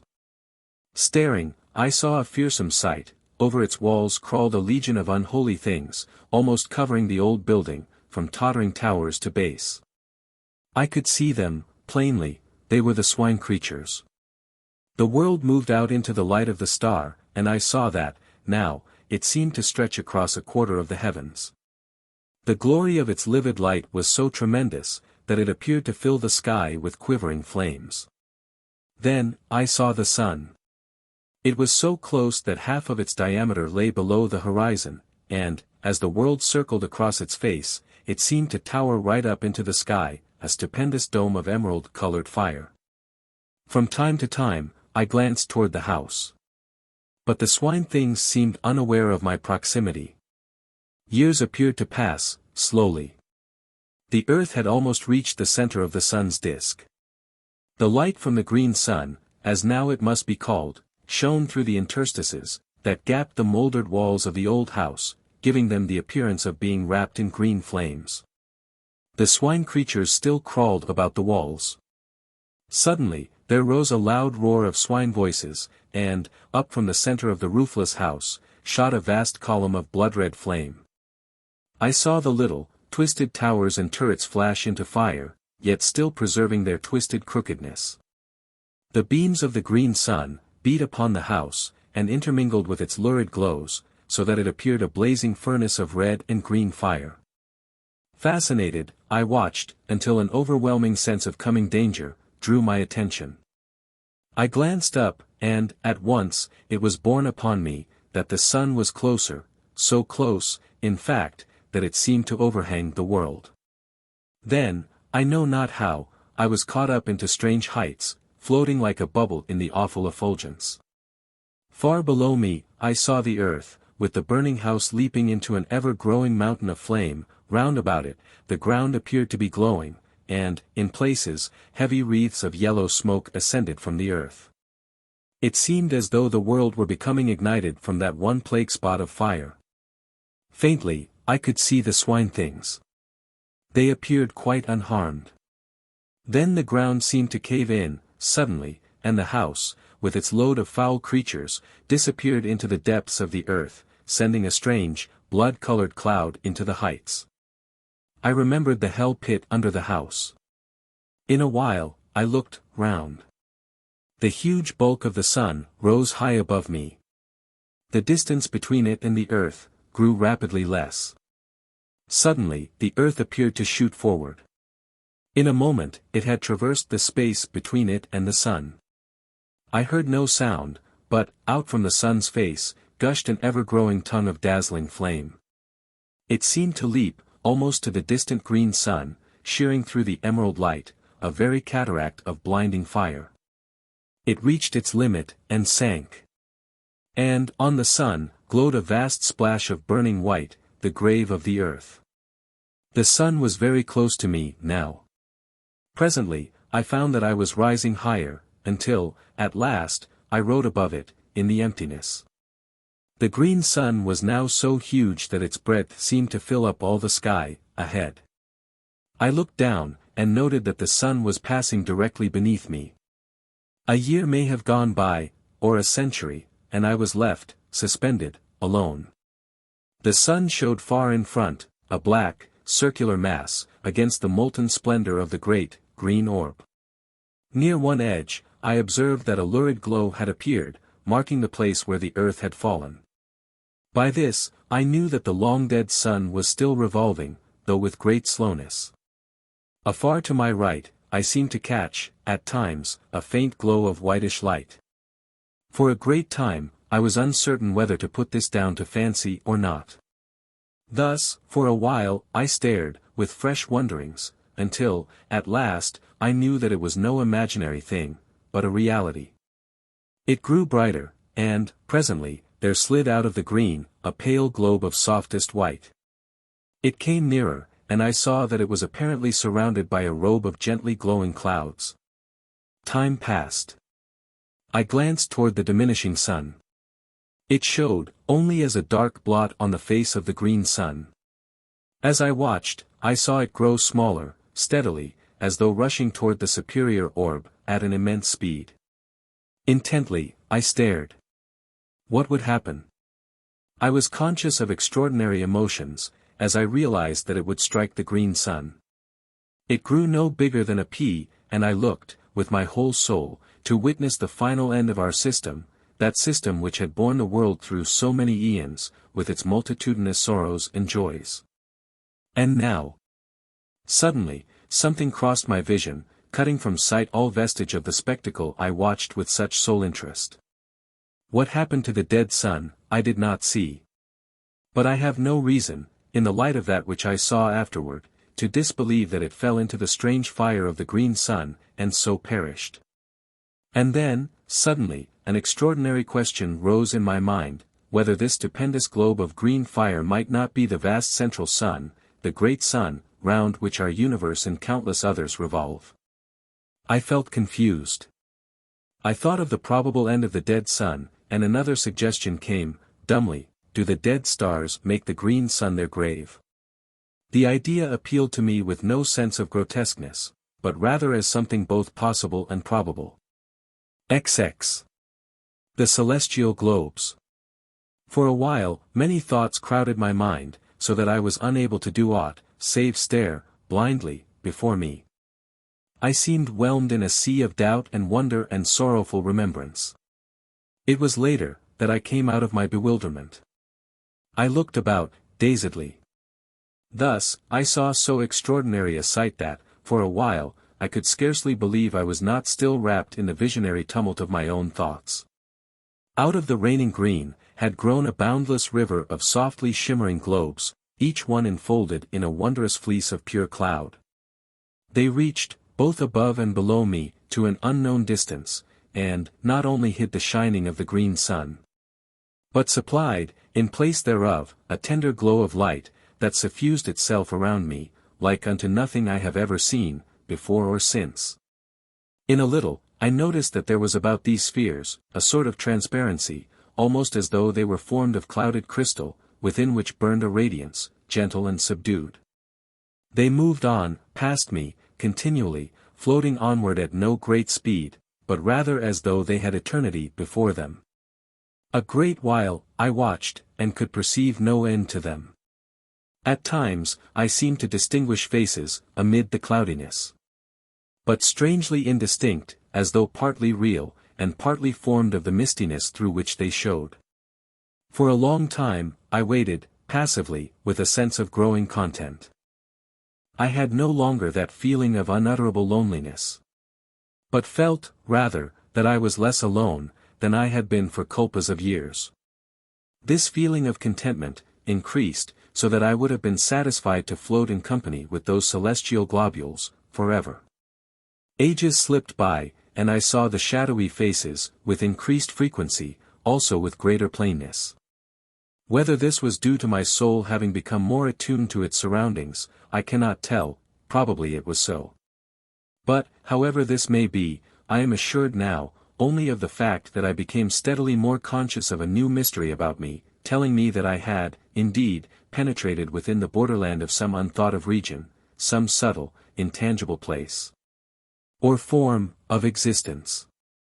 The enormous stream of luminous spheres continued to pass me, at an unvarying rate, countless millions, and still they came, showing no signs of ending, nor even diminishing. Then, as I was borne, silently, upon the unbuoying ether, I felt a sudden, irresistible, forward movement, toward one of the passing globes. An instant, and I was beside it. Then, I slid through, into the interior, without experiencing the least resistance, of any description. For a short while, I could see nothing, and waited, curiously. All at once, I became aware that a sound broke the inconceivable stillness. It was like the murmur of a great sea at calm, a sea breathing in its sleep. Gradually, the mist that obscured my sight, began to thin away, and so, in time, my vision dwelt once again upon the silent surface of the sea of sleep. For a little, I gazed, and could scarcely believe I saw aright. I glanced round. There was the great globe of pale fire, swimming, as I had seen it before, a short distance above the dim horizon. To my left, far across the sea, I discovered, presently, a faint line, as of thin haze, which I guessed to be the shore, where my love and I had met, during those wonderful periods of soul-wandering. That had been granted to me in the old earth days. Another, a troubled, memory came to me, of the formless thing that had haunted the shores of the sea of sleep. The guardian of that silent, echoless place. These, and other, details, I remembered, and knew, without doubt that I was looking out upon that same sea. With the assurance, I was filled with an overwhelming feeling of surprise, and joy, and shaken expectancy, conceiving it possible that I was about to see my love, again. Intently, I gazed around, but could catch no sight of her. At that, for a little, I felt hopeless. Fervently, I prayed, and ever peered, anxiously. How still was the sea! Down, far beneath me, I could see the many trails of changeful fire, that had drawn my attention, formerly. Vaguely, I wondered what caused them. Also, I remembered that I had intended to ask my dear one about them, as well as many other matters, and I had been forced to leave her, before the half that I had wished to say, was said.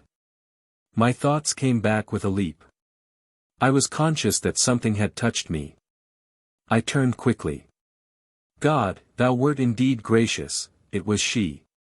She looked up into my eyes, with an eager longing, and I looked down to her, with all my soul. I should like to have held her, but the glorious purity of her face, kept me afar. Then, out of the winding mist, she put her dear arms.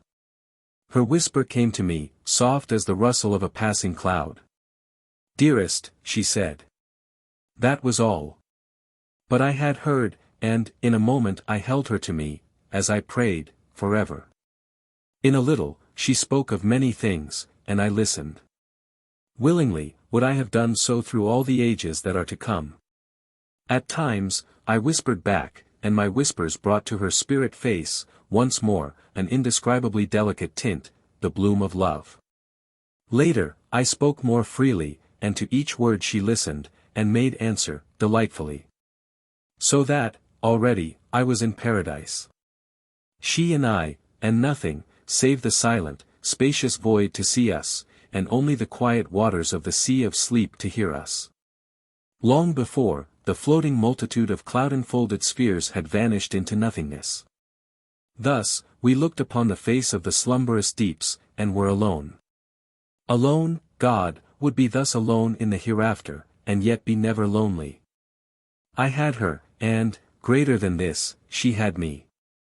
Aeon aged me, and on this thought, and some others, I hope to exist through the few remaining years that may yet lie between us. XXII. The Dark Sun. How long our souls lay in the arms of joy, I cannot say, but, all at once, I was waked from my happiness, by a diminution of the pale and gentle light that lit the sea of sleep. I turned toward the huge, white orb with a premonition of coming trouble. One side of it was curving inward, as though a convex, black shadow were sweeping across it. My memory went back. It was thus, that the darkness had come, before our last parting. I turned toward my love, inquiringly. With a sudden knowledge of woe, I noticed how wan and unreal she had grown, even in that brief space. Her voice seemed to come to me from a distance. The touch of her hands was no more than the gentle pressure of a summer wind, and grew less perceptible. Already, quite half of the immense globe was shrouded. A feeling of desperation seized me. Was she about to leave me? Would she have to go, as she had gone before? I questioned her, anxiously, frightenedly. And she, nestling closer, explained, in that strange, faraway voice, that it was imperative she should leave me, before the sun of darkness, as she termed it, blotted out the light. At this confirmation of my fears, I was overcome with despair. And could only look, voicelessly, across the quiet plains of the silent sea. How swiftly the darkness spread across the face of the white orb. Yet, in reality, the time must have been long, beyond human comprehension. At last, only a crescent of pale fire lit the, now dim, sea of sleep. All this while, she had held me, but, with so soft a caress, that I had been scarcely conscious of it. We waited there, together, she and I, speechless, for very sorrow. In the dimming light, her face showed, shadowy, blending into the dusky mistiness that encircled us. Then, when a thin, curved line of soft light was all that lit the sea, she released me, pushing me from her, tenderly. Her voice sounded in my ears, "I may not stay longer, dear one." It ended in a sob. She seemed to float away from me, and became invisible. Her voice came to me, out of the shadows, faintly. Apparently from a great distance. A little while, it died away, remotely. In a breath, the sea of sleep darkened into night. Far to my left, I seemed to see, for a brief instant, a soft glow. It vanished, and, in the same moment, I became aware that I was no longer above the still sea, but once more suspended in infinite space, with the green sun, now eclipsed by a vast, dark sphere, before me. Utterly bewildered, I stared, almost unseeingly, at the ring of green flames, leaping above the dark edge. Even in the chaos of my thoughts, I wondered, dully, at their extraordinary shapes. A multitude of questions assailed me. I thought more of her, I had so lately seen, than of the sight before me. My grief, and thoughts of the future, filled me. Was I doomed to be separated from her, always? Even in the old earth days, she had been mine, only for a little while. Then she had left me, as I thought, forever. Since then, I had seen her but these times, upon the sea of sleep. A feeling of fierce resentment filled me, and miserable questionings. Why could I not have gone with my love? What reason to keep us apart? Why had I to wait alone, while she slumbered through the years, on the still bosom of the sea of sleep? The sea of sleep. My thoughts turned, inconsequently, out of their channel of bitterness, to fresh, desperate questionings. Where was it? Where was it? I seemed to have but just parted from my love, upon its quiet surface, and it had gone, utterly. It could not be far away. And the white orb which I had seen hidden in the shadow of the sun of darkness. My sight dwelt upon the green sun, eclipsed. What had eclipsed it? Was there a vast, dead star circling it? Was the central sun, as I had come to regard it, a double star? The thought had come, almost unbidden, yet why should it not be so? My thoughts went back to the white orb. Strange, that it should have been, I stopped. An idea had come, suddenly. The white orb and the green sun.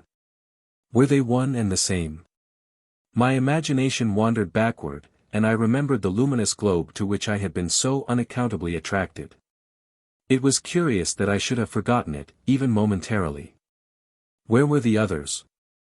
I reverted again to the globe I had entered. I thought, for a time, and matters became clearer.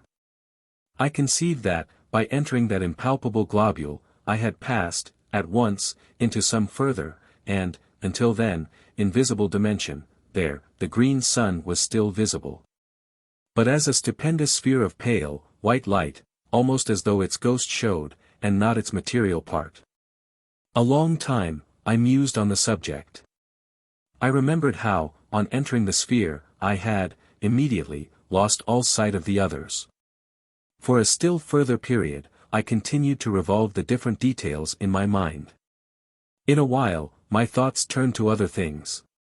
I came more into the present, and began to look about me, seeingly. For the first time, I perceived that innumerable rays, of a subtle, violet hue, pierced the strange semi-darkness, in all directions. They radiated from the fiery rim of the green sun. They seemed to grow upon my vision, so that, in a little, I saw that they were countless. The night was filled with them, spreading outward from the green sun, fan-wise. I concluded that I was enabled to see them, by reason of the sun's glory being cut off by the eclipse. They reached right out into space, and vanished.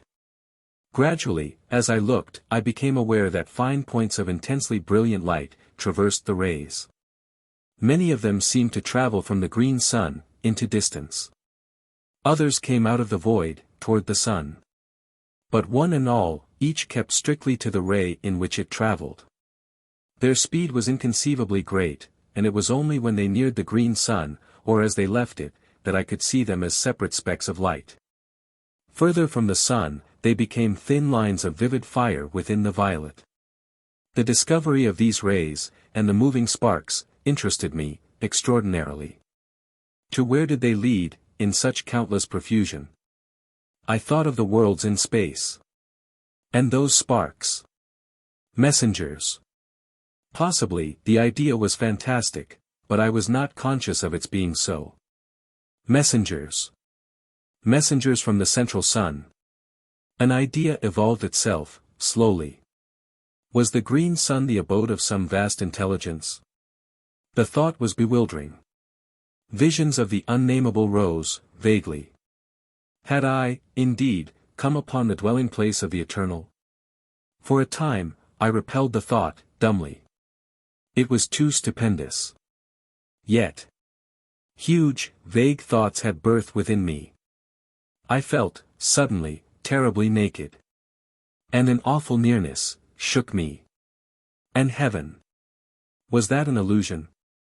My thoughts came and went, erratically. The sea of sleep, and she. Heaven. I came back, with a bound, to the present. Somewhere, out of the void behind me, there rushed an immense, dark body, huge and silent. It was a dead star, hurling onward to the burying place of the stars. It drove between me and the central suns, blotting them out from my vision, and plunging me into an impenetrable night. An age, and I saw again the violet rays. A great while later, eons it must have been, a circular glow grew in the sky, ahead, and I saw the edge of the receding star, show darkly against it. Thus, I knew that it was nearing the central suns. Presently, I saw the bright ring of the green sun, show plainly against the night the star had passed into the shadow of the dead sun. After that, I just waited. The strange years went slowly, and ever, I watched, intently. The thing I had expected, came at last, suddenly, awfully. A vast flare of dazzling light. A streaming burst of white flame across the dark void. For an indefinite while, it soared outward, a gigantic mushroom of fire. It ceased to grow. Then, as time went by, it began to sink backward, slowly. I saw, now, that it came from a huge, glowing spot near the center of the dark sun. Mighty flames, still soared outward from this. Yet, spite of its size, the grave of the star was no more than the shining of Jupiter upon the face of an ocean, when compared with the inconceivable mass of the dead sun. I may remark here, once more, that no words will ever convey to the imagination, the enormous bulk of the two central suns. XXII. The dark nebula. Years melted into the past, centuries, eons. The light of the incandescent star, sank to a furious red. It was later, that I saw the dark nebula, at first, an impalpable cloud, away to my right. It grew, steadily, to a cloud of blackness in the night. How long I watched, it is impossible to say. For time, as we count it, was a thing of the past. It came closer, a shapeless monstrosity of darkness, tremendous. It seemed to slip across the night, sleepily, a very hell fog. Slowly, it slid nearer, and passed into the void, between me and the central suns. It was as though a curtain had been drawn before my vision. A strange tremor of fear took me, and a fresh sense of wonder. The green twilight that had reigned for so many millions of years, had now given place to impenetrable gloom. Motionless, I peered about me. A century fled, and it seemed to me that I detected occasional dull glows of red, passing me at intervals. Earnestly, I gazed, and, presently, seemed to see circular masses, that showed muddily red, within the clouded blackness. They appeared to be growing out of the nebulous murk. A while, and they became plainer to my accustomed vision. I could see them, now, with a fair amount of distinctness, ruddy-tinged spheres, similar, in size, to the luminous globes that I had seen, so long previously. They floated past me, continually. Gradually, a peculiar uneasiness seized me. I became aware of a growing feeling of repugnance and dread. It was directed against those passing orbs, and seemed born of intuitive knowledge, rather than of any real cause or reason. Some of the passing globes were brighter than others. And it was from one of these, that a face looked, suddenly. A face, human in its outline, but so tortured with woe, that I stared, aghast. I had not thought there was such sorrow, as I saw there. I was conscious of an added sense of pain, on perceiving that the eyes, which glared so wildly, were sightless. A while longer, I saw it, then it had passed on, into the surrounding gloom. After this, I saw others, all wearing that look of hopeless sorrow, and blind. A long time went by, and I became aware that I was nearer to the orbs, than I had been. At this, I grew uneasy. Though I was less in fear of those strange globules, than I had been, before seeing their sorrowful inhabitants, for sympathy had tempered my fear. Later, there was no doubt but that I was being carried closer to the red spheres, and, presently, I floated among them. In a while, I perceived one bearing down upon me. I was helpless to move from its path. In a minute, it seemed, it was upon me, and I was submerged in a deep red mist. This cleared, and I stared, confusedly, across the immense breadth of the plain of silence. It appeared just as I had first seen it. I was moving forward, steadily, across its surface. Away ahead, shone the vast, blood-red ring that lit the place. All around, was spread the extraordinary desolation of stillness, that had so impressed me during my previous wanderings across its darkness. Presently, I saw, rising up into the ruddy gloom, the distant peaks of the mighty amphitheater of mountains, where, untold ages before, I had been shown my first glimpse of the terrors that underlie many things. And where, vast and silent, watched by 1,000 mute gods, stands the replica of this house of mysteries, this house that I had seen swallowed up in that hell-fire, ere the earth had kissed the sun, and vanished forever. Though I could see the crests of the mountain amphitheater, yet it was a great while before their lower portions became visible. Possibly, this was due to the strange, ruddy haze, that seemed to cling to the surface of the plain. However, be this as it may, I saw them at last. In a still further space of time, I had come so close to the mountains, that they appeared to overhang me. Presently, I saw the great rift open before me, and I drifted into it. Without volition on my part. Later, I came out upon the breadth of the enormous arena. There, at an apparent distance of some 5 miles, stood the house, huge, monstrous and silent, lying in the very center of that stupendous amphitheater. So far as I could see, it had not altered in any way, but looked as though it were only yesterday that I had seen it. Around, the grim, dark mountains frowned down upon me from their lofty silences. Far to my right, away up among inaccessible peaks, loomed the enormous bulk of the great beast god. Higher, I saw the hideous form of the dread goddess, rising up through the red gloom, thousands of fathoms above me. To the left, I made out the monstrous eyeless thing, grey and inscrutable. Further off, reclining on its lofty ledge, the livid ghoul shape showed, a splash of sinister color, among the dark mountains. Slowly, I moved out across the great arena, floating. As I went, I made out the dim forms of many of the other lurking horrors that peopled those supreme heights. Gradually, I neared the house, and my thoughts flashed back across the abyss of years. I remembered the dread specter of the place.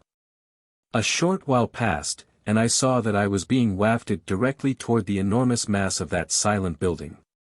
About this time, I became aware, in an indifferent sort of way, of a growing sense of numbness, that robbed me of the fear which I should otherwise have felt on approaching that awesome pile. As it was, I viewed it, calmly, much as a man views calamity through the haze of his tobacco smoke. In a little while, I had come so close to the house, as to be able to distinguish many of the details about it. The longer I looked, the more was I confirmed in my long-ago impressions of its entire similitude to this strange house. Save in its enormous size, I could find nothing unlike. Suddenly, as I stared, a great feeling of amazement filled me. I had come opposite to that part, where the outer door, leading into the study, is situated. There, lying right across the threshold, lay a great length of coping stone, identical, save in size and color, with the piece I had dislodged in my fight with the pit creatures. I floated nearer, and my astonishment increased, as I noted that the door was broken partly from its hinges, precisely in the manner that my study door had been forced inward, by the assaults of the swine things. The sight started a train of thoughts, and I began to trace, dimly, that the attack on this house might have a far deeper significance than I had, hitherto, imagined. I remembered how, long ago, in the old earth days, I had half suspected that, in some unexplainable manner, this house, in which I live, was en rapport, to use a recognized term, with that other tremendous structure. Away in the midst of that incomparable plain. Now, however, it began to be borne upon me, that I had but vaguely conceived what the realization of my suspicion meant. I began to understand, with a more than human clearness, that the attack I had repelled, was, in some extraordinary manner, connected with an attack upon that strange edifice. With a curious inconsequence, my thoughts abruptly left the matter. To dwell, wonderingly, upon the peculiar material, out of which the house was constructed. It was, as I have mentioned, earlier, of a deep, green color. Yet, now that I had come so close to it, I perceived that it fluctuated at times, though slightly, glowing and fading, much as do the fumes of phosphorus, when rubbed upon the hand, in the dark. Presently, my attention was distracted from this, by coming to the great entrance. Here, for the first time, I was afraid, for, all in a moment, the huge doors swung back, and I drifted in between them, helplessly. Inside, all was blackness, impalpable. In an instant, I had crossed the threshold, and the great doors closed, silently, shutting me in that lightless place. For a while, I seemed to hang, motionless, suspended amid the darkness. Then, I became conscious that I was moving again, where, I could not tell. Suddenly, far down beneath me, I seemed to hear a murmurous noise of swine laughter. It sank away, and the succeeding silence appeared clogged with horror. Then a door opened somewhere ahead, a white haze of light filtered through, and I floated slowly into a room, that seemed strangely familiar. All at once, there came a bewildering, screaming noise, that deafened me. I saw a blurred vista of visions, flaming before my sight. My senses were dazed, through the space of an eternal moment. Then, my power of seeing, came back to me. The dizzy, hazy feeling passed, and I saw, clearly. XVIII. Pepper. I was seated in my chair, back again in this old study. My glance wandered round the room. For a minute, it had a strange, quivery appearance, unreal and unsubstantial. This disappeared, and I saw that nothing was altered in any way. I looked toward the end window, the blind was up. I rose to my feet, shakily. As I did so, a slight noise, in the direction of the door, attracted my attention. I glanced toward it. For a short instant, it appeared to me that it was being closed, gently. I stared, and saw that I must have been mistaken. It seemed closely shut. With a succession of efforts, I trod my way to the window, and looked out. The sun was just rising, lighting up the tangled wilderness of gardens.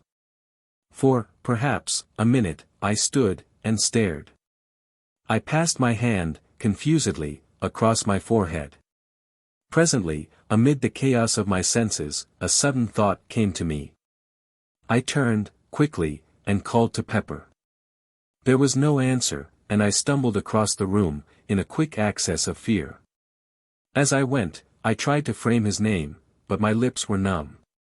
I reached the table, and stooped down to him, with a catching at my heart. He was lying in the shadow of the table, and I had not been able to see him, distinctly, from the window. Now, as I stooped, I took my breath, shortly. There was no Pepper. Instead, I was reaching toward an elongated, little heap of gray, ash-like dust. I must have remained, in that half-stooped position, for some minutes. I was dazed, stunned. Pepper had really passed into the land of shadows. Ziv. The footsteps in the garden. Pepper is dead. Even now, at times, I seem scarcely able to realize that this is so. It is many weeks since I came back from that strange and terrible journey through space and time. Sometimes, in my sleep, I dream about it, and go through, in imagination, the whole of that fearsome happening. When I wake, my thoughts dwell upon it. That sun, those suns, were they indeed the great central suns, round which the whole universe, of the unknown heavens, revolves? Who shall say? And the bright globules, floating forever in the light of the green sun. And the sea of sleep on which they float. How unbelievable it all is. If it were not for Pepper, I should, even after the many extraordinary things that I have witnessed, be inclined to imagine that it was but a gigantic dream. Then, there is that dreadful, dark nebula, with its multitudes of red spheres, moving always within the shadow of the dark sun, sweeping along on its stupendous orbit, wrapped eternally in gloom. And the faces that peered out at me. God, do they, and does such a thing really exist?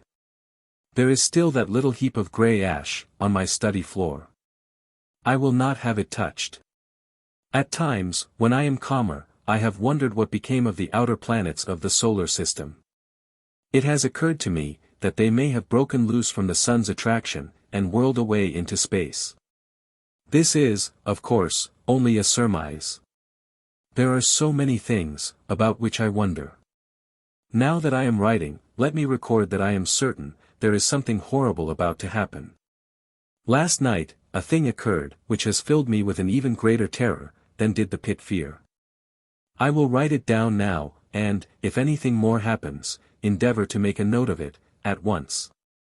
I have a feeling, that there is more in this last affair, than in all those others. I am shaky and nervous, even now, as I write.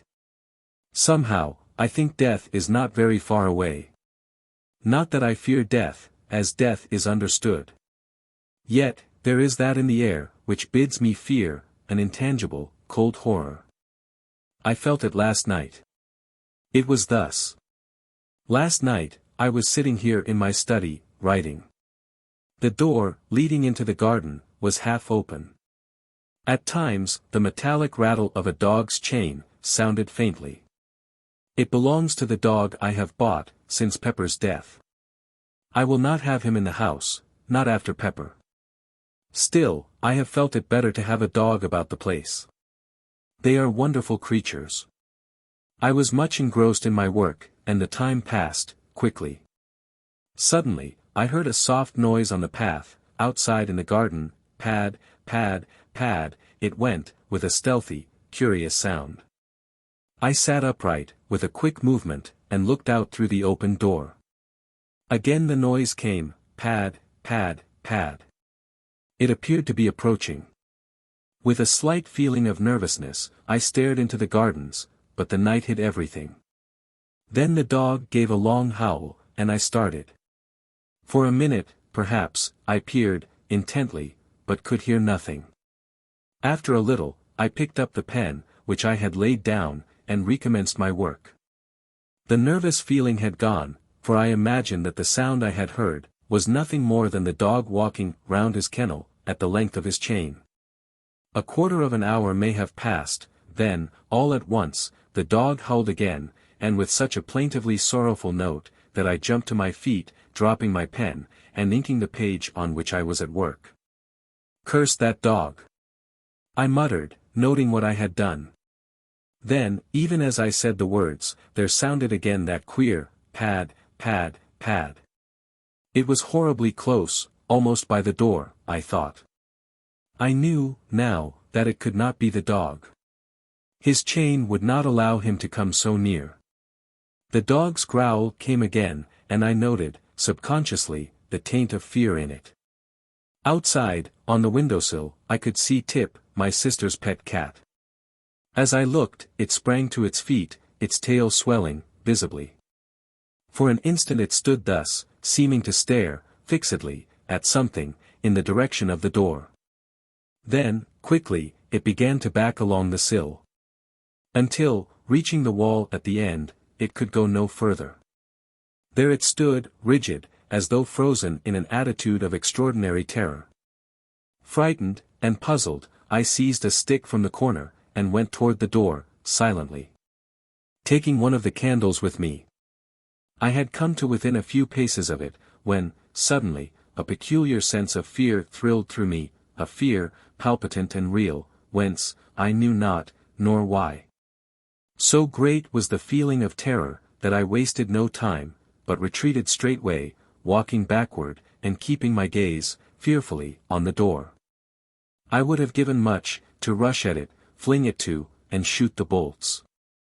For I have had it repaired and strengthened, so that, now, it is far stronger than ever it has been. Like Tip, I continued my, almost unconscious, progress backward, until the wall brought me up. At that, I started, nervously, and glanced round, apprehensively. As I did so, my eyes dwelt, momentarily, on the rack of firearms, and I took a step toward them, but stopped, with a curious feeling that they would be needless. Outside, in the gardens, the dog moaned, strangely. Suddenly, from the cat, there came a fierce, long screech. I glanced, jerkily, in its direction. Something, luminous and ghostly, encircled it, and grew upon my vision. It resolved into a glowing hand, transparent, with a lambent, greenish flame flickering over it. The cat gave a last, awful caterwaul, and I saw it smoke and blaze. My breath came with a gasp, and I leant against the wall. Over that part of the window there spread a smudge, green and fantastic. It hid the thing from me, though the glare of fire shone through, dully. A stench of burning stole into the room. Pad, pad, pad, something passed down the garden path, and a faint, moldy odor seemed to come in through the open door, and mingle with the burnt smell. The dog had been silent for a few moments. Now, I heard him yowl, sharply, as though in pain. Then, he was quiet, save for an occasional, subdued whimper of fear. A minute went by, then the gate on the west side of the gardens slammed, distantly. After that, nothing, not even the dog's whine. I must have stood there some minutes. Then a fragment of courage stole into my heart, and I made a frightened rush at the door, dashed it to, and bolted it. After that, for a full half-hour, I sat, helpless, staring before me, rigidly. Slowly, my life came back into me, and I made my way, shakily, upstairs to bed. That is all. XXV. The thing from the arena. This morning, early, I went through the gardens, but found everything as usual.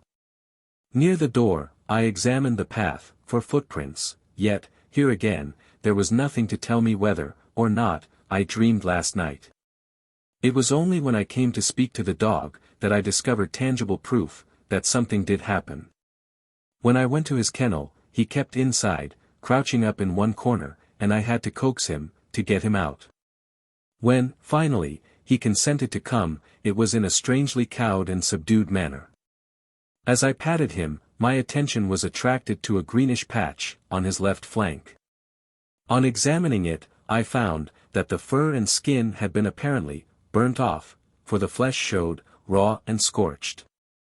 The shape of the mark was curious, reminding me of the imprint of a large talon or hand. I stood up, thoughtful. My gaze wandered toward the study window. The rays of the rising sun shimmered on the smoky patch in the lower corner, causing it to fluctuate from green to red, oddly. Ah! That was undoubtedly another proof, and, suddenly, the horrible thing I saw last night rose in my mind. I looked at the dog again. I knew the cause, now, of that hateful-looking wound on his side. I knew, also, that, what I had seen last night, had been a real happening. And a great discomfort filled me. Pepper. Tip. And now this poor animal. I glanced at the dog again, and noticed that he was licking at his wound. Poor brute. I muttered, and bent to pat his head. At that, he got upon his feet, nosing and licking my hand, wistfully. Presently, I left him, having other matters to which to attend. After dinner, I went to see him, again. He seemed quiet, and disinclined to leave his kennel. From my sister, I have learnt that he has refused all food today. She appeared a little puzzled, when she told me, though quite unsuspicious of anything of which to be afraid. The day has passed, uneventfully enough. After tea, I went, again, to have a look at the dog. He seemed moody, and somewhat restless. Yet persisted in remaining in his kennel. Before locking up, for the night, I moved his kennel out, away from the wall, so that I shall be able to watch it from the small window, tonight. The thought came to me, to bring him into the house for the night, but consideration has decided me, to let him remain out. I cannot say that the house is, in any degree, less to be feared than the gardens. Pepper was in the house, and yet. It is now 2 o'clock. Since 8, I have watched the kennel, from the small, side window in my study. Yet, nothing has occurred, and I am too tired to watch longer. I will go to bed. During the night, I was restless. This is unusual for me. But, toward morning, I obtained a few hours' sleep.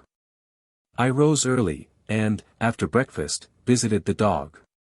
He was quiet, but morose, and refused to leave his kennel. I wish there was some horse doctor near here. I would have the poor brute looked to. All day, he has taken no food, but has shown an evident desire for water, lapping it up, greedily. I was relieved to observe this. The evening has come, and I am in my study. I intend to follow my plan of last night, and watch the kennel. The door, leading into the garden, is bolted, securely.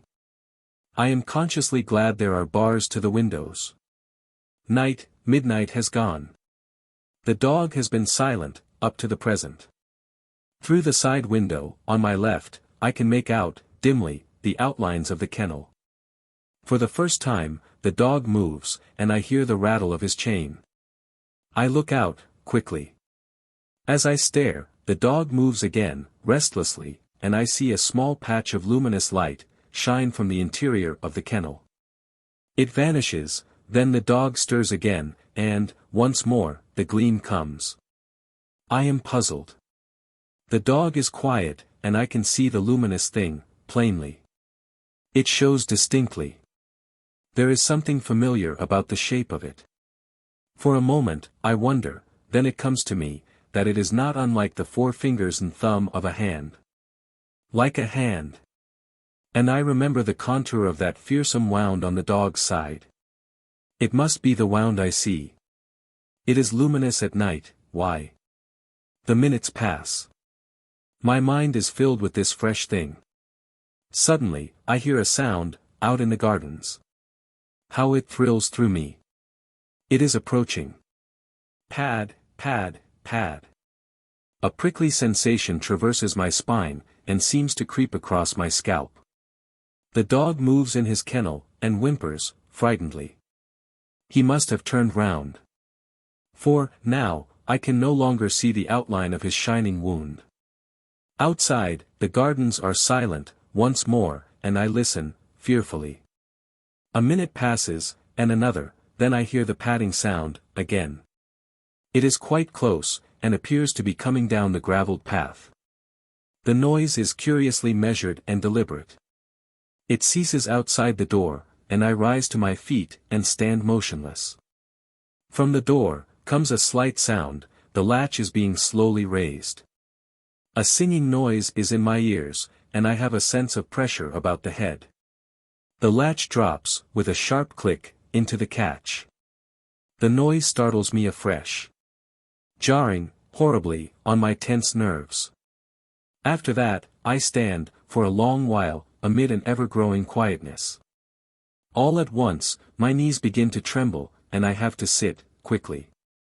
An uncertain period of time passes, and, gradually, I begin to shake off the feeling of terror that has possessed me. Yet, still I sit. I seem to have lost the power of movement. I am strangely tired, and inclined to doze. My eyes open and close, and, presently, I find myself falling asleep, and waking, in fits and starts. It is some time later, that I am sleepily aware that one of the candles is guttering. When I wake again, it has gone out, and the room is very dim, under the light of the one remaining flame. The semi-darkness troubles me little. I have lost that awful sense of dread, and my only desire seems to be to sleep, sleep. Suddenly, although there is no noise, I am awake, wide awake. I am acutely conscious of the nearness of some mystery, of some overwhelming presence. The very air seems pregnant with terror. I sit huddled, and just listen, intently. Still, there is no sound. Nature, herself, seems dead. Then, the oppressive stillness is broken by a little eldritch scream of wind, that sweeps round the house, and dies away, remotely. I let my gaze wander across the half-lighted room. By the great clock in the far corner, is a dark, tall shadow. For a short instant, I stare, frightenedly. Then, I see that it is nothing, and am, momentarily, relieved. In the time that follows, the thought flashes through my brain, why not leave this house of mystery and terror? Then, as though in answer, there sweeps up, across my sight, a vision of the wondrous sea of sleep, the sea of sleep where she and I have been allowed to meet, after the years of separation and sorrow. And I know that I shall stay on here, whatever happens. Through the side window, I note the somber blackness of the night. My glance wanders away, and round the room, resting on one shadowy object and another.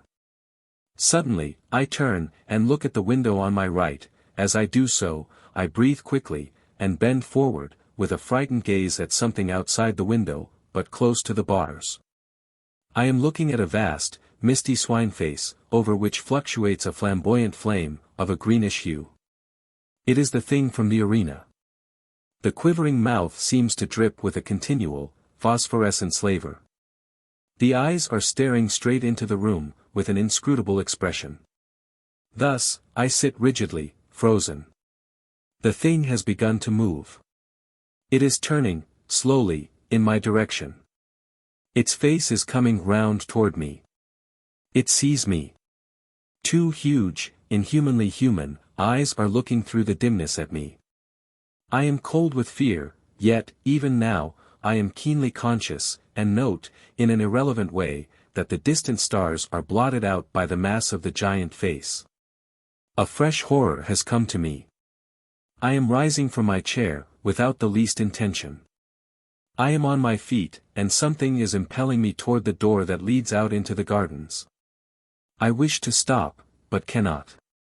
Some immutable power is opposed to my will, and I go slowly forward, unwilling and resistant. My glance flies round the room, helplessly, and stops at the window. The great swine face has disappeared, and I hear, again, that stealthy pad, pad, pad. It stops outside the door toward which I am being compelled. There succeeds a short, intense silence, then there comes a sound. It is the rattle of the latch, being slowly lifted. At that, I am filled with desperation. I will not go forward another step. I make a vast effort to return, but it is, as though I press back, upon an invisible wall. I groan out loud, in the agony of my fear, and the sound of my voice is frightening. Again comes that rattle, and I shiver, clammily. I fight and struggle, to hold back, but it is no use. I am at the door, and, in a mechanical way, I watch my hand go forward, to undo the topmost bolt. It does so, entirely without my volition. Even as I reach up toward the bolt, the door is violently shaken, and I get a sickly whiff of moldy air, which seems to drive in through the interstices of the doorway. I draw the bolt back, slowly, fighting, dumbly, the while. It comes out of its socket, with a click, and I begin to shake, aguishly. There are two more, one at the bottom of the door, the other, a massive affair, is placed about the middle. For, perhaps a minute, I stand, with my arms hanging slackly, by my sides. The influence to meddle with the fastenings of the door, seems to have gone. All at once, there comes the sudden rattle of iron, at my feet. I glance down, quickly, and realize, with an unspeakable terror, that my foot is pushing back the lower bolt. An awful sense of helplessness assails me. The bolt comes out of its hold, with a slight, ringing sound, and I stagger on my feet, grasping at the great, central bolt, for support. A minute passes, an eternity, then another. My God, help me. I am being forced to work upon the last fastening. I will not. Better to die, than open to the terror, that is on the other side of the door. Is there no escape? God help me, I have jerked the bolt half out of its socket. My lips emit a hoarse scream of terror. The bolt is 3 parts drawn, now, and still my unconscious hands work toward my doom. Only a fraction of steel, between my soul and that. Twice, I scream out in the supreme agony of my fear. Then, with a mad effort, I tear my hands away. My eyes seem blinded. A great blackness is falling upon me. Nature has come to my rescue. I feel my knees giving. There is a loud, quick thudding upon the door, and I am falling. I must have lain there, at least a couple of hours. As I recover, I am aware that the other candle has burnt out, and the room is in an almost total darkness. I cannot rise to my feet, for I am cold, and filled with a terrible cramp. Yet my brain is clear, and there is no longer the strain of that unholy influence. Cautiously, I get upon my knees, and feel for the central bolt. I find it, and push it securely back into its socket, then the one at the bottom of the door. By this time, I am able to rise to my feet, and so manage to secure the fastening at the top. After that, I go down upon my knees, again, and creep away among the furniture, in the direction of the stairs. By doing this, I am safe from observation from the window. I reach the opposite door, and, as I leave the study, cast one nervous glance over my shoulder, toward the window. Out in the night, I seem to catch a glimpse of something impalpable. But it may be only a fancy. Then, I am in the passage, and on the stairs. Reaching my bedroom, I clamber into bed, all clothed as I am, and pull the bedclothes over me. There, after a while, I begin to regain a little confidence. It is impossible to sleep, but I am grateful for the added warmth of the bedclothes. Presently, I try to think over the happenings of the past night, but, though I cannot sleep, I find that it is useless, to attempt consecutive thought. My brain seems curiously blank. Toward morning, I begin to toss, uneasily. I cannot rest, and, after a while, I get out of bed, and pace the floor. The wintry dawn is beginning to creep through the windows, and shows the bare discomfort of the old room.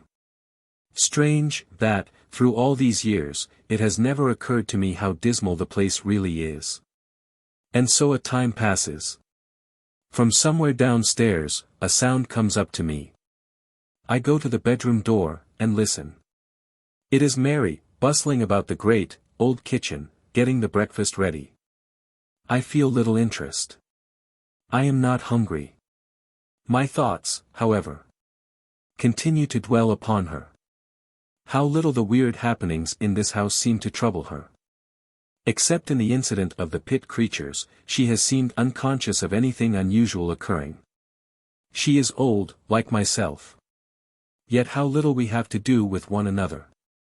Is it because we have nothing in common, or only that, being old, we care less for society than quietness?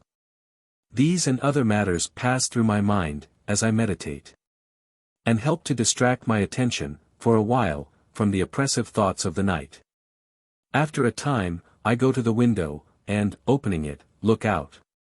The sun is now above the horizon, and the air, though cold, is sweet and crisp. Gradually, my brain clears, and a sense of security, for the time being, comes to me. Somewhat happier, I go downstairs, and out into the garden, to have a look at the dog. As I approach the kennel, I am greeted by the same moldy stench that assailed me at the door last night. Shaking off a momentary sense of fear, I call to the dog. But he takes no heed, and, after calling once more, I throw a small stone into the kennel.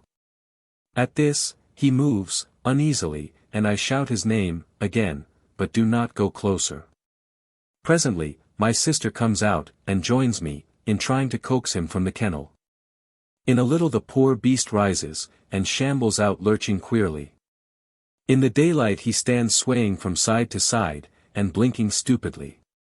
I look and note that the horrid wound is larger, much larger, and seems to have a whitish, fungoid appearance. My sister moves to fondle him, but I detain her, and explain that I think it will be better not to go too near him for a few days, as it is impossible to tell what may be the matter with him, and it is well to be cautious. A minute later, she leaves me, coming back with a basin of odd scraps of food. This she places on the ground, near the dog, and I push it into his reach, with the aid of a branch, broken from one of the shrubs. Yet, though the meat should be tempting, he takes no notice of it, but retires to his kennel. There is still water in his drinking vessel, so, after a few moments' talk, we go back to the house. I can see that my sister is much puzzled as to what is the matter with the animal, yet it would be madness, even to hint the truth to her. The day slips away, uneventfully, and night comes on. I have determined to repeat my experiment of last night. I cannot say that it is wisdom, yet my mind is made up. Still, however, I have taken precautions. For I have driven stout nails in at the back of each of the 3 bolts, that secure the door, opening from the study into the gardens. This will, at least, prevent a recurrence of the danger I ran last night. From 10 to about 2:30, I watch. But nothing occurs, and, finally, I stumble off to bed, where I am soon asleep. XXVI. The luminous speck. I awake suddenly. It is still dark. I turn over, once or twice, in my endeavors to sleep again, but I cannot sleep. My head is aching, slightly, and, by turns I am hot and cold. In a little, I give up the attempt, and stretch out my hand, for the matches. I will light my candle, and read, a while, perhaps, I shall be able to sleep, after a time. For a few moments, I grope, then my hand touches the box, but, as I open it, I am startled, to see a phosphorescent speck of fire, shining amid the darkness. I put out my other hand, and touch it. It is on my wrist. With a feeling of vague alarm, I strike a light, hurriedly, and look, but can see nothing, save a tiny scratch. Fancy! I mutter, with a half-sigh of relief. Then the match burns my finger, and I drop it, quickly. As I fumble for another, the thing shines out again. I know, now, that it is no fancy. This time, I light the candle, and examine the place, more closely. There is a slight, greenish discoloration round the scratch. I am puzzled and worried. Then a thought comes to me. I remember the morning after the thing appeared. I remember that the dog licked my hand. It was this one, with the scratch on it, though I have not been even conscious of the abasement, until now. A horrible fear has come to me. It creeps into my brain, the dog's wound, shines at night. With a dazed feeling, I sit down on the side of the bed, and try to think, but cannot. My brain seems numbed with the sheer horror of this new fear. Time moves on, unheeded. Once, I rouse up, and try to persuade myself that I am mistaken, but it is no use. In my heart, I have no doubt. Hour after hour, I sit in the darkness and silence, and shiver, hopelessly. The day has come and gone, and it is night again. This morning, early, I shot the dog, and buried it, away among the bushes. My sister is startled and frightened, but I am desperate. Besides, it is better so. The foul growth had almost hidden its left side. And the place on my wrist has enlarged, perceptibly. Several times, I have caught myself muttering prayers, little things learnt as a child. God, Almighty God, help me. I shall go mad. 6 days, and I have eaten nothing. It is night. I am sitting in my chair. Ah, God! I wonder have any ever felt the horror of life that I have come to know. I am swathed in terror. I feel ever the burning of this dread growth. It has covered all my right arm and side, and is beginning to creep up my neck. Tomorrow, it will eat into my face. I shall become a terrible mass of living corruption. There is no escape. Yet, a thought has come to me, born of a sight of the gun rack, on the other side of the room. I have looked again, with the strangest of feelings. The thought grows upon me.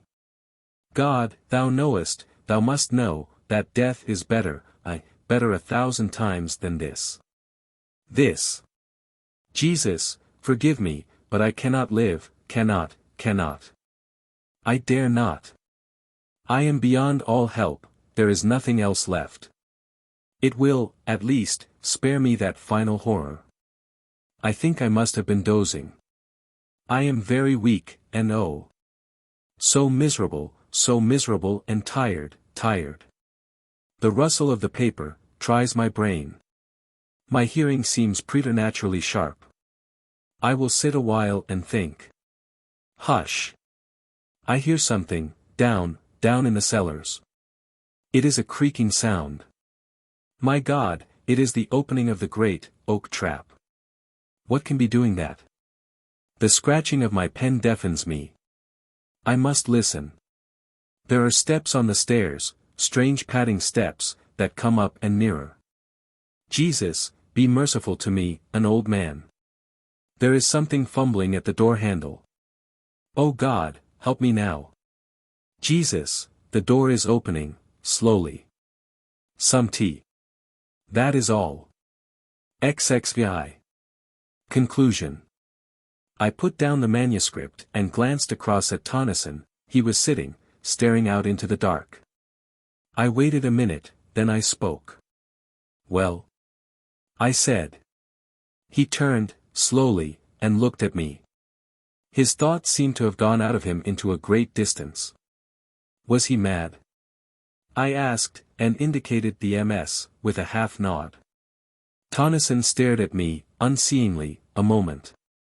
Then, his wits came back to him, and, suddenly, he comprehended my question. No, he said. I opened my lips, to offer a contradictory opinion, for my sense of the saneness of things, would not allow me to take the story literally.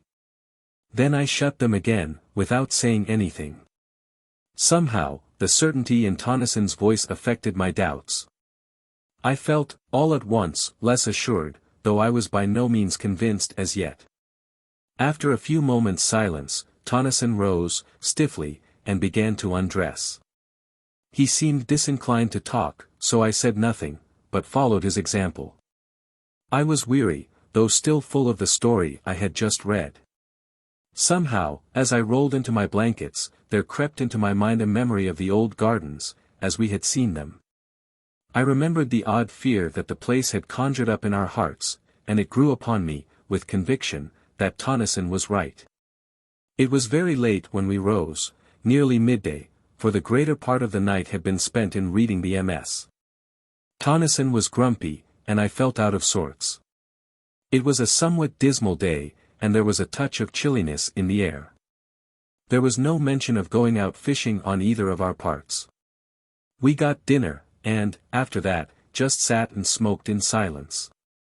Presently, Tennyson asked for the manuscript. I handed it to him, and he spent most of the afternoon in reading it through by himself. It was while he was thus employed, that a thought came to me. What do you say to having another look at? I nodded my head downstream. Tennyson looked up. Nothing, he said, abruptly, and, somehow, I was less annoyed, than relieved, at his answer. After that, I left him alone. A little before tea time, he looked up at me, curiously. Sorry, old chap, if I was a bit short with you just now, indeed. He had not spoken for the last 3 hours, but I would not go there again, and he indicated with his head, for anything that you could offer me. Ugh! And he put down that history of a man's terror and hope and despair. The next morning, we rose early, and went for our accustomed swim. We had partly shaken off the depression of the previous day. And so, took our rods when we had finished breakfast, and spent the day at our favorite sport. After that day, we enjoyed our holiday to the utmost, though both of us looked forward to the time when our driver should come. For we were tremendously anxious to inquire of him, and through him among the people of the tiny hamlet, whether any of them could give us information about that strange garden, lying away by itself in the heart of an almost unknown tract of country. At last, the day came, on which we expected the driver to come across for us. He arrived early, while we were still abed, and, the first thing we knew, he was at the opening of the tent, inquiring whether we had had good sport. We replied in the affirmative. And then, both together, almost in the same breath, we asked the question that was uppermost in our minds: did he know anything about an old garden, and a great pit, and a lake, situated some miles away, down the river? Also, had he ever heard of a great house thereabouts? No, he did not, and had not, yet, stay, he had heard a rumor, once upon a time, of a great, old house standing alone out in the wilderness. But, if he remembered rightly, it was a place given over to the fairies, or, if that had not been so, he was certain that there had been something queer about it. And, anyway, he had heard nothing of it for a very long while, not since he was quite a gossoon. No, he could not remember anything particular about it. Indeed, he did not know he remembered anything, at all, until we questioned him. Look here, said Tennyson, finding that this was about all that he could tell us, just take a walk round the village, while we dress, and find out something, if you can. With a nondescript salute, the man departed on his errand. While we made haste to get into our clothes, after which, we began to prepare breakfast. We were just sitting down to it, when he returned. It's all in bed, the lazy divils is, sore, he said, with a repetition of the salute, and an appreciative eye to the good things spread out on our provision chest, which we utilized as a table. Oh, well, sit down, replied my friend, and have something to eat with us. Which the man did without delay. After breakfast, Tennyson sent him off again on the same errand, while we sat and smoked. He was away some 3/4 of an hour, and, when he returned, it was evident that he had found out something. It appeared that he had got into conversation with an ancient man of the village, who, probably, knew more, though it was little enough, of the strange house, than any other person living. The substance of this knowledge was, that, in the ancient man's youth, and goodness knows how long back that was, there had stood a great house in the center of the gardens, where now was left only that fragment of ruin. This house had been empty for a great while, years before his, the ancient man's, birth. It was a place shunned by the people of the village, as it had been shunned by their fathers before them. There were many things said about it, and all were of evil. No one ever went near it either by day or night. In the village it was a synonym of all that is unholy and dreadful. And then, one day, a man, a stranger, had ridden through the village, and turned off down the river, in the direction of the house, as it was always termed by the villagers.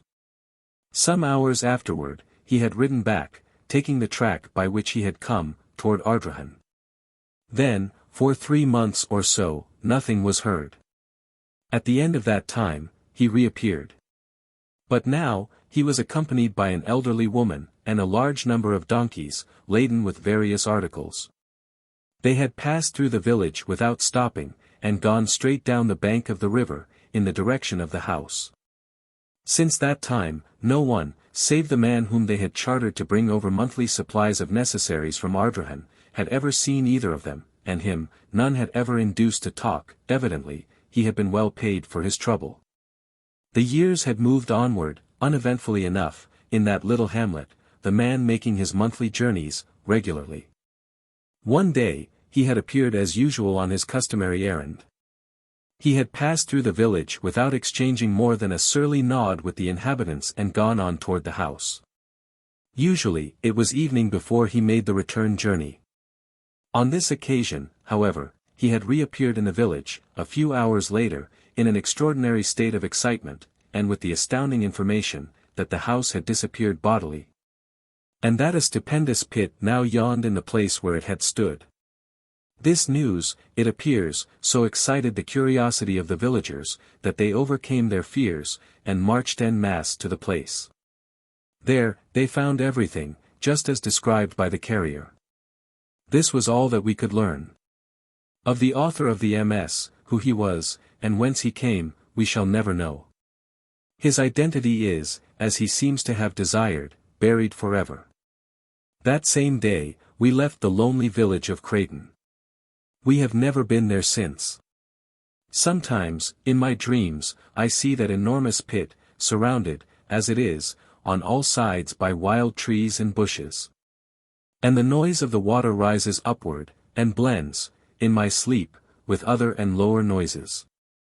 While, over all, hangs the eternal shroud of spray. Grief.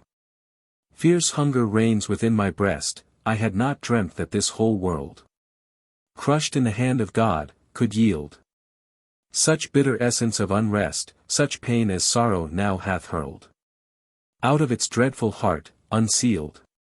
Each sobbing breath is but a cry, my heart strokes knells of agony.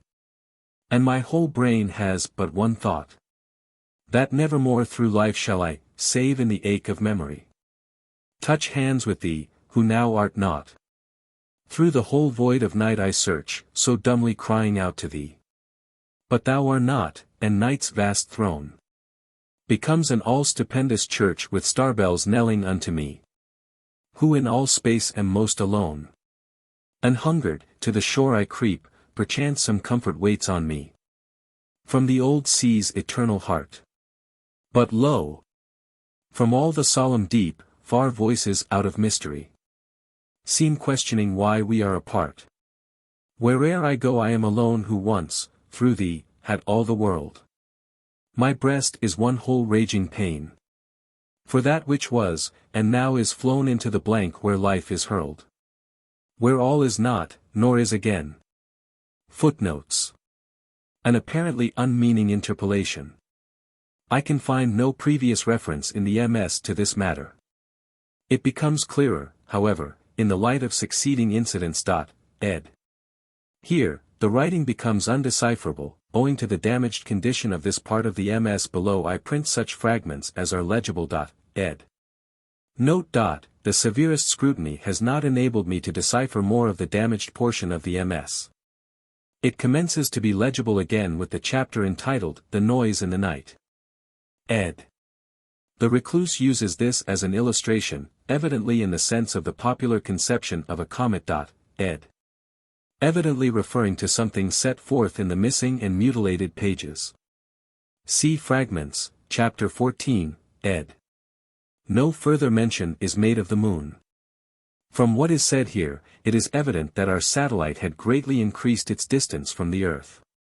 Possibly, at a later age it may even have broken loose from our attraction.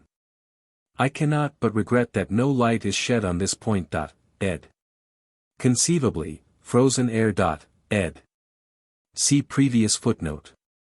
This would explain the snow, within the room. Ed. I am confounded that neither here, nor later on, does the recluse make any further mention of the continued north and south movement, apparent, of course, of the sun from solstice to solstice. Ed. At this time the sound-carrying atmosphere must have been either incredibly attenuated, or, more probably, non-existent.